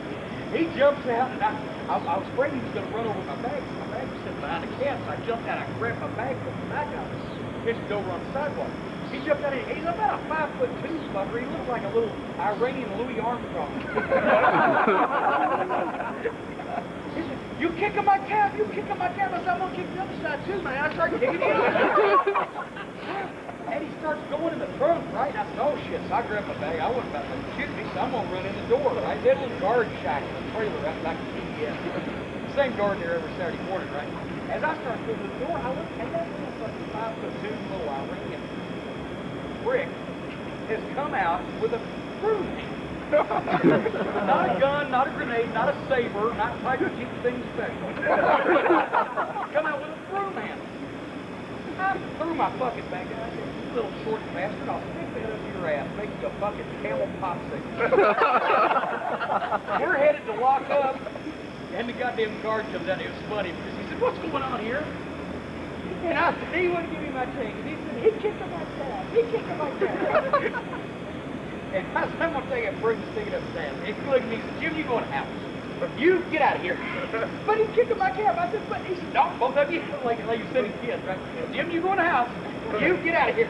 I got a camera. I went to the studio. He turned around and left. He come out waving that fucking broom, man. I'm like, God damn. I've done run from a broom. Fuck. I thought he was going to have an AK-47 in there or something. You know, those fuckers. That's another thing. I'm sorry. I may be racist as far as the goddamn Iraqis, Iranians, and whatever else are concerned, but have they done any service for anybody in the world in the past 50 years? Have they done one constructive thing? Somebody tell me if I'm wrong. Has one of those fucking camel-worshiping pricks done one decent, nice, constructive, useful thing to serve anybody in the world in the last 50 years? Please, somebody bring one up. Not a goddamn thing. They don't give a fuck about themselves. Imagine what they think about us. I think we're going to blow them the fuck up so we can get some peace and quiet and good night's sleep. You know, but anyway, apart from that, I'm pretty warm on it. But, oh, Brian always has the good questions. He loves to egg me on. What's the deal with Robert Gibson's eyes? Jesus Christ. That's just something he's had. It's a, what is it, lazy eye? It's just the muscles. I mean, his vision's fine. A lot of kids have this, and sometimes it gets corrected. But the muscles, I forget the explanation completely, but something about the muscles don't hold the eye straight or something. I mean, you know, it does look a little bizarre sometimes, but it doesn't affect, you know, how he can see. Like George Weingrove. Weingrove really, his vision's really fucked up. Really? Yeah, really bad. He can just like see, he's legally blind.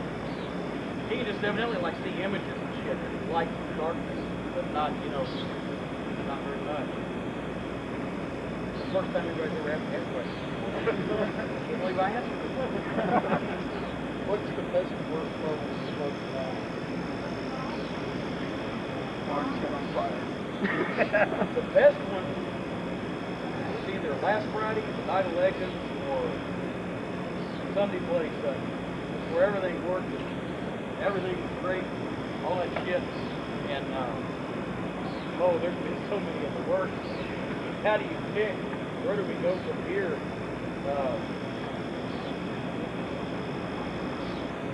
What was the worst? What was the worst one?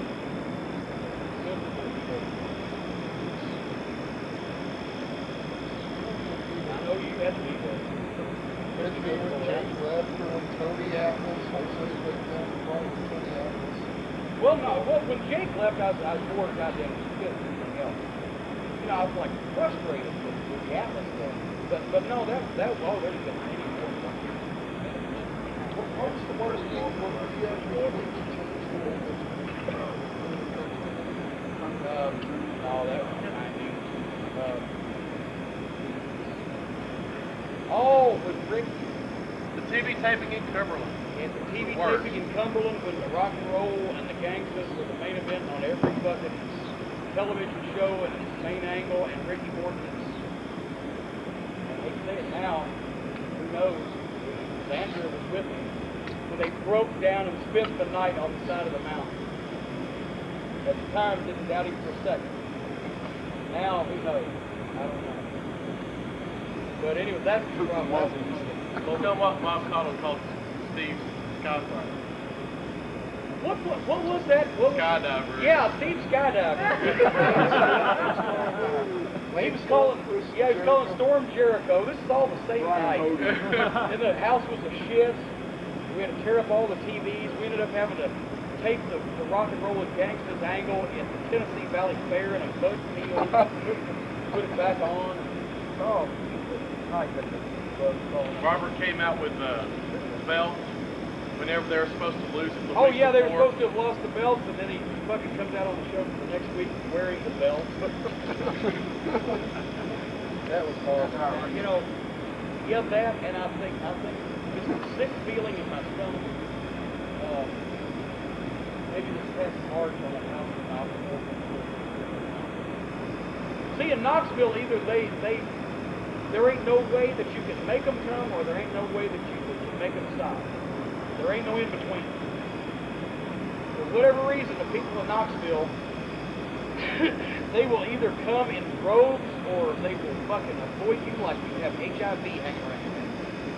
And we did, just for example, our biggest house last year was the Night of Legends, which was comparable to this year, almost 40 grand. Our worst house last year was $4 grand, and this year was $3,500.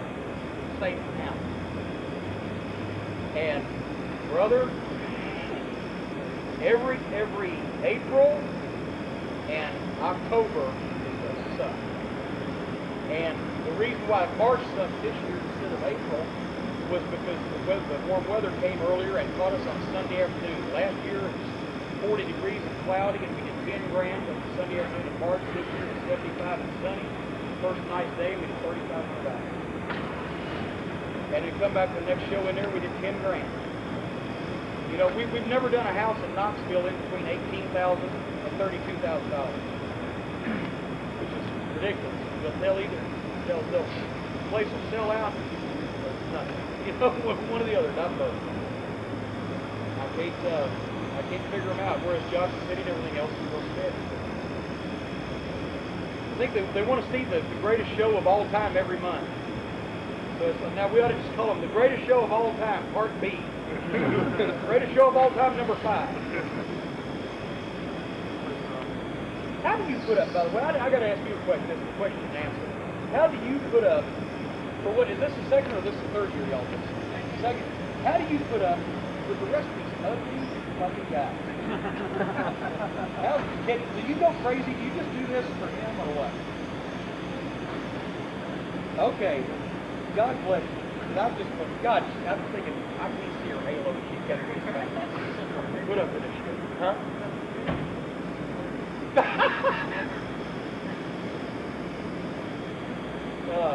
God bless you. God bless you. So how would things change for Saturday? Instead of rock and roll versus headbangers, if rock and roll lose, they wear a dress. It's Gibson versus the headbangers handicap match. Gibson loses, wears a dress. That'll do it now before it's certified itself. Well, you know, I've got that formula. I follow it. And instead of the winner of the Suggs versus Snow and U-Bomb beating the rock and roll tag title with the special added drug match, family body versus Suggs. That's the only thing. So, well, except for, and ladies and gentlemen, I'm talking for you now. Mongolian Stomper will not appear in Johnson City. Oh, man.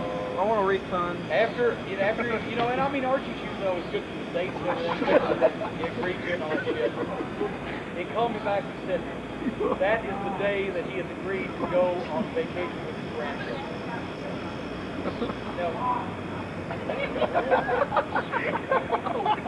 You know, what do? We get on the microphone and say, ladies and gentlemen, Stomper was injured Thursday night in Cookville, or do we say, ladies and gentlemen, Stomper has agreed to take his grandkids on vacation.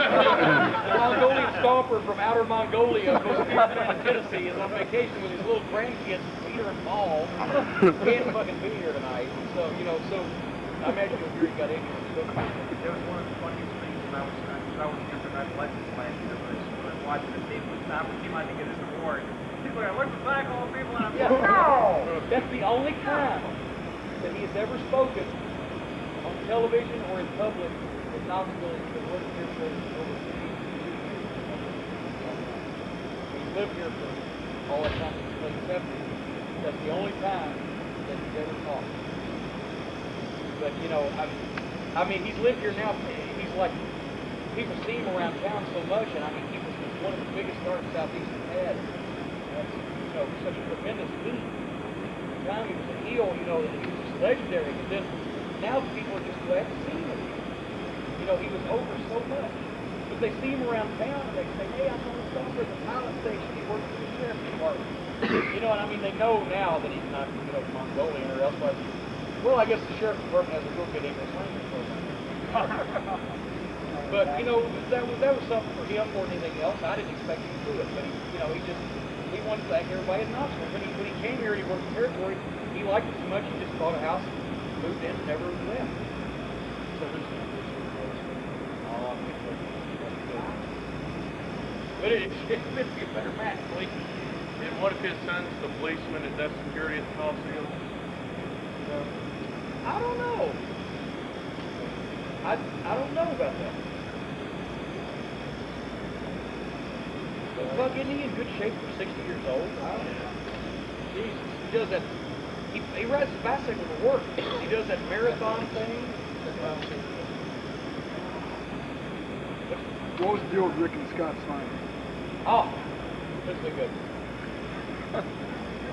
I'm putting a Super Bowl card together, and I'm looking, and you know, we can't sell a videotape with the New York guys on it, because I mean, they're under contract, costing home video, and you know, that's the deal. I don't mind it, but I wanted to have other real good matches. That's why I wanted Benoit and Snow. However, they won't be able Yeah, we can show them on TV, that's no problem. But anyway, so I wanted Benoit, and I talked to Benoit, and then he called me and said that, you know, they'd extended his Japanese stay, whatever, blah, blah, blah. So I said, well, fuck, maybe I can get the Steiners to come up. Buck is 3 hours from their house, and just working the Headbangers to have a real good match. So I called Rick. I talked to Jamie, his wife, and she said, you know, Rick's in Japan. I said, well, yeah, when does he get back? She said, well, he gets back on Wednesday. She said, but I'll talk to him between now and then, you know, I mean, tell him, you know, I said, yeah, ask him if he can make August 4th, him and Scott.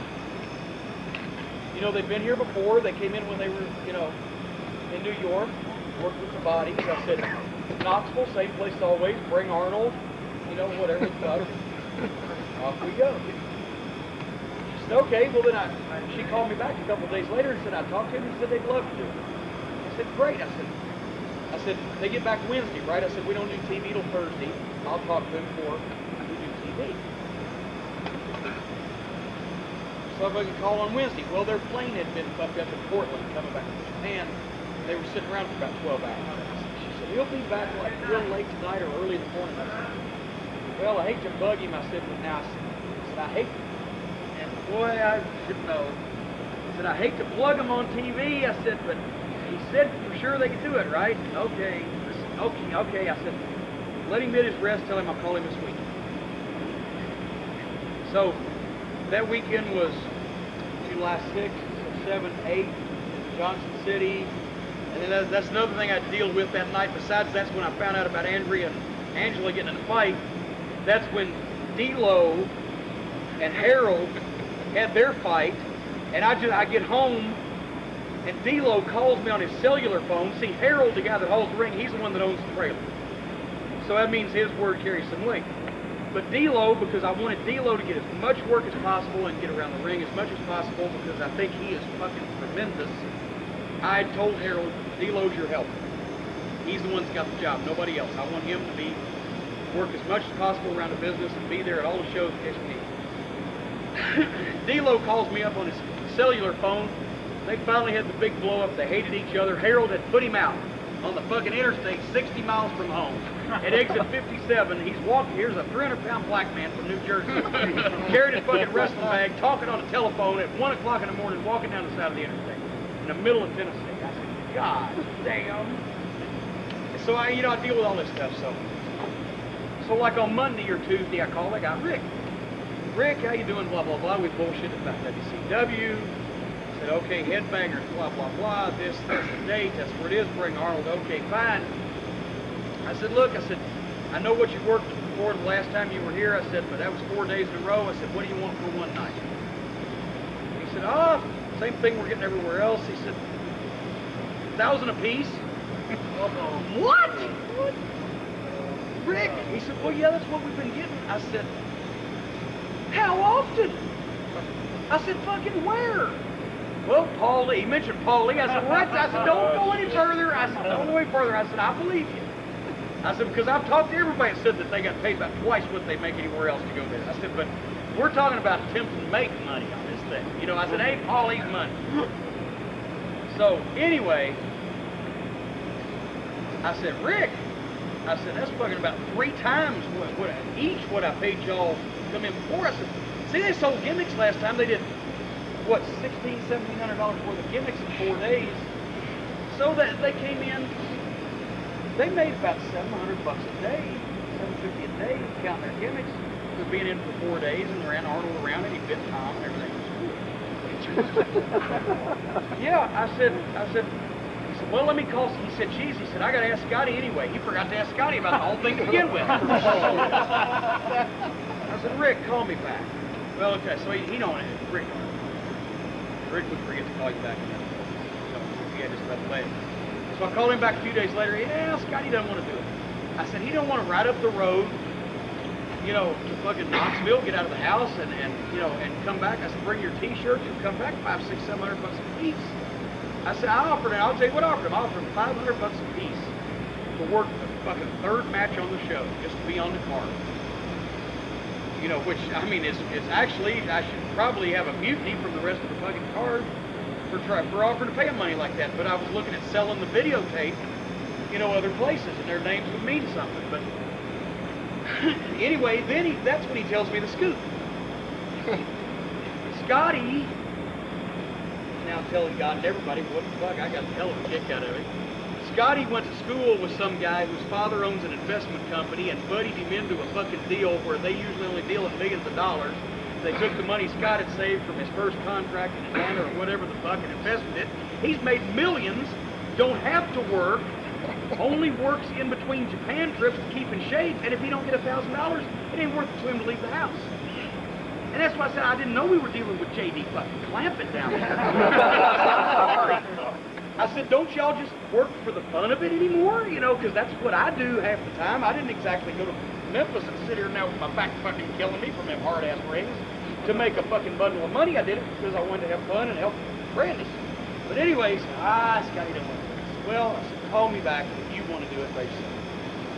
And I didn't call him back, he didn't call me back, so I assumed, which is no heat, I like Rick, no problem. I didn't know Scott was rich. And it was just miscommunication, and I'll get lambasted for false advertising. But this was going on up until, when did I leave for?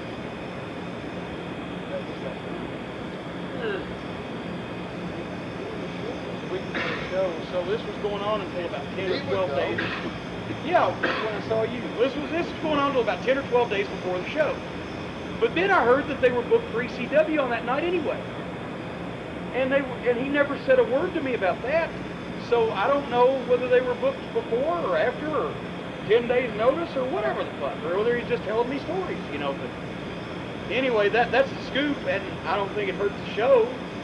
And I certainly could not justify giving 2 guys $2,000 on that card when they weren't the ones that drew it. So, but don't nobody say I'm mad at Steiner because I like him. But I guess that's the one thing I do get disappointed. I wish everybody truthfully was like me and Bobby Fulton and a few other guys and if you get a chance to work somewhere, just go and get out of the house. And if you don't have anything to do, it doesn't matter, you know, if it's for, like, if it's Bobby Fulton, he calls me up and says he needs me on one of his shows, you know, I would go, and provided I could get away from work here just to have fun. You know, and if the situation was reversed, I would have not have asked for the Steiners $1,000. I said, Rick, I said, I've been on $75,000 houses and didn't get a $1,000 payoff in the main event. I said, oh, you know, well, I said, that's, you know, if that's what you're getting, that's what you're getting. That I don't fault them for getting it, but anybody who fucking gives it has got, you know, I mean, I'm not just talking about Steiners. Anybody anymore who pays anybody $1,000 fucking dollars, unless they drew them a hell of a house, which I ain't seen a lot of those happening anywhere lately, is, you know, business-wise, is off kilter, I think. But anyway, that I can't repeat because I'm not supposed to, but Bruce was kind of the butt of it, and he started getting on Tom a little bit, and fucked with Tom a little bit, and Tom said, let's fuck with Bruce. So Tom and Bruce's dad came to one of our TVs one night, and we did an interview, and we called Bruce up, and I said, Bruce, I said, I did an interview with your dad, it's going to go on our TV. When Jimmy Del Rey came in, we said he was Tom's cousin. I said, I'm going to send it to you. I said, your dad did great, I'm going to send it to you just like it's going to air on TV. And he bought it, hook, line, and sinker. Well, the interview was me and Jimmy and Tom's dad standing there going, boy, Mr. Prichard, you must be proud of the family, not only the doctor of the star, Tom Prichard, but now his cousin, the gigolo, Jimmy Del Rey. Have you got anybody else in the family that's in the wrestling business? No, we don't. Well, that one boy, he's in that cartoon shit, that stuff that ain't for real up there in New York, but we don't claim him. And just, all this shit, just, you know, knocking him and everything, and Tom did a little promo. We sent it to Bruce, thinking he called and cussed and everything. Well, what happened was he watched it, but he evidently wasn't alone when he watched it. And I never could get out who was with him, but all I said was, he called me up, cocksucker. You got me. I said, did you watch it? He said, yes. I said, were you alone? He said, no. I don't know who saw it. But anyway, it wasn't a week after that Bruce called and asked if we wanted to make some shots up there, you know, do the pay-per-view or work the Steiners or whatever. Well, I don't see a reason why not. And so, you know, that's how it started. So it was just a rib. Everybody was sitting around and they said, well, fuck, that was a funny fucking deal. It'd probably be an idea to have them come up. I'm sure that's what it was. Did they ever contact you before?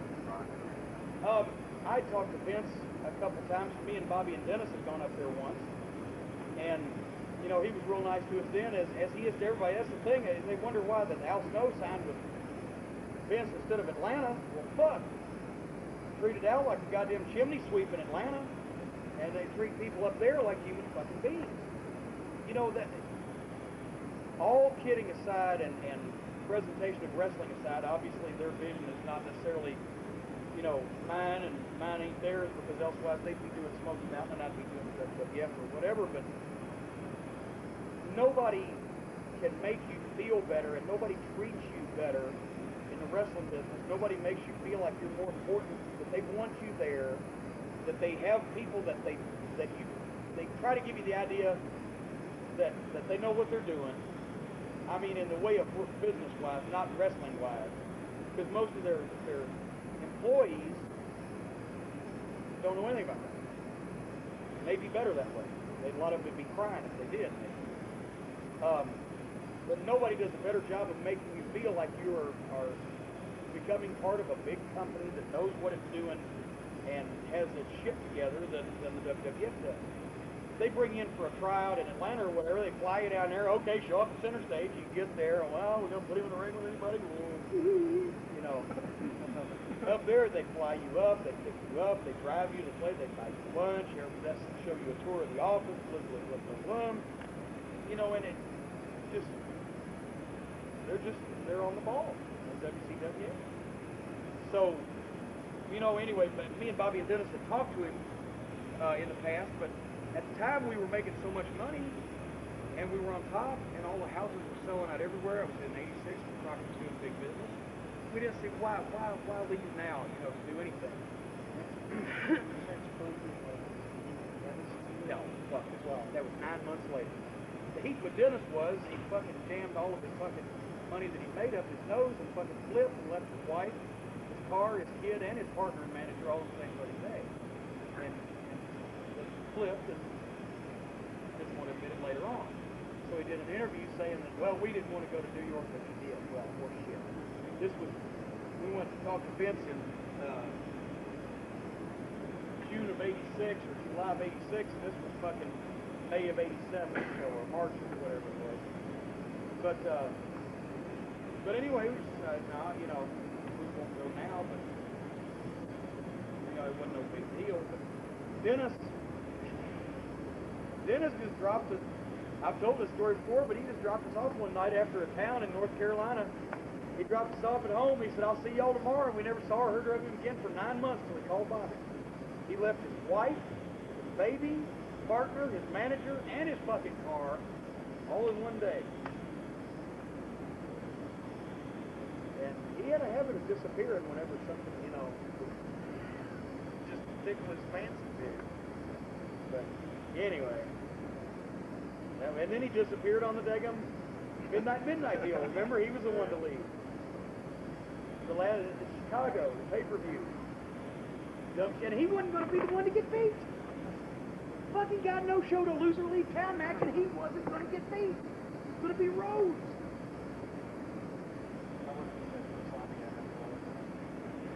Well, it had been a couple of years since then. He just like, he would, you know, Dennis would not, he would never apologize. And he would not ever, you know, say anything about I was wrong or anything like that. And he, you know, he would not acknowledge it. He'd just come on in. Hey, how you doing? It's like nothing ever happened, you know, something like that. Hey. We asked for it because we wanted something to do. We had nobody to work with, you know, being Bobby and Stan, and thought that would be real good. And that's when we sat down and Dusty said, I won't have them unless you think so. Now, he may have gone in our machine, we turned our back. But he told him, he said, I won't have them unless you say so. Fuck y'all before they fuck me. Y'all my boys. You know, all that horse shit. God, nobody. And we said, no, we want to do this. So, okay, say hi. You know, say hi. So you're responsible for Paul. That's another thing I wrote in the daggum letter to the Lariat as far as Paul Lee and the Gangstas, the ECW thing. I think Paul Lee can take the ECW, and pardon me if I offend anybody, but somebody was lying to me. Paul Lee can take the ECW and stick it up his ass. If it wasn't for me telling Dusty Rhodes to book him in 1988, he'd be a waiter at the fucking China Club. Sorry. You know, fuck, I feel like I got fucked around. I was the only guy in that whole deal trying to do everything right and trying to help somebody else. And, you know, and Paul's buttering me up. He's the biggest butterer-upperer. You know, he'd butter me up on the phone and all this stuff, and, oh, I'm not going to fuck you on these dates. Hey, no, now. And then he did say, well, you know what he said? He said, now, if you fire him, let me know. Okay. What he did was he fucking worked him up to either walk out or get fired, both of which happened, one in each case, so that he could do it without heat. So the whole, fuck them all. I tried to do one deal with him and got fucked around, and it was a mess, and I've fucking been trading guys with Randy Hales on a daily basis for the past 2 months. Without a single problem in the world except a mistake that I made that I took the blame for, is putting the rock and roll in the town that I'd already given him in, and I took him out and took the blame for it. Not a problem because Randy is not a movie producer. Randy's not. The part of Paulie Dangerously will be played by Paul Heyman. You know, he's not a fucking television producer and syndicator and etc. He's got them books. He's in the wrestling business. That's what we're doing here. Paul is making movies, or he's fucking revolutionizing the world. He's discovering a cure for cancer. I don't know what the fuck he's doing. He's, you know, Paul Heyman on camera talent as AKA Paulie Dangerously, whatever. I'm trying to go for credit on the fucking show. You know, I don't know what they're doing, but, you know, fuck it, they can do it. You know, hadn't talked to him in a year and a half, or whatever, however long it's been. Tried to talk to him one time about one piece of talent, it all fucking falls apart, and then never hear from him. As, you know, I won't fuck you on the date, I'll start them after July 1st, blah, blah, blah, blah, blah. Hey, everything's sweetness and light. I can call, I'll send you tape on them. You know, here's an idea, you know, blah, blah, blah. No problem. As soon as they fucking go, I ain't heard from him, not a message, not a call, nothing, whatever stuff. So, you know, fuck it. I don't have time for that shit. And D-Lo put it best. D-Lo Brown, his classic quote, I said it a few minutes ago. People leave Smoky Mountain and go to the WWF. People leave ECW and go to fucking Jason. So, he can have it. Back when you first came in, and what prompted the acknowledge Smoky Mountain Wrestling? I told him on the phone, I said, the only thing I'm concerned about, I said, I want the body to have a chance to make some biggest exposure. I said, they just were talking about us coming up and making shots. You know, wasn't talking about anything full time. I said, I am concerned that people will think that we've left Smoky Mountain Wrestling to see us on your TV and it hurt our town. Which I think is valid. And I said, is there please some way that we could cover that to where the people will know that we are wrestling, not have wrestlers, but wrestling in Smoky Mountain Wrestling. And but they did more than I asked for. You know, gracious, Bobby Heenan did the thing, you know, and there's no problem with Vince. They, you know, put a little lines in about the Armstrongs and etc. in the commentary. And then, you know, when I asked them, they've had the Smoky Mountain title match in Boston at the Survivor Series. And I thought that I didn't think it helped the live show because those people in them didn't know a fucking wrestling match could slap their mother in the face. The fucking 4 doinks come out squirting toothpaste everywhere. And people out there doing fucking spots right and left. They've been as long as they've seen something like that, they're not educated. They don't get with the story of that type of thing. And you know, if you can't give a Ricky Morton selling, you know. But anyway, the point is, I think that helped them on their buy rate in the South, right next to the WCW pay-per-view. And there, the rock and roll was the hottest thing that WCW had for ages. You know, so I think that helped them there. It's cooled off now as far as any mentions, if any, but at the same time, we don't need any. Now it's established. We've been talked about. They got their own business to run. I understand that. I don't plug the fucking WWF. Except when they're coming here, then I plug them like crazy. I make the WWF guys seem like the international superstars that they are, because if they're not, why else would people around here pay to see them? But at the same time, when they come in, they're wrestling our guys. I'm not just picking a match off their card to put it in. They're wrestling our guys. And they're having a competitive match with our guys. And it's presented that our guys have a chance to beat them. And then it obeys our guys. And then our guys stay and they leave. And our guys hopefully are that much higher for the experience in people's eyes. You know, when fucking Buddy Landell gave Shawn Michaels a good run for his money, and I'm the one that fucked up, you know, the people that got him, you know, Buddy, he had the big match. See, people don't follow shit detail for detail like we do. All they remember is, yeah, Buddy went for that WWF World title in Knoxville a few months ago. You know, I mean, talk to these people, and that's what they glean on. So, it makes our guys look better, and it certainly, you know, helps draw when used in limited quantity. It helped Unabomb. You know, I mean, he don't need any help here, but it helped his confidence, helped his status, and also I think The Undertaker should have been tremendously pleased. I'm sure he was with that match. You know, so it's going to help him in the future. And who knows, you know, maybe in 6 months, maybe Punisher will be in that same spot. And I don't mind, you know, they have never taken one guy from here that I didn't want to let go of, or that I didn't want to let go of at that time. Anybody they've wanted, they've called me with adequate notice. They have said, we would like to use this guy, not we're taking this guy. They've said, we're interested in this guy. The only slip-up came, they put Tammy on the air and didn't tell me, and that was because it wasn't, when she went on the air as an announcer, that didn't go through the normal talent channels that I talked to, wrestling talent. That was announce talent, which didn't, so they didn't know to call me. And I found out about it, and I was hot, and I got a tag-up phone call, and a tag-up apology quick, and was very tickled to have it. And, you know, everybody was happy as a clam, and, you know, that's the thing. They don't just jerk people out from under me, and it's not people that I've built my foundation on. Because when I saw Glenn, you know, somebody, yeah, he ain't gonna be here for 3 years. But now Candido, when he first came in, I figured he would be here for a while. Because he wasn't tailor-made for their mold. But, they finally, his talent, won attention.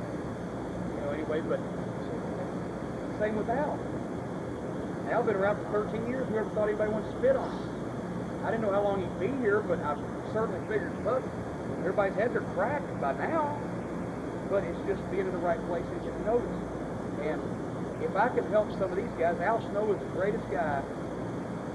He's honest, he's on the level, he wouldn't fuck you around. If I could help some of these guys in any way, I obviously can't help him. He's already got the talent. The only thing I have done is put him in the place where he got noticed quicker. And by the right people. So if I did that, I'm glad because he deserves it. And the same thing with Candido and Tammy and the Bodies got their run up there for a while, and Glenn, Adam Bonds, that's kind of unrelated. That was really before we started working together. They've seen him independently of us anyway. Plus, I think Morton was probably ready for it. Didn't have it. I mean, obviously, the WWF anyway is fitting all the talent. So it's better to have a relationship than the amicable like exactly. And have them come here and try to raise people out. Exactly. Because, you can't sit there and say, okay, well, I'll give you, a amount of money to say. Yeah, they're the 500-pound gorilla. So I want to be nice to them. I mean, but at the same time, it's been nice that they have given me no indication that they would do it the other way. They would say, well, we're going to fucking take them anyway. And there's a couple people that they wouldn't get no matter how much money that they weighed. And I'd be one of them. But I'm sure they could survive without me. They did quite sufficiently for a while. I don't know how the fuck that, they would live without me being able to fucking get up there and help me hold the flag. I don't know. but I mean, they've been super. And that's the whole thing. I can't get in a bidding war with WCW either. But if you'll notice, since we've had a relationship with Vince, not one single soul has left here and gone to the ring. And I want to keep it that way. Because I see what kind of untrustworthy fucking pricks they are anyway, and they've buried more top talent in more people's career than any 10 territories I've ever seen in my life. And even if they waive a guaranteed contract in front of your face, you get that for a year and then they'll fuck you and you're buried for the rest of your life or whatever. Everybody may not succeed in their character or whatever in the WWF. If they change their name or change their gimmick or whatever, but they have a whole lot better chance than they do in Atlanta, where they're going to get buried even if they're Hulk Hogan, because look, they got Hulk Hogan. My prophecy came true. They buried him too. He's a fucking idiot now. They're not drawing with him. Drawing more than they were, but nothing like what he has in the past. I always said they couldn't even draw with Hulk Hogan, and they fucking spent several $1 million to prove me right. I appreciate that of them. I got to send Bischoff a thank you. Yeah. Yes. McNasty, take a letter. But anyway, nobody's got left from here and gone there because I think they see the same thing. WCW to most everybody in business is a big fucking joke. And the problem is a lot of the guys will not stand up and say that. Al Snow did. Not basically in those words, but they thought when they called Al Snow that we're WCW and he's working at Smoky Mountain or wherever, and once he hears us on the phone, he'll immediately fall all over himself, slobber and drool, and sign on the dotted line. He didn't do that. He said, well, what's the deal? Can you present me something in writing? What about a contract? They're like, this guy who came from nowhere, we're WCW, they're a bunch of fucking idiots. They're a joke.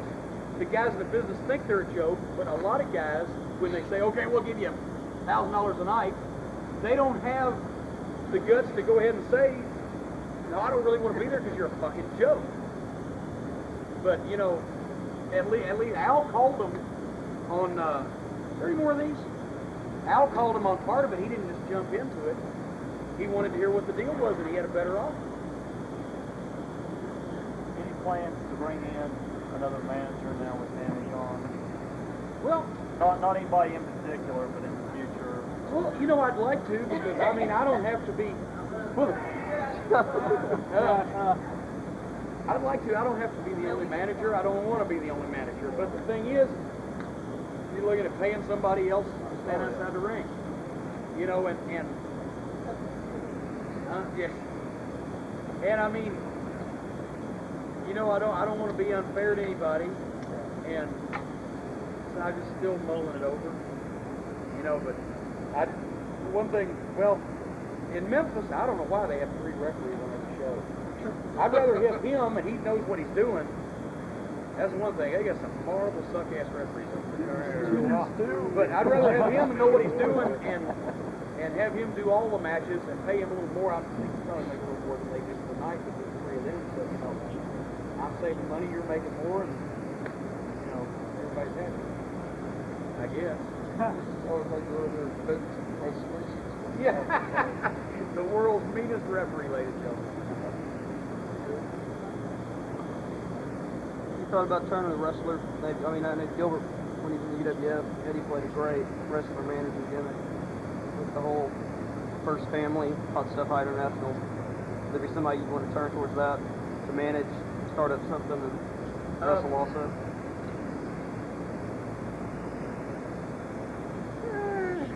I don't know. I mean, it's been done before, but I just see that there. A lot of times, if you're a wrestler and you try to be a manager to them, the people don't take you seriously as a wrestler. And if you're a manager, you try to be serious. You know, try to be. You know what I'm trying to say? If you try to do both, if you're primarily a manager and you try to be a wrestler, they ain't gonna take you seriously as a wrestler. And if you're primarily a wrestler and try to be a manager, they don't. You know.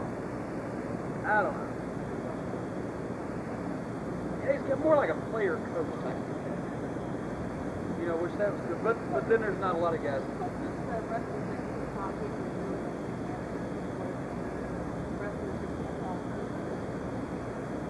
And then a lot of times, you know, you've got guys that can talk that still have managers, and it's, well, I mean, look at Tom. Jesus Christ. Tom's a great fucking interview, and I mean, you know, a lot of times he don't give a shit whether he does it or not. But Buddy and Al and Tom. yeah, and JJ with the horsemen. You know, everybody had their own thing. Beulah and Knoxville. Put her on the phone. Oh my God. Send her out on the road. Please go. Bounce the Beulah. They built the Coliseum around her, you know. She was there on the land when they got there. She Gail used to get the night? No, yeah, but I know I don't never get that close to the rail. When she came up to the ring. Oh yeah, she came over the rail. Did she get all the way over there? Yeah. She's paddling on the map. Oh my God. Sure. You know, the thing is, she's smart. It's all a gimmick with her. She's known the Armstrongs. The Armstrongs eat at her house every week. I called her up and had her come down. She did the Live at 5 Friday. I said, Beulah? Yes. I said, it's Jim Cornette. Well, hello, darling. You want to come down and be on TV on the news at 5 tomorrow? Well, I'd love to. What should I wear? You know, and when she gets down there, that's her gimmick. She's, you know, she's working. She's working. She said on TV that she used to be Al half. She was only a wrestler. No. That's what she said on Are you kidding? No, that's what she said. That's what she said on the news. I don't believe it. She said she wrestled for a couple months. She got injured. She quit wrestling. You believe that? Hey, what do you think Tom asked for? Bill Watts working for the WWF. Bill Watts working for this. Yeah. We gave her a couple of years ago on TV. We had Bob Armstrong present her with a gold Smoky Mountain pass. She has a lifetime pass to every Smoky Mountain event she wants to go to. I just didn't know she's going to live so goddamn long. Wouldn't it be great pile drive, Beulah? Hey, somebody now smarten me up about a couple things. You give me that ECW tape, right? I get back to posting our show last night about 4:30 this morning. I'm nothing in the fucking house. You know what I ate for dinner when I got home, or breakfast, or whatever? Popcorn and peanut butter. But I fixed my popcorn and I got the spoon to the peanut butter and I put the tape in. I'm sitting there. I gotta ask a couple questions. Number one, has anybody ever figured out when Joey Styles is doing the pitches from the crow's nest or whatever, eagle's nest, whatever? Why can't they keep the fucking camera still? It's like the cameraman is one of Jerry's kids. It's going up his nose. I was getting ill, and it wasn't just because I was eating peanut butter and popcorn. Why can't they keep, does anybody know? Why? TV wrestling. And they're going to sit there raving about that everybody's going to copy that format now. Yeah, it's goddamn new, all right.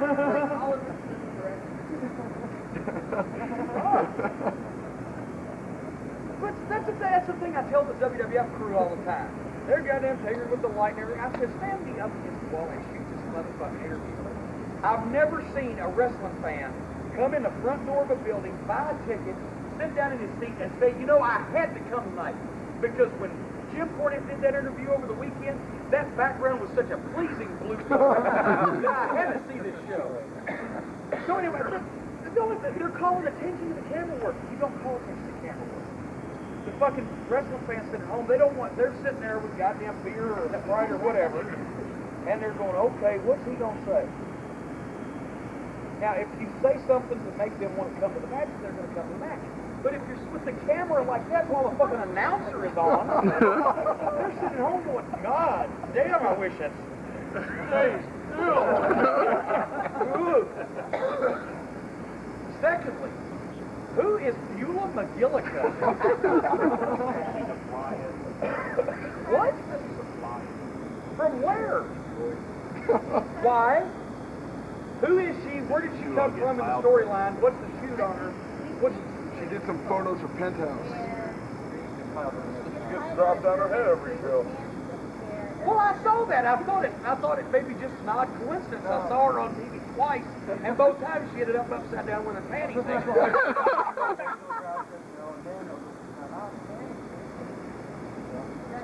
So you mean every time she appears, she gets pile driven? Yeah. She comes out the next round. She doesn't speak.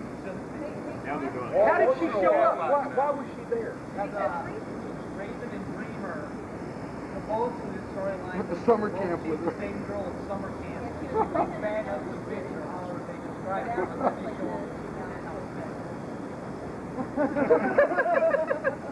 So we try to build her in the penthouse section. Look at her very first. She looks better than Angel now. Yeah. And they have another girl at ringside. Rich could be Richard's girlfriend. Looks like they're meant to do the guy with the girl. I don't know if Richard. Well, I hope they'll do a guy with a girl.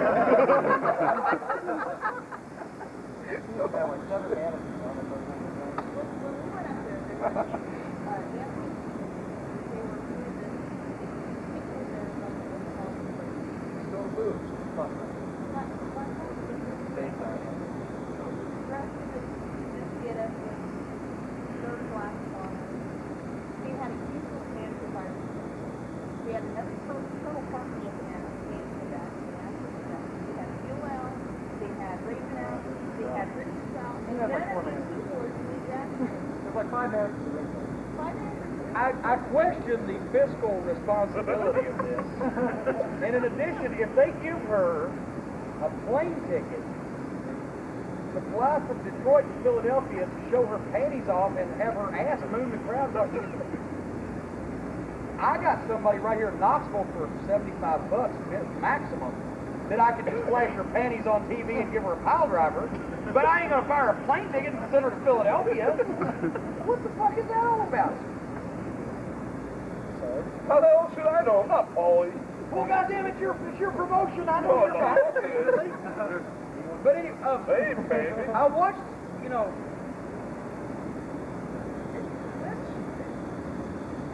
I don't understand that show. I don't, you know, here comes 911 and Tasmaniac with Paulie.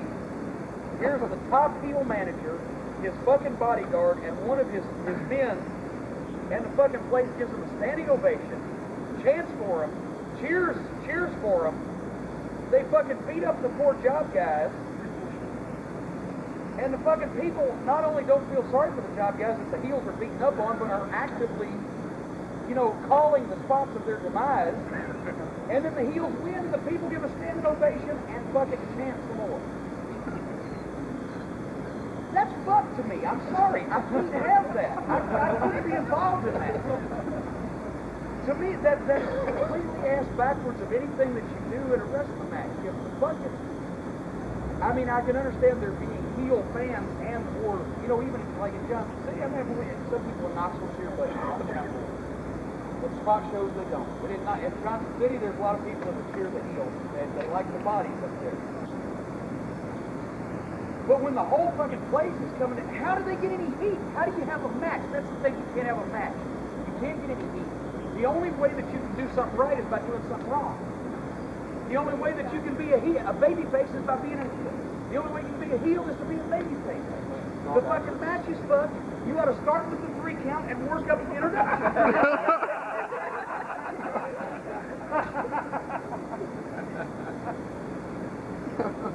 If I was more popular now that I'm a heel manager than all of my baby faces, I'd either do one of 2 things. I'd either fire all my baby faces or I'd fire myself.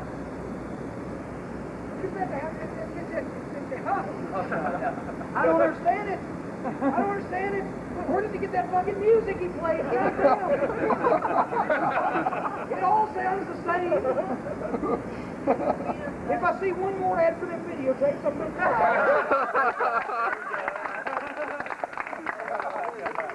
goddamn, that lightning storm that breaks up his matches on his CCW arena shows has been going on for a long time. That'll get a meteorologist to fall the fucking clouds and get it over with. But anyway, to me, that show is like somebody standing and screaming at you for an hour. You know, in 90-second bits, I bet he's cutting a hell of a promo, but after a while, you fuck out that big. That's a big out. How about that? He wrote this 30-minute promo. He was fun to New York. Yeah, by the way, I want everybody here to promise me one thing. If I ever buy anybody a plane ticket and fly them somewhere to do a promo, please shoot me in the head. Fuck almighty. But I don't know. I'd rather just have the camera stand there. And then I'd rather have the announcers say, fans, here's what we're going to see today. And then get excited in certain points and let the guys in the ring do shit. And by the way, in case the boys haven't noticed, it's a whole lot easier if you get a holdover like the pile driver. We get Ricky Morton 3 pile drivers in Johnson City. Brought the ambulance in the building. But strapped him to it. The kids were crying. The girls were in tears. Took him to the hospital. Out for a month. Fuck a major deal. Goddamn barbed wire baseball bats. Fucking guys being hung by nooses, set on fire. There's a fucking flaming brand new fucking thing. The fucking rottens with a goddamn nuclear waste being thrown in fucking triple fucking blue goddamn shit. Nobody sells fucking nothing. All they have to do is sell something and the people will buy it. They ever watch a run of people on the place,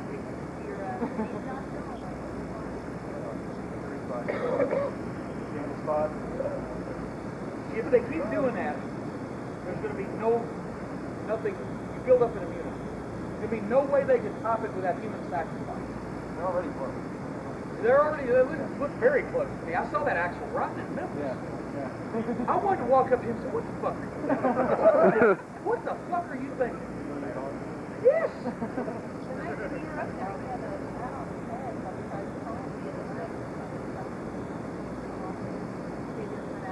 I just want to walk up to this buddy and say, what the fuck are you thinking? I don't even know you, and I'm mad at you. What the fuck is, you know, Malcolm with the pipe name yesterday? Oh, I heard about that. It's blue and...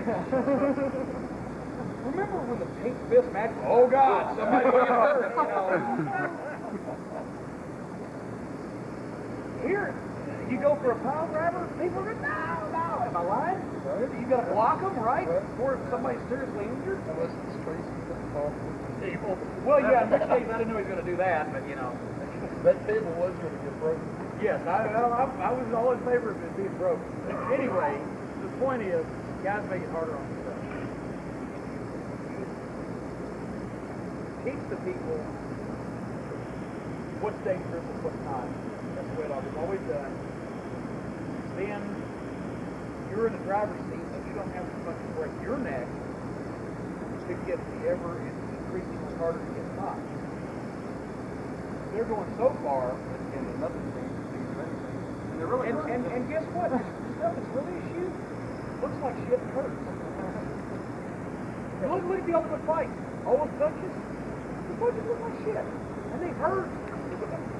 Everything that's a shit looks like shit, or that's a shoot looks like shit and hurts. So why be dumb? Fool out of yourself, you know. But the thing they told him was the whole thing is that Good word. Cool. they said they got Eddie Guerrero and Malenko that put on a classic match, but then the fans. That was on the table. I heard that. Boring. And then the one section's getting in it with the other section. Meanwhile, the guys are going, stick that right up my ass and just keep it here while they're having their own fight in the stands. Yeah.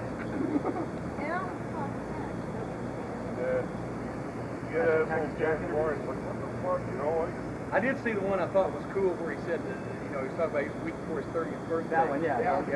And the well-known wrestling figure walked into Canton, Ohio and said, "You'll never make it. You'll be in a wheelchair by your 30th birthday. I'm a week off." That was good. He phrases things so good. So that's another thing. Everybody, you know, when they do their interviews anymore. Talk about the one you did do. What about Andy? Oh, The one where we're debating on whether or not we're going to do it. Well, I cannot tell a lie. I gave him that lie. I swear to God. But of all Cactus's interviews while he's here, that's the one I gave him because I like that. When they brought the cat out, blah blah blah, and fucking off they run, and Cactus just turns to Les Thatcher and said, "Les, it's not the first time a man's fascination with a pussy has led him astray." Because he wouldn't have said that on our TV if I had told him to. But the other ones, he phrases things so good and so funny, but incredible at the same time that, you know, nobody else does that anymore. I like that.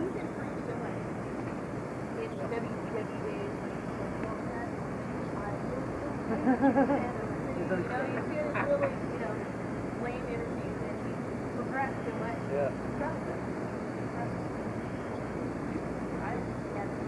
Very good and senile or he's trying to kill the guy. Every promo very good. Generation media.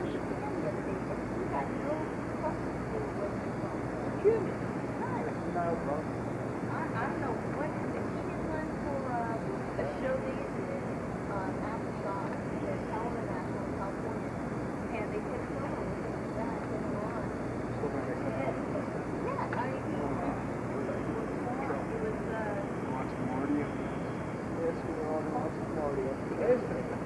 Yeah, he made me burn him in his back up a little bit.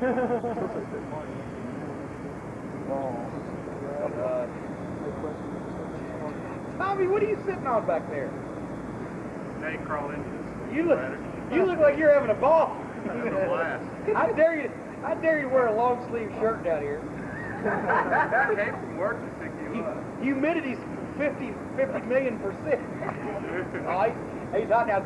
Ladies and gentlemen, Tommy gave me a ride down here. He was very nice to do that. Give him a round of applause. He showed up at my house 10 minutes early, knowing that I'm always 15 minutes late. I thought I was the only one that did that. No, well, you guys are birds of a feather. You flock together early everywhere you go. I hate early. We're always early, aren't we, Brian? Yeah. We're supposed to be here at 3:30 for a TV taping for the production meeting. We're there about 3:15, 3 o'clock sometimes. The production meeting starts at 5 o'clock. Oh, I'm not that late. Right.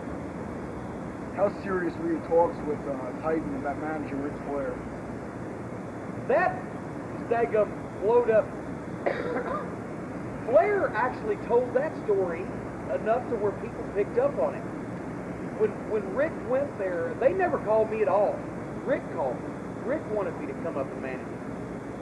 And, you know, whether I thought he was just, you know, saying that to me or telling me that or whatever. You know what, I mean, I was like, well, Rick, you know, I've got to do this right now. I got this thing and I'm started and everything. But, you know, he was trying to, he never really sat down and just belabored me to talk me into it, but he called me several times and he told a story to several other people because I started seeing it popping up in print, and it just kind of spread from there. But, you know, they never called me.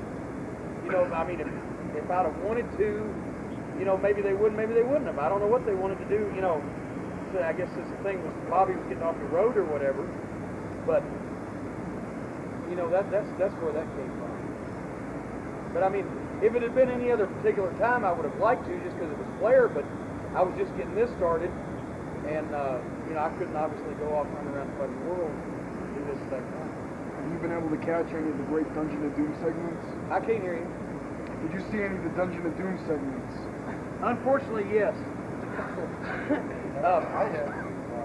It would be the best thing for the business if they went out of business. That's the only possible thing. You would have to be a mental midget. Not only, I'm not even talking about believing now, I'm just talking about being entertained by it. You know, you would have to be a complete fucking simpleton just to find any of that shit entertaining, much less believable. And I'm disgusted. It makes me want to fucking throw up. And especially, they've got talent there. There's several guys there that have a lot of talent and are good talents for the wrestling business. Not only the business WCW's in, but for the wrestling business. But unfortunately, there is some black hole or some force. It's like a Bermuda Triangle. No matter who goes there, they are rendered ineffective, incompetent, or both. And I don't know what it is. And everybody. Fuck, look at Flair. I love Flair. I've always been a fan of Flair's, and I like Flair personally. Very, very good friend of mine. He's a shits on their TV, as is anybody else, as I would be, as everybody else is. Whoever's on their TV is automatically the shits. Yeah. You know, Vader's a puss. You know, Vader fucking, he's the greatest babyface turd in history. What challenge you two guys did? You know, people are going home and going, God, please. So, I mean, there's just, there's, oh God. I want to take a shower every time I talk about them now. It's that bad. What do you think of Sam? Yeah, well. He'd be a good tag team partner for Tommy Rich. That's interesting. They can call Tommy to DWI.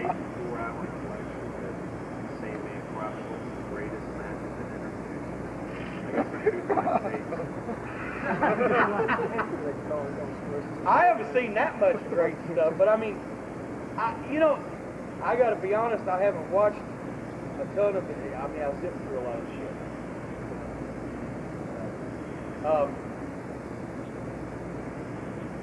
It's different, you know. He looks like a real asshole, you know. I like that guy. You know, is he really? Oh yeah. I haven't seen him. I remember seeing him on Dennis's shows, you know, several years ago. But I mean, I'm not qualified to draw an opinion there. I don't think.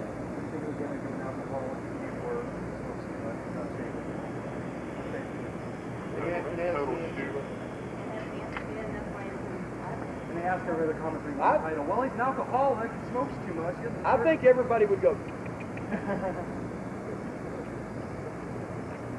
It don't add up. See, that's what smart people up right there. They know that they're paying Nancy to be with him.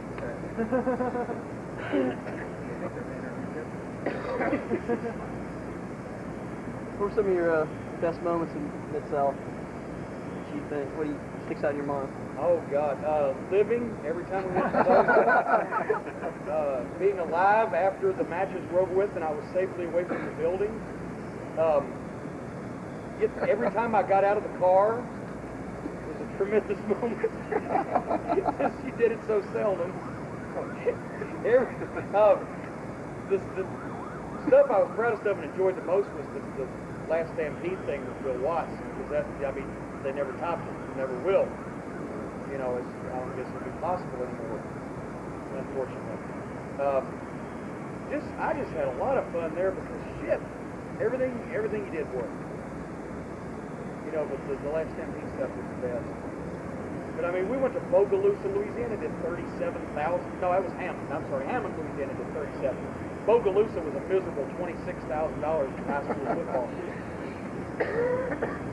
Which is like, you know, like we did $37,000 in Hammond, Louisiana, at a college. It's the same house we had the other night in Knoxville. Just for a spot show. That's how good the territory was. And you know.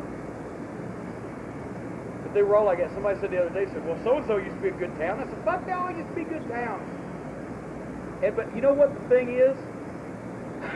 Everybody said, I can't go back to territories out. You know why? The territories will not work? Because there aren't any of them. Territories are not drawn for only one reason, because nobody is running them. The two Tennessee territories, from August 1st to 7th, all their shows combined grossed about $120,000. What did everybody in the 49 other states do?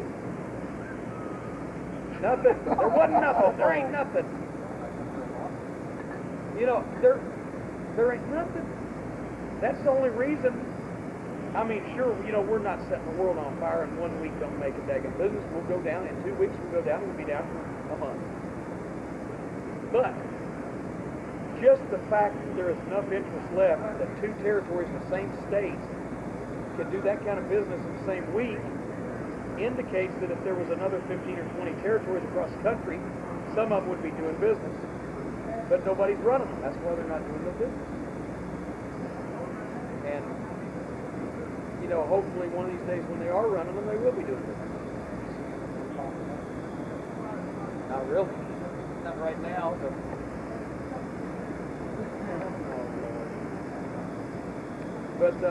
But yeah, that's the thing. You know, nobody can say that the territories are not working because there ain't none of them to find out.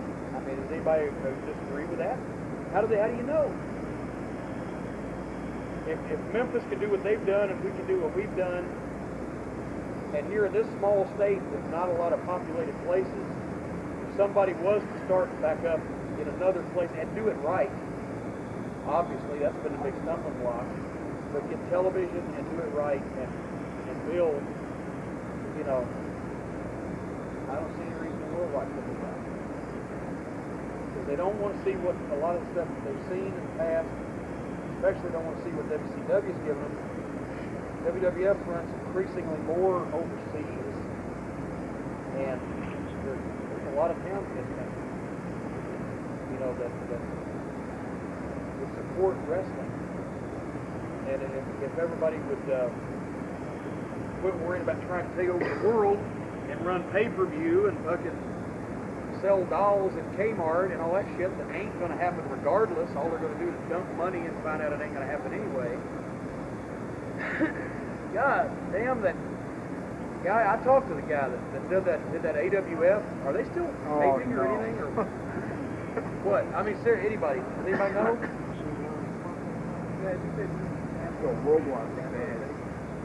I talked to him because he called.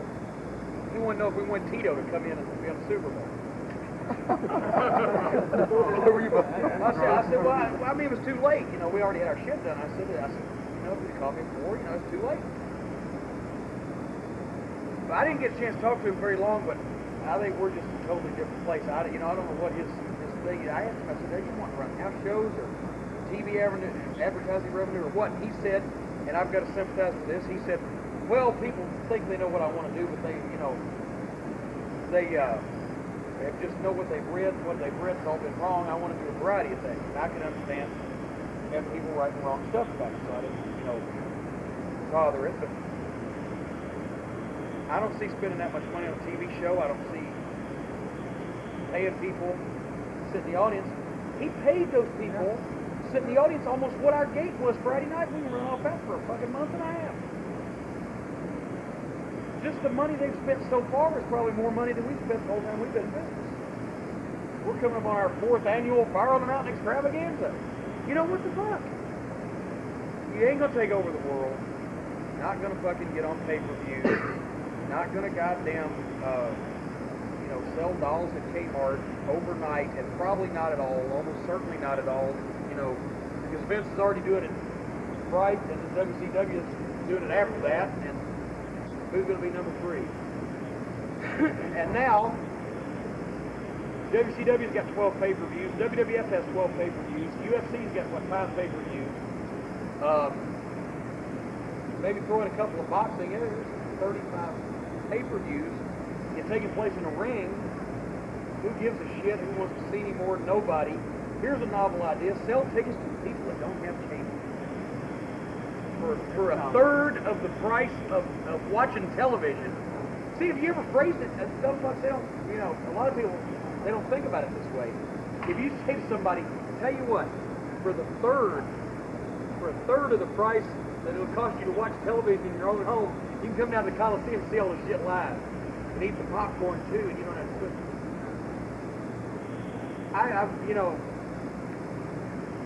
It's crazy. Anyway, there's people that still don't have cable. Plenty of them in fucking Boonville, Mississippi somewhere. So, anyway. Earlier I was talking about Paul Watch.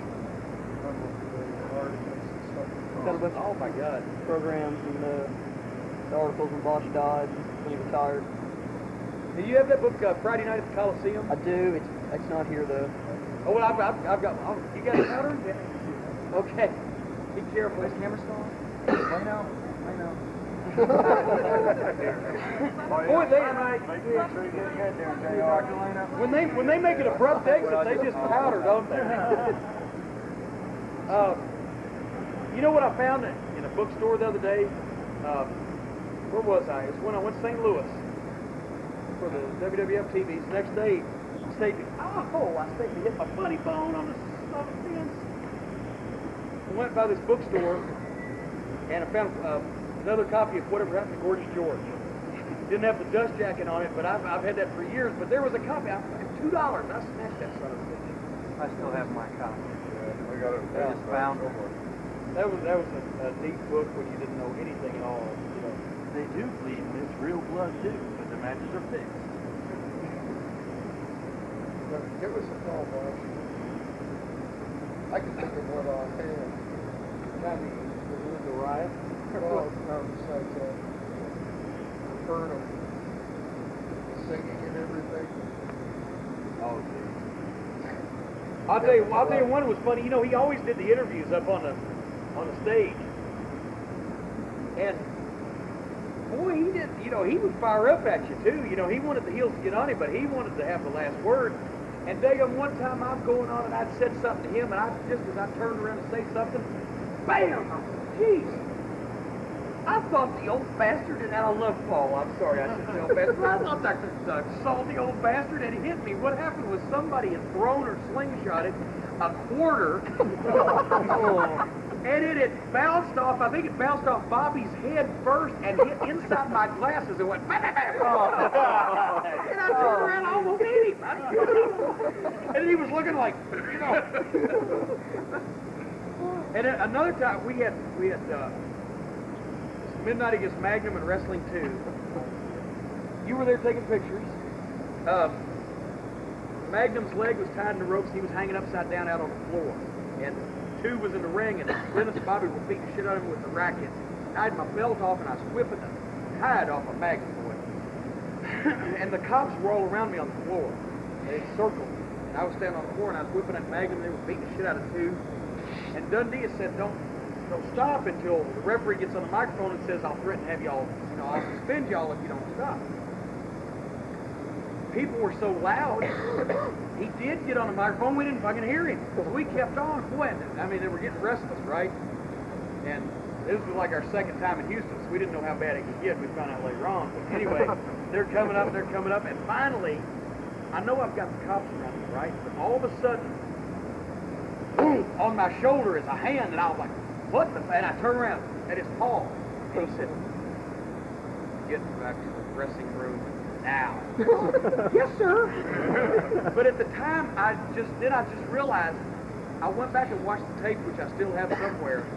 You could hear the people. They were fixing to come. We were going to have a major fucking problem, right? As soon as he walked up and people saw him put his hand on my shoulder, it was like they, all together, 8,000 of them went, like that. It was cool.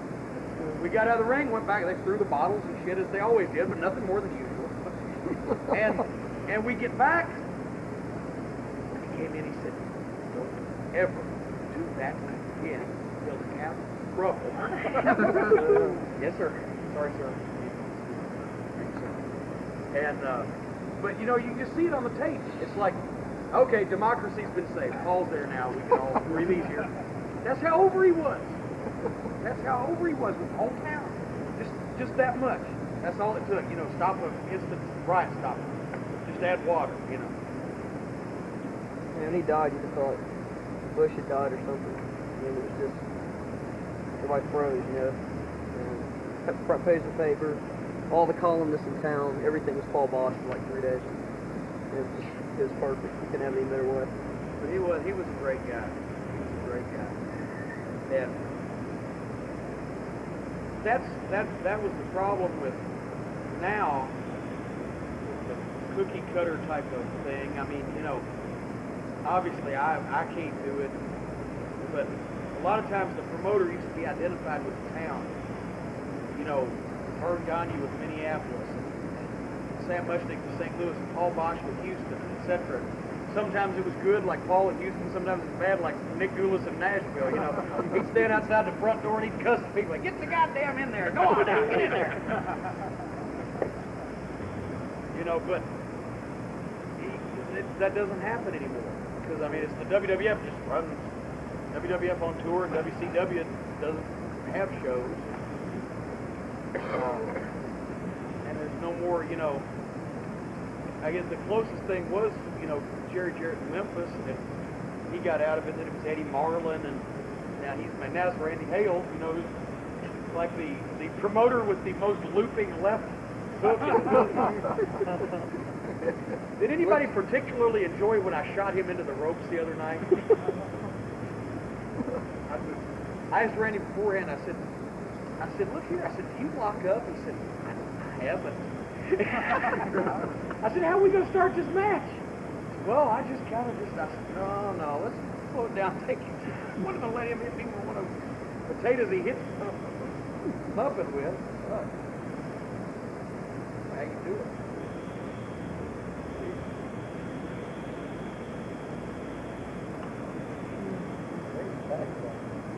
I was surprised I could get him to do that. I guess Saber let me punch you.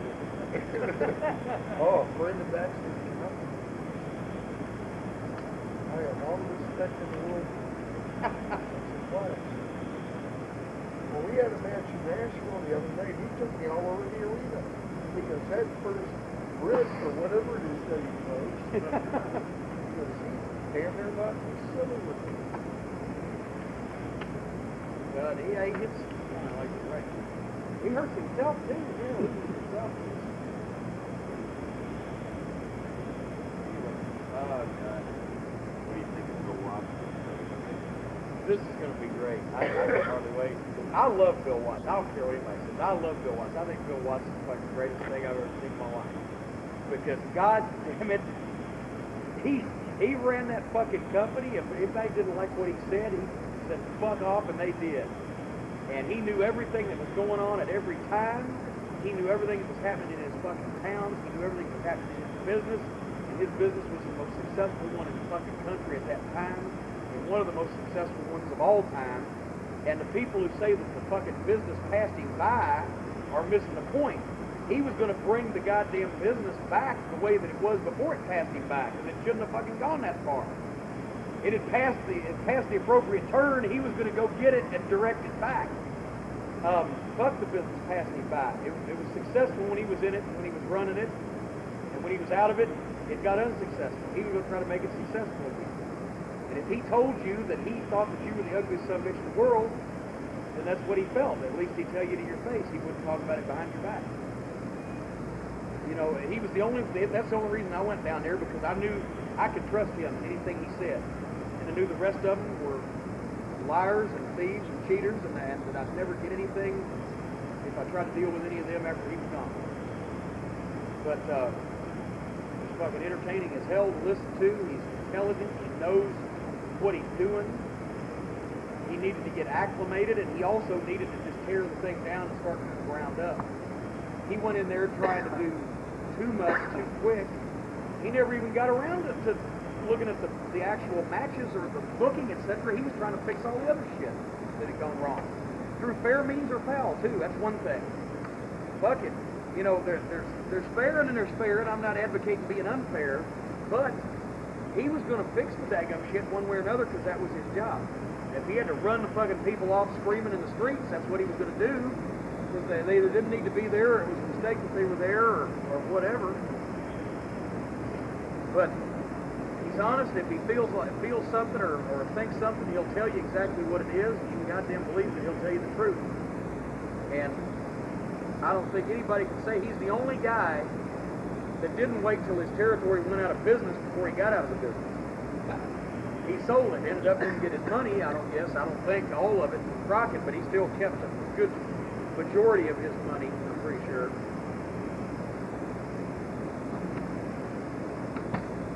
But this is going to be interesting. And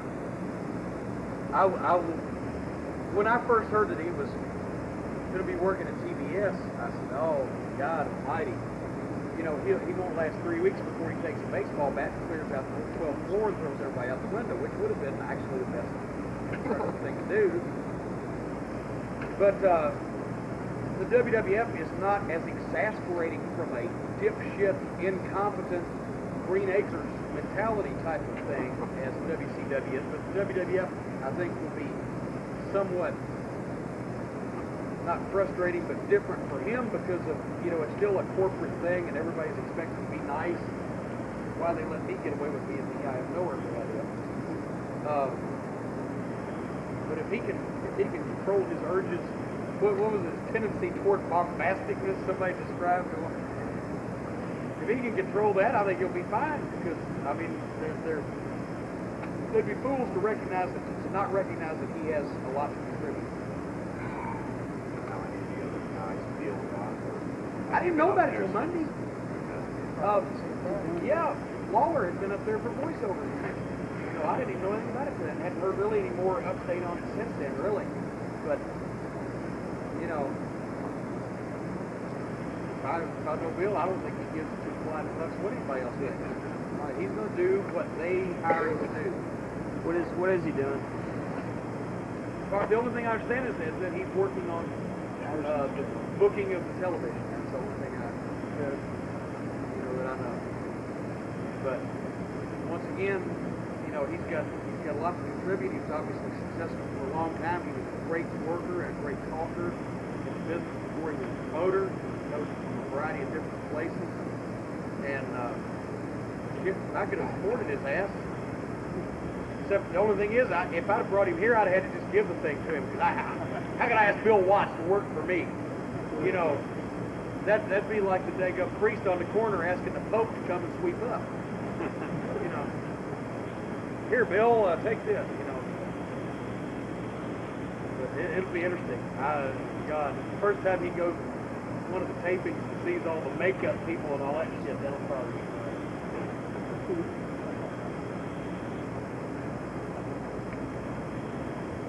But anyway, tell some stories. God damn, what have I been doing for the past 3 days here? Yeah, thick ones. Production truck in Nashville. He's saying that he was sitting in there. No, he was in a pickup truck or somebody's truck. Him and one of the boys, they were fixing to leave. And he saw the thing where you were hanging on me and I was running after a bear and all that shit and everything. He said, please, when I swung the glasses and got more knife, he asked the guy, forget who he was sitting with. He said, should I go help? The guy with the knife still backing up. He said, whatever. I didn't know anybody was around there. But what time is it anyway? 11:30. Holy shit! Ah, how time flies when you got diarrhea of the mouth and constipation of the brain. Brian, no. You got a question, Brian? No, I would have no. never thought it of you. What do you think of the world famous Marion Crumley? Oh, no. Yeah! Can I do a Crumley in the pool? Do a Crumley in the pool. Can I do a Crumley? Marion Crumley? Oh, you gotta see this one. Mario Mancini's front. Throw him into the pool. Oh, Throw him into the pool. As superstar would get him, and he would jump up in the air and pick him up. He would kick out his arms and legs so that he was always flying. The greatest match of all time. You gotta see it. Can I show him? Do the Can you Marion see my Crumley in the bedroom? Can I do my Crumley? I want to do my John Tatum. But I'll do my Crumley. Do the John Tatum. Give me the Crumley. No, I'm not going to do the table. Just do the That's table. No, I don't like the Do the damn table. Hey, where'd Marty go? He was here when I walked up and I never saw him. Watching Liquid Flash. He stayed home from Louisville to watch. Do John Tatum. Man, I don't like that table. Still cracking me up for hours. It's like the biggest dumbass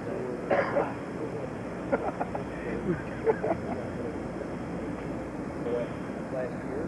God almighty. Kenny got that on tape. He never got me. Hey, yo, fucking Chico.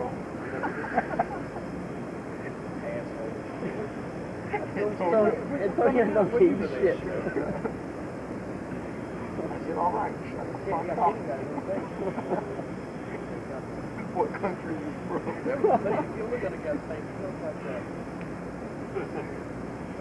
I'm from Brooklyn.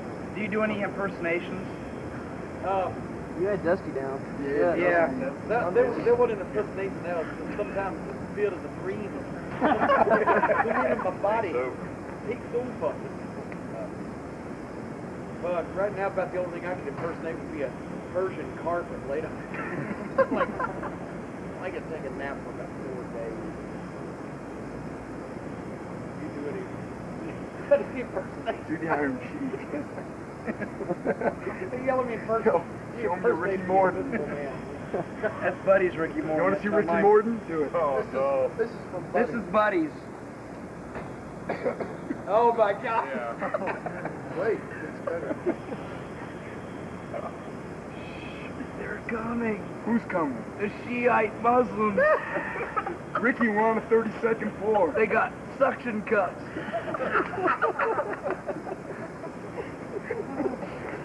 I would have to run. Hey, that's right, because Buddy's been there a few times with the cauldron of hot scalding oil to dump on him. He's been in that position.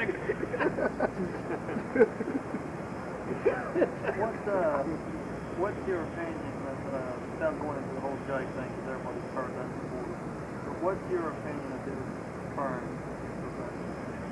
or what he is doing now, so to speak? Of who now? Jake. Oh, Jay. Oh. He's the best worker in the business. I mean, do you think he's He's the best worker in the business. Yeah. He has always known. There's Tommy taking off on that one. He has always known the right thing to say at the right time in a promo. Tommy called me up a couple months ago. Turn on Channel 6. I turned it on and there he was on CBS. Hey, I'm sorry, but I don't. They say a leopard can't change his spots. Well, that's a little bit too broad. But an umbrella can't turn into an elephant. And the point is, I'm not trying to knock religion. What I am saying is that I think these people on these shows are really fucked up because they are promising people, old people, senile people, people that's sick, people that's in trouble, people that's locked up in their homes. They're promising them, send me $6, you'll go to heaven. Where's the money back guarantee? What happens? They fucking die. They don't go to heaven. How do they get their money back? Where's the fucking, warranty on this? I think it's horrible for them to try to take people's fucking money to do something that is either going to happen or not happen with no bearing at all on whatever they do. It's just to make them feel better. If they perform a service, that's fine, but the thing is, sometimes they latch onto these people for more money than they can afford. Talk about us taking people's money. We take people's $10, $8, or $6 and give them some entertainment. We don't take their money and say, keep giving it to us, or when you die, you're going to burn forever. You know, there's a difference. And if people want to go to their own church, they want to do what they want to do, that's fine. And when they get this goddamn, now they've got this fucking Tammy Faye look-like with this goddamn makeup and all this horse shit on. He knows more about them than I do. Tommy, what's that woman's name? The Tammy Faye look-alike now with all the... On TV? Yeah, on the Christian Broadcasting Network gimmick.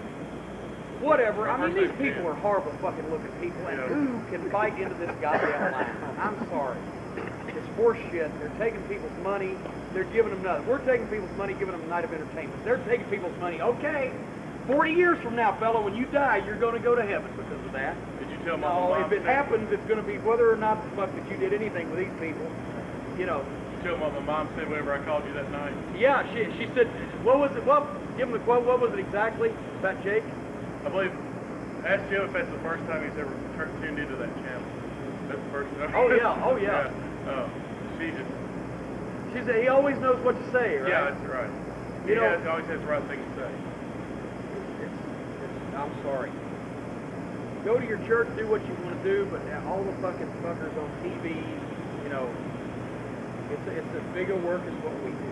It's as big a work as what we do. Actually, it's even worse because we don't come out and tell them that the baby faces are fucking great guys that pet small woodland creatures and would never stray and never sin and everything, and they're better than you are. We just tell them they're great guys. You know, every time they catch a preacher with his pants around his ankles or doing the fucking sticky finger with somebody in a hotel somewhere, you know, it's major turmoil. Why should it be? Why should it be? They're making more money than the President of the United States.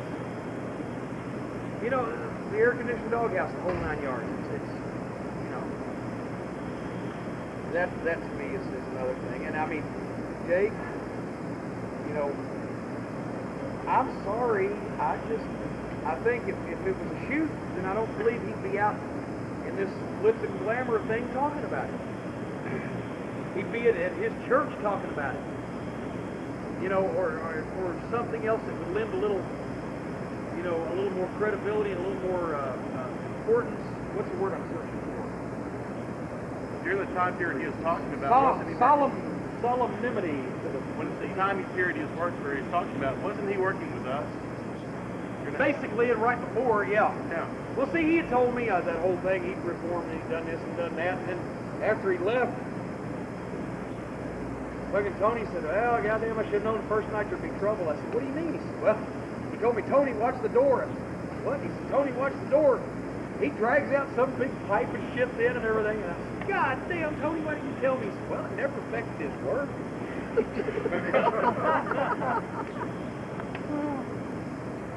I just don't believe that shit. I'm sorry, I don't believe it. I think it's fucking, they don't have to pay income tax, and it's a way. Have you ever noticed that the only time that anybody comes out and fucking gets on television and talks about finding God and getting religion and being born again and etc. is when they have fucked their life up to such an extreme point that nobody else will even talk to them. They got to start off all over again. If it was a shoot, would you fucking get on television and crow about it? No, you wouldn't. I'm not saying they shouldn't go to church. I'm not saying that everybody works that does that. I'm saying the people that get on there and in between the dog and pony show and the musical number from the woman wearing the wig and too much makeup and the pitch for, you know, we've got these fucking Christian Broadcasting pot warmers if you just call, you know, 1-800, you know, pray me and send us $40 million. That shit I don't believe in. I'm sorry, that's a work. But anyway. Oh, here's this Doug Dillinger.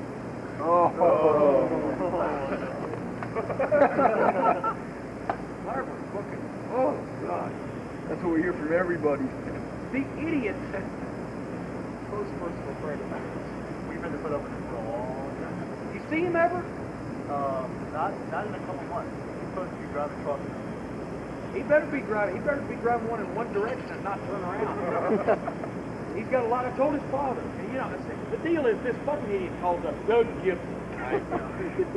Robert loves that. It's supposed to be his cousin or whatever.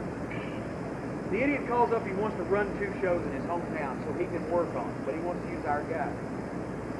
And he had come down and he'd hold the ring to a couple of our shows. He'd done TV a couple. I said, Doug, I said, look here, if we send you all these guys, we can't run a town. I got these guys on guarantees for a week. So you got to tell me that A, these towns are going to run, and B, that you got the money, regardless of what happens. Smallpox drops, you got the money. It's covered. Oh, no problem, no problem. That's no problem. So we booked a card for him and everything, put him against Roger Anderson. Fucking show. That was like, then a couple weeks later, that's when he brought Hawk in. He brought in Road Warrior Hawk to be his tag team partner. And lost his ass. And so then, like 2 days before the shows are going to happen, I was going to give somebody the finishes or whatever, and Tony Anthony called Doug's father, evidently to find out directions or whatever. Doug's father said, well, shows are canceled. Well, he called me, so I called up there. Couldn't get Doug on the phone. He said, well, he's next door. I said, well, I'll wait. Well, let me go get him. Call back in 15 minutes. And I call back in 15 minutes. He's asleep. I said, have you checked him for dropsy? I said, he was playing pool next door 15 minutes ago. He ran home and fucking dove in bed pretty quick, didn't he? I suggest you go wake him up. Well, hold on. He comes back down. Well, I can't wake him up. And now it's just his father's on the phone. I can't wake him up. Have you checked the pulse? What do you mean? I said, he's in bed, you can't wake him up. Is he still breathing? I said, he may not be much longer. I said, he's going to fix to owe a lot of guys some money. He said, well, I told him not to be fiddling with that wrestling anyway. He lost too much of my money, and etc. I said, well, that is exactly correct. We really don't need to be fiddling with him. Because that's all he's doing is fiddling with him. He thinks he's a wrestler. He's not. He's a joke. I said, but the problem is now, he's made a commitment to us. He's made a commitment to the guys that's on the cards. They ain't going to get paid. We ain't got no towns to run. He's going to owe some people some money. He's going to get his ass whipped. Keeps this up. I said, I'm giving you a piece of advice. Number one, he's lied about several things. He lied. I caught him in a couple of things as I was talking to his father. Lied about bringing a ring out on a truck. Lied about a couple other things. I said, he's lying to you because he told you that he called me and told me they were canceled and he didn't. I said, he's lying to a variety of people. I said, and he's going to fiddle around. Because he just does this because he's a play-acting wrestler, but we do it to make a living, and he's going to fiddle around and get his ass kicked. And then his dad said, well, a couple of them have tried, but I've been there. I said, well, sir, let me tell you something. I've met you. I said, and to be honest, you're a good-sized man. However, there's 5 guys on this card tomorrow night that can pop you and your son in their mouth like chicklets and not think a thing about it. I said, so don't think that you're going to fucking help his ass out.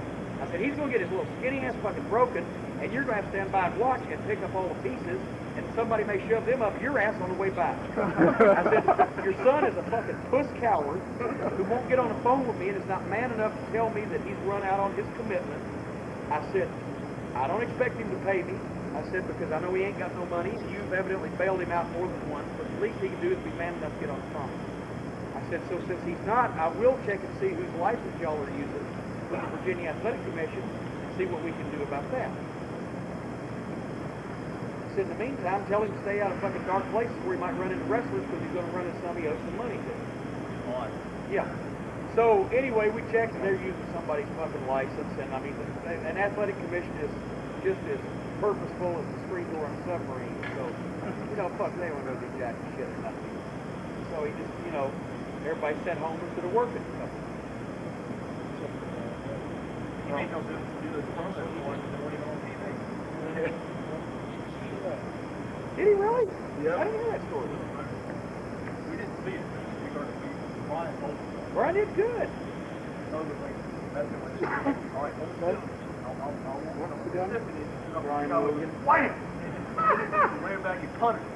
I love We've been trying to get a tape of it for like almost a year now. Is it on tape? Somebody filmed it. A friend of ours up there knows the guy that filmed it, but has no way of getting the content.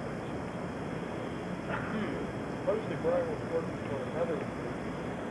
They decided to drive up to the arena that night to do a run-in. He used Terry Funk too. Oh yeah, yeah. That was a watch.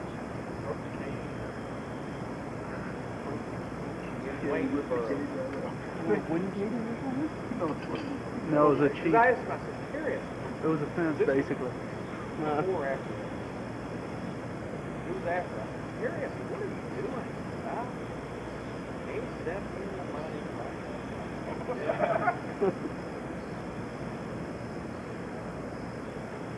But that's, you know, one of my favorites.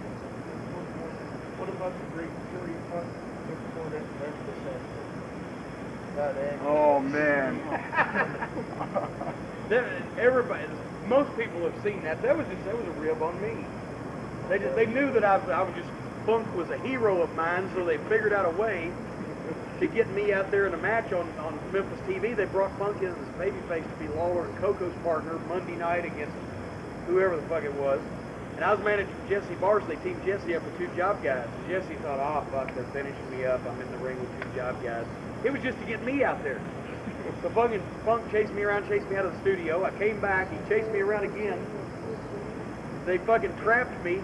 As I'm trying to climb in the ring to get away from him, he grabbed both pockets of my pants on both sides and just ripped my pants like completely off on fucking live television. Thank God I was wearing underwear. That would have been really it would have killed the business. Exposing all its shortcomings. Down they went, and I still had a promo to do afterwards, so I've still got this on tape. I had to tape my pants back up with athletic tape. Taped them back on me and went back out. And I was going, fuck! And I screamed so loud they thought that I said, fuck! I come back and they said, why'd you say fuck on TV? Didn't. You know, anyway, that was fun. Are you a sissy Lance? Well, I tell you what, guys, I better get out of here because me and Tommy, you got to go to work tomorrow, don't you? Yeah. Oh no. We're an hour from home, and he's got to go to work at 7 o'clock or whatever. Time to watch some Marion Crumley. Oh, well, you know. Yeah, you got to work with Marion Crumley. Hey, everybody grab a box of pizza and shit, if you would. So we don't get kicked out of here.